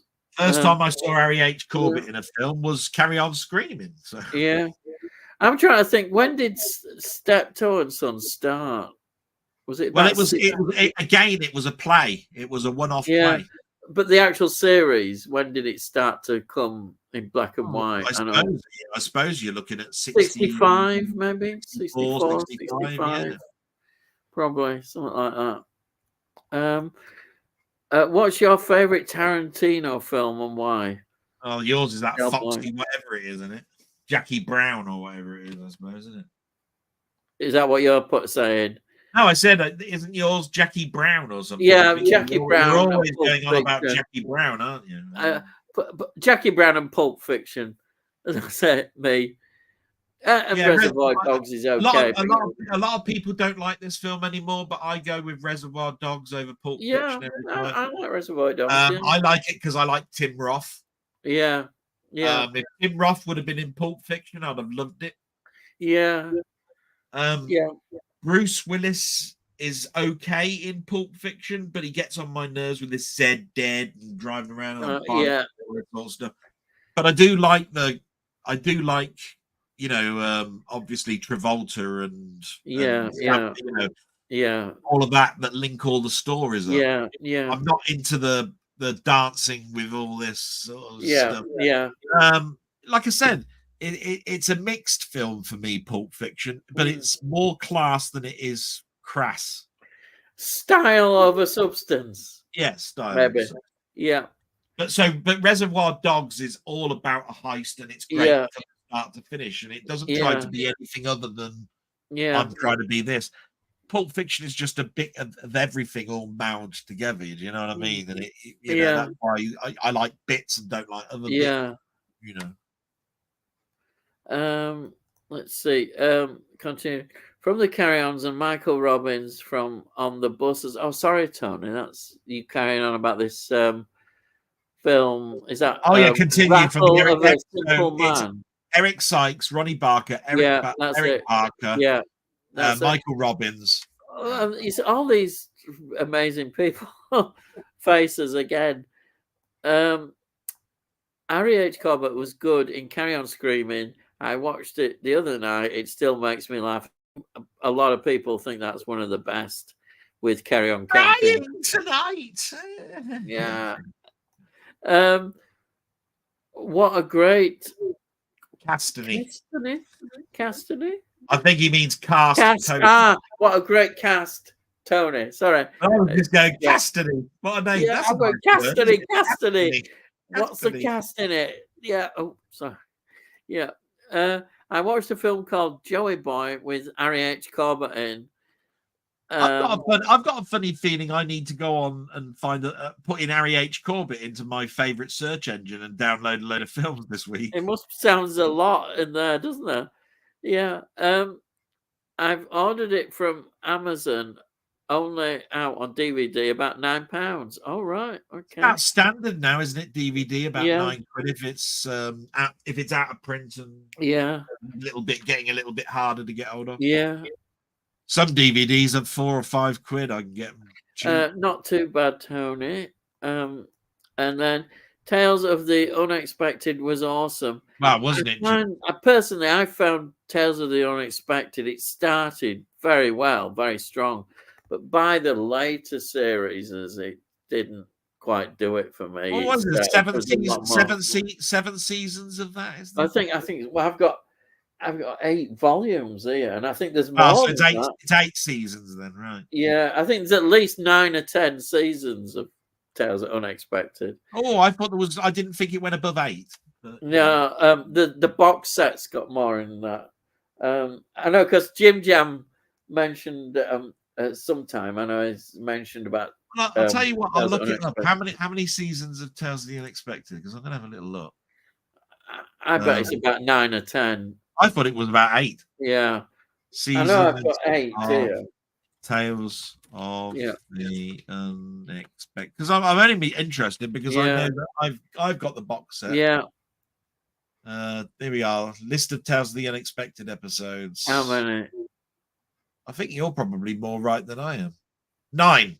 No, I said 8. You said 9, 10. Yeah. It's 9. So I've not got the last one, the last season. But And to be honest, I haven't got the last season either. yeah, I thought by the end it was not very good. It really went downhill. Look at that. Season 3's got hardly any episodes in it. Hang on. Just having a little look. Christ, I didn't know there was that many episodes. Jesus. How many has it got down?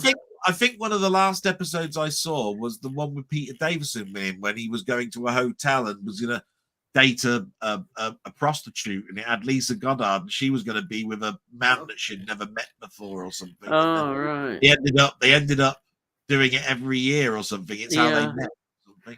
That's one of the last. I liked originally the Roald Dahl ones when he introduced them, and they did some of his stories. He only did that for 2 seasons. He only ever did that for 2 seasons. Yeah, that's right. And some of the others, but I honestly, I remember we watched them all. I used to watch them, and by end they were really getting quite not very good. Yeah, I think there was an American influence. I think, in fact, they may have gone over and filmed some in America as well. No, they did that quite early though. Yeah. There's 112 episodes. Some of the American ones, there was one where it was about Bonnie and Clyde in a car that ended up going into a diner and they having their car repaired. Yes, yeah. There was another one that starred the bloke from the A-Team that basically was a sergeant major and all of that. Yeah. I remember a lot of them. Yeah. But, there's one here that I remember the name of the story, but don't remember anything about the story. It's called Wink 3 Times. I remember that one, but I don't know why. There's just things about the name, like Wink 3 Times. I remember Joan Collins in one as well. Oh, Judy Collins. She was in a couple. Joan Collins, she was in one where she was in with she'd written a book, and it had gone top tier. Yeah. And her husband thought it was about him. No, couldn't take the fact that his wife was now a renowned storyteller. He was having an affair with somebody in London, but he was getting really, really jealous of somebody trying to chat up his wife or something. So he still had feelings for her. What he didn't know was the book was about their love affair, but basically they now are in a loveless relationship. So he didn't know it was about himself. The other one she was with was with Joan Collins, where they were on the stage together as two bawdy ladies. And basically, one of them is going to marry a rich person, and it was Joan Collins that picked the expense, the guy that she ran off with, but she has an affair, and basically the other one ends up marrying the millionaire because she ends up dying or something. That was the other story she was in. Can't remember the names of any of these, but I know the stories off by heart. Yeah. I think everybody remembers Royal Jelly. Yeah. Oh, yeah. It's one of the early ones. That is an actual Roald Dahl story. Albert Finney was in a corker of a story. Yeah. He was the one that was in a car, and he gets a tinker that basically gets a lift with him, and he keeps betting him to do things and all of that sort of stuff. He said, I bet you can't do this in this car. I bet you can't do 100 miles an hour. And then the police catch up with him and all of this sort of stuff. He ends up in his car at the end. You know what I mean? That had an American actor in it. The one who's in the one who's in the time machine. You know what I mean? I think it was. Oh right, Rod Taylor. Rod Taylor, that was it. Yeah, it was Rod Taylor that was in that. Yeah. Well, we've got here Jim Jam saying, "Well, lads, I'm off up them wooden stairs. Jim Jam needs his kip. Night, night, everyone." That was a while ago, but there we are. Thank you. Used to say that. She used to say, "Up the wooden hill to Bedfordshire." Yeah, and then all the best. Well, thank you for being on here. Thank you, Jim Jam. Thanks, Jim Jam. When you watched this on repeat because you went to bed 3 hours ago. Yeah. And then Tony Alex says, I have the early tales of the unexpected. I don't think the later ones were as good. They usually had a token US actor, actress in each episode. Yeah. like I Yeah. said, I even remember they had the woman from Cagney and Lacey in it and all that sort of Yeah. stuff. She wanted the Fountain of Youth, didn't she? Oh, right. That's an old story transformed. Yeah. The So, but Phantom of Youth. she gets rid of the person who's made the Fountain of Youth. Yeah. Goes out with a tennis player that she, as a wedding present, he offers her the Fountain of Youth. Yeah. Actually, what he did was give her a container of water with salt in it. That's all he gave them. Always a pleasure, never a chore. That's how that's not how you spell chore. Yeah, that's why I Choir. said it. It's choir. I didn't say I couldn't hear a choir, but I decided it was a chore. And goodbye, Jim Jam. Thank you. Night, James. And then night, Tony Lad. Night, Jim Jam. And then them steelbooks will be heavy. You'll need a HGV. Yes. I don't care. I'll get one. I'll get one. I don't give a shit. Hey, it's worth it. 20. Oh, this is that. The what's with the gig you went to. That's it. £25 for a signed album. Yeah, actually, I thought it'd be more than that, but that's Ian Brown. But yeah, you said it was shit anyhow and absolutely rubbish. So he can get stuff that I wouldn't pay. Yeah, I mean, crikey. Yeah, I that was disgusting. I would have want my money back, definitely. Keir Starker is not going live. Is sausage? Is sausages instead of hostages? Comment. Also calling Rishi Sunak the Prime Minister 4 times and not one MP pulled him up on it. What an idiot. Sorry, I didn't read that out very well. Yes, Keir Starmer is not going to live his sausages instead of hostages comment down. Oh. Also calling Rishi Sunak the Prime Minister 4 times and not one MP pulled him up on it. What an idiot. I haven't been following news. I don't know. All I know about Keir Starmer at the moment is he's in a lot of problems. No, he's in a lot of problems in regards to the winter fuel bill, where he gets his clothes from. Yeah. I think all of this sort of stuff. I think his own party is not very pleased about the winter fuel. Well, no. No. I mean, at the end of the day, people were held at gunpoint to pass that through Parliament. Yeah.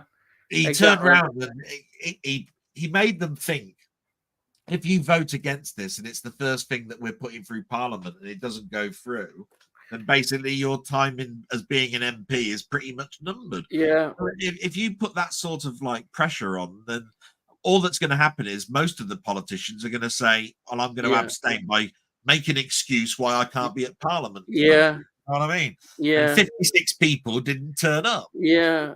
But he had such a big majority, it didn't really make any difference. He destroyed the Conservatives, and so basically anything that he says, can you put this through, is going to get passed. Yeah. Because until we have a second sort of like a mini what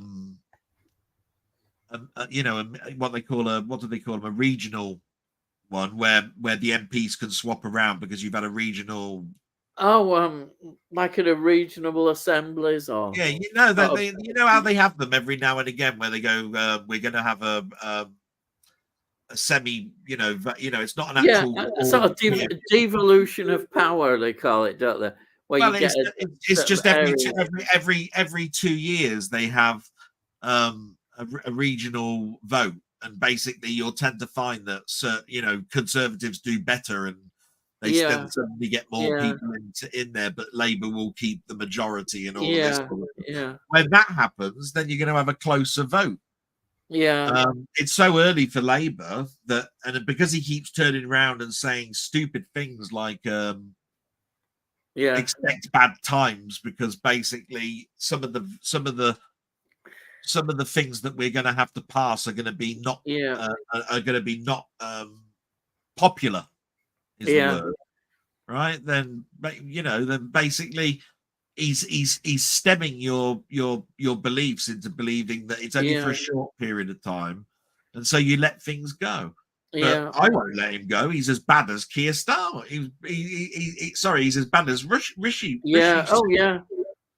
Well, probably the amount of times they debated in Parliament, and he kept saying Rishi Sunak is in cloud cuckoo land. He travels from place to place in a helicopter. He doesn't know and what he'll be doing that.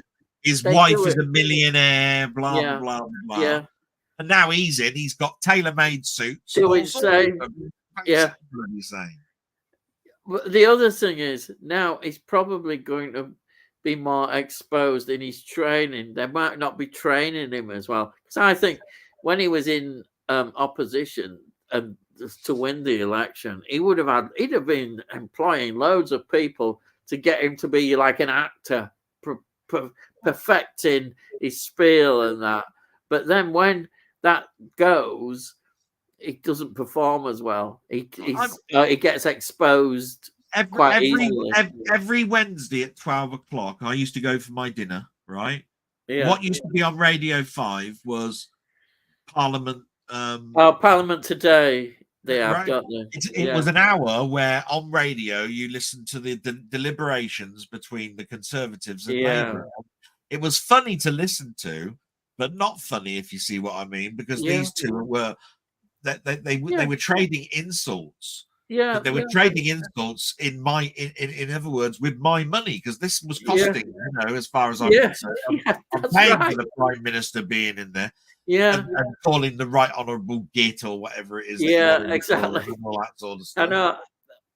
And all I ever kept hearing was Keir Starmer just basically ripping into turning into him and says, does he understand how long it takes for an ambulance crew to get from this place to the other? And when Rishi Sunak couldn't answer that, he says, no, because you live in cloud cuckoo land.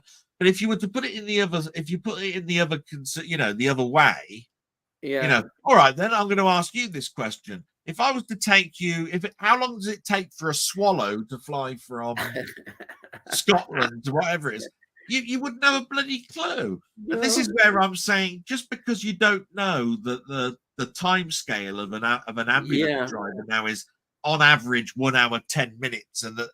Because all he kept doing was saying, yes, and there was a heart victim, by the way, in my constituency that had to wait 2.5 hours, and he died because basically there was no ambulance crews. Yeah. And all Richie Sunak could do was turn around and said, and they'd all be in bloody jobs if it weren't for the fact that they're on bloody strike at the moment. And you keep basically turning around and we want to give them this type of money, and they keep rejecting it because you keep coming along and saying you'll give them a better offer. He said, if you want them to come back to work, can you work with us? Because, and this is how it was. And I just listened to it and I was just bemused. Yeah. All right. We've got to get going because I've got to get to bed. Anyone going to see Oasis? Were there any good? I didn't know the concerts had started. I thought the next year, aren't they? I have no idea. Yeah, I'm sure they are. Or perhaps they're not now. I don't know. As far as I know, the next year. Never seen them. Would have liked to go next year, but not paying those astronomical prices. Totally agree. It's ridiculous. Muckman Movies. Yeah, the ticket prices were crazy. I like this. I like this next answer from Steve. Read it out, look. I think the best singers ever were Milli Vanilli. They were the ones that got done for private. They were exposed, weren't they? Those were. They were just dancers. It was two other people that were singing. Yeah. I think that's a classic. That answer. Does anyone remember when Bez from the Happy Mondays got his taxi pimped out on Tim Westwood's "Pimp My Ride UK"? I've never heard of that. I haven't watched. I've never watched. Tim Westwood a DJ of some kind? No, but I've watched a number of daytime TVs where they do cars up, but I've never really watched "Pimp My Ride." I've never really been interested in it. Tony says, I remember seeing him when he was a contestant on Celebrity Big Brother. Yeah, I think he did Celebrity Yeah, I Big saw Brother, that. Yeah. as they do. My favorite Big Brother was when Gary Busey won it. Did he? I didn't know he was on that. But He was anyhow, in it, but I didn't know he had won it. I no, knew that he was in it. no. You know, Uh, yeah. Bread in soup, that's nothing. I put cheese flavor oatcakes in my Oh, Heinz big soup. Hey, well done, Tony. Why not? you sick Why bastard. not?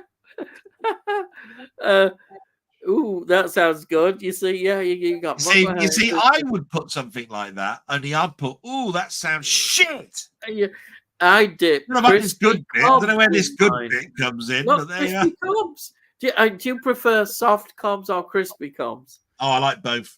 Yeah, I do like a crusty cob with burgers, right? I yeah, do find that really nice. If you've got a burger and a crusty roll, but yeah, I do like a soft bacon bap.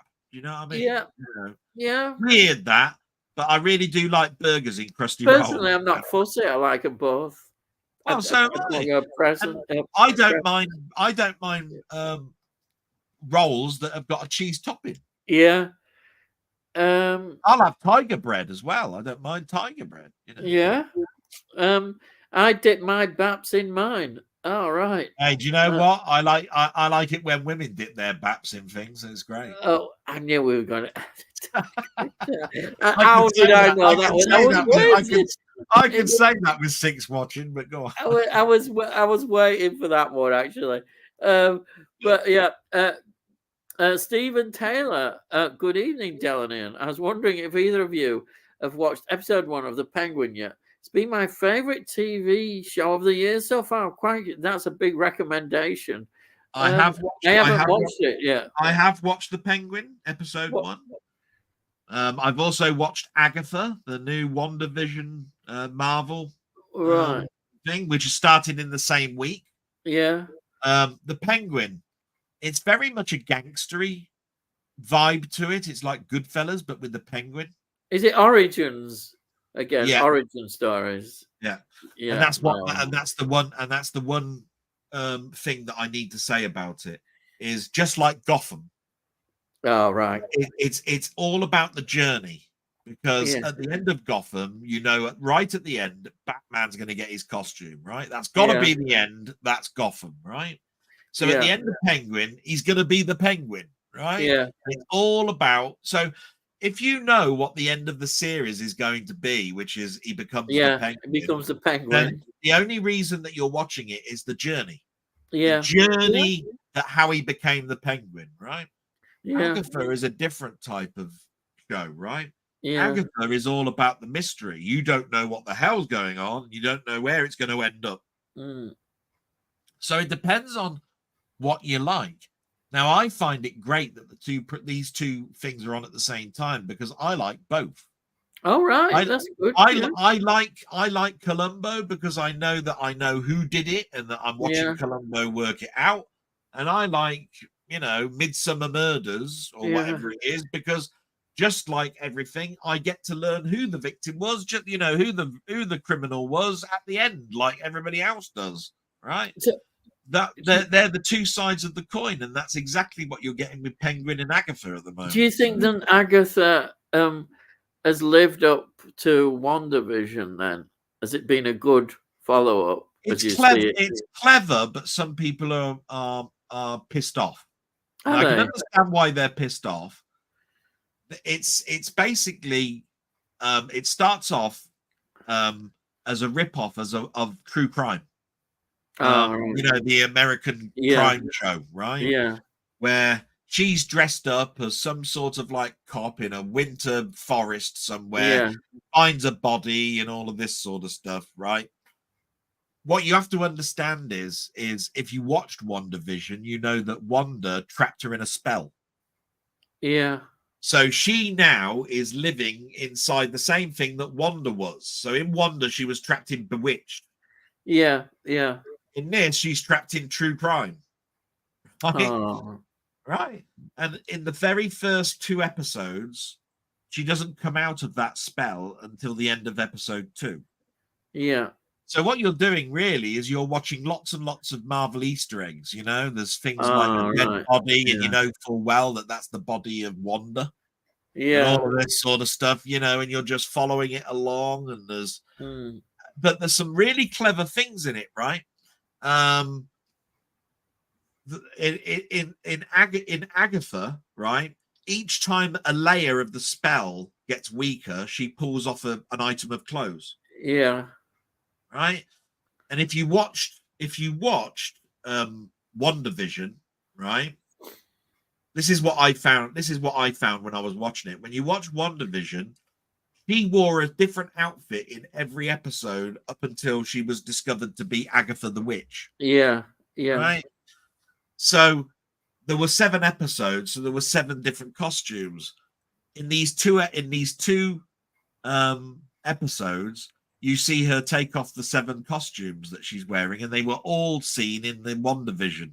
Right. Yeah. And when she takes the last costume off, she's naked, and she's wandering through. Yeah.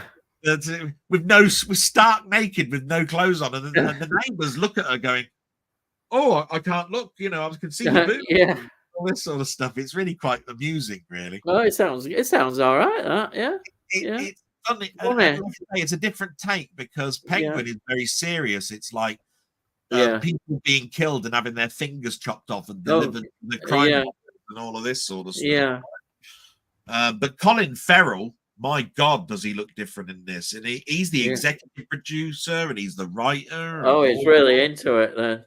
So he's really invested in it. And to be quite honest, I think I preferred the Penguin over Agatha. And that's strange for me to say because Penguin is DC and Agatha is Marvel. And you're a Marvel. But I think Agatha at the end will be the better production. Yeah. Because Penguin is going to turn around and be the same Al Capone type story all the way through. And it's just going to become samey. Yeah. And I think Agatha's going to surprise me. Do you see what I mean? Let's get through some more of these. Yeah. I read that as a crusty knob at Stephen. Oh. Bookman movies. I nearly choked on my bacon butty. Partridge consomme. Consomme is rather spiffing. Oh, right. Stephen Taylor, all the very best to you for the next week, Delboy. Better days are just around the corner for you, I'm sure. Yeah, unfortunately, you'll learn something about that in my blog. Yeah. In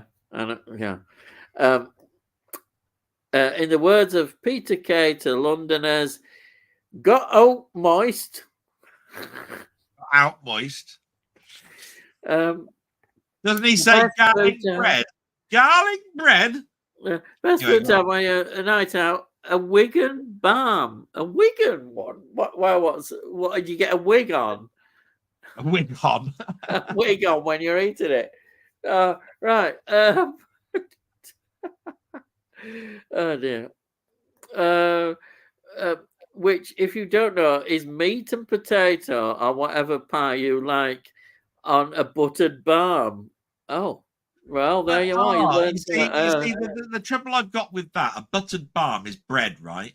Yeah. Putting meat and potato in the middle of a buttered balm, wouldn't that make it soggy and all this sort of stuff? I always think of it as a pie. Meat and potato pie. That's what I thought. Yeah. A meat and potato pie is what they serve in chip shops and all that sort of stuff. Yeah. Oh well. Tea cakes in Yorkshire. Tea cakes. Because there's tea cakes. Yeah. Tea cakes. Yeah, there's different variations, but I always thought tea cakes were those with the currants in. Yeah, scones. Yeah. And scones in southern Britain. Scones. My girlfriend has that when I get fish and chips because she doesn't like fish and chips. Oh dear. It's like going into a fish and chip shop and asking for fish and Yeah, chips yeah. Can I without the have fish fish and and chips chips. without Yeah, the fish and chips, please? Cheers.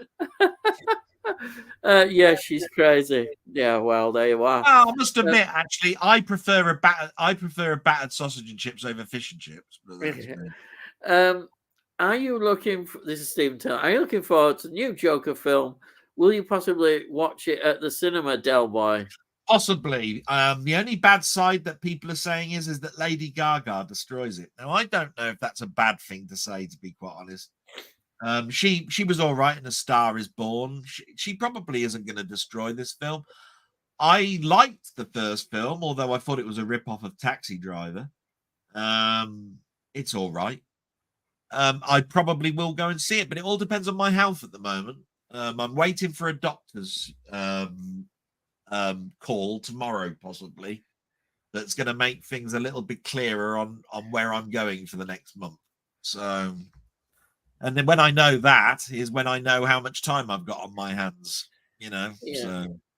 Yeah, I'm sorry. Can you just carry on? I've just got to go have a toilet. Sorry. All right. I can't bring up the comments, but I can read them.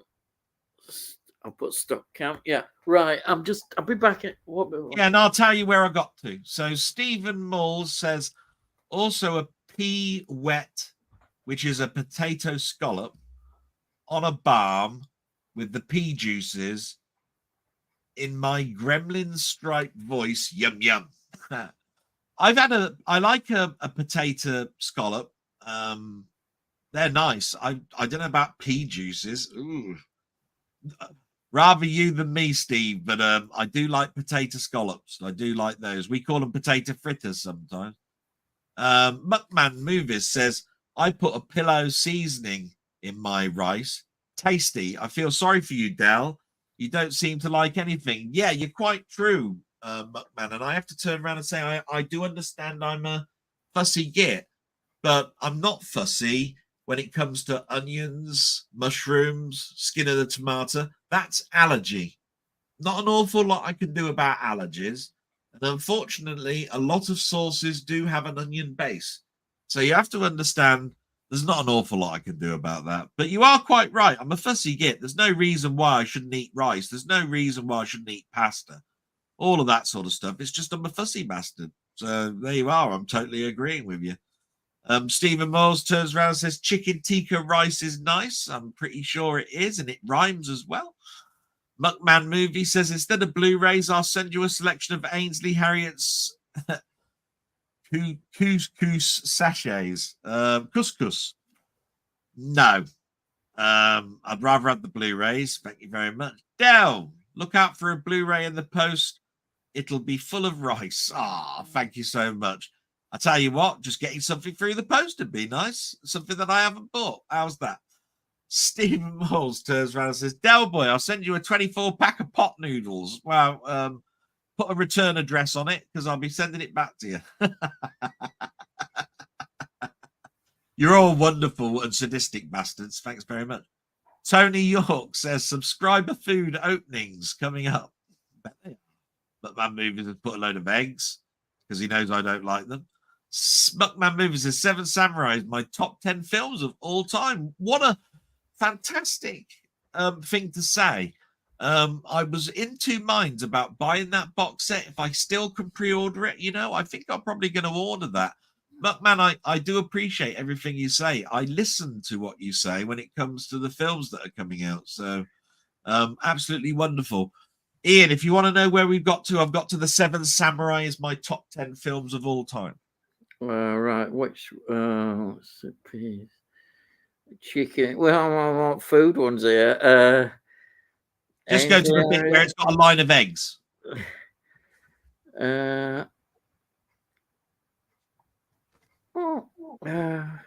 Seven Samurai. This one. Yeah.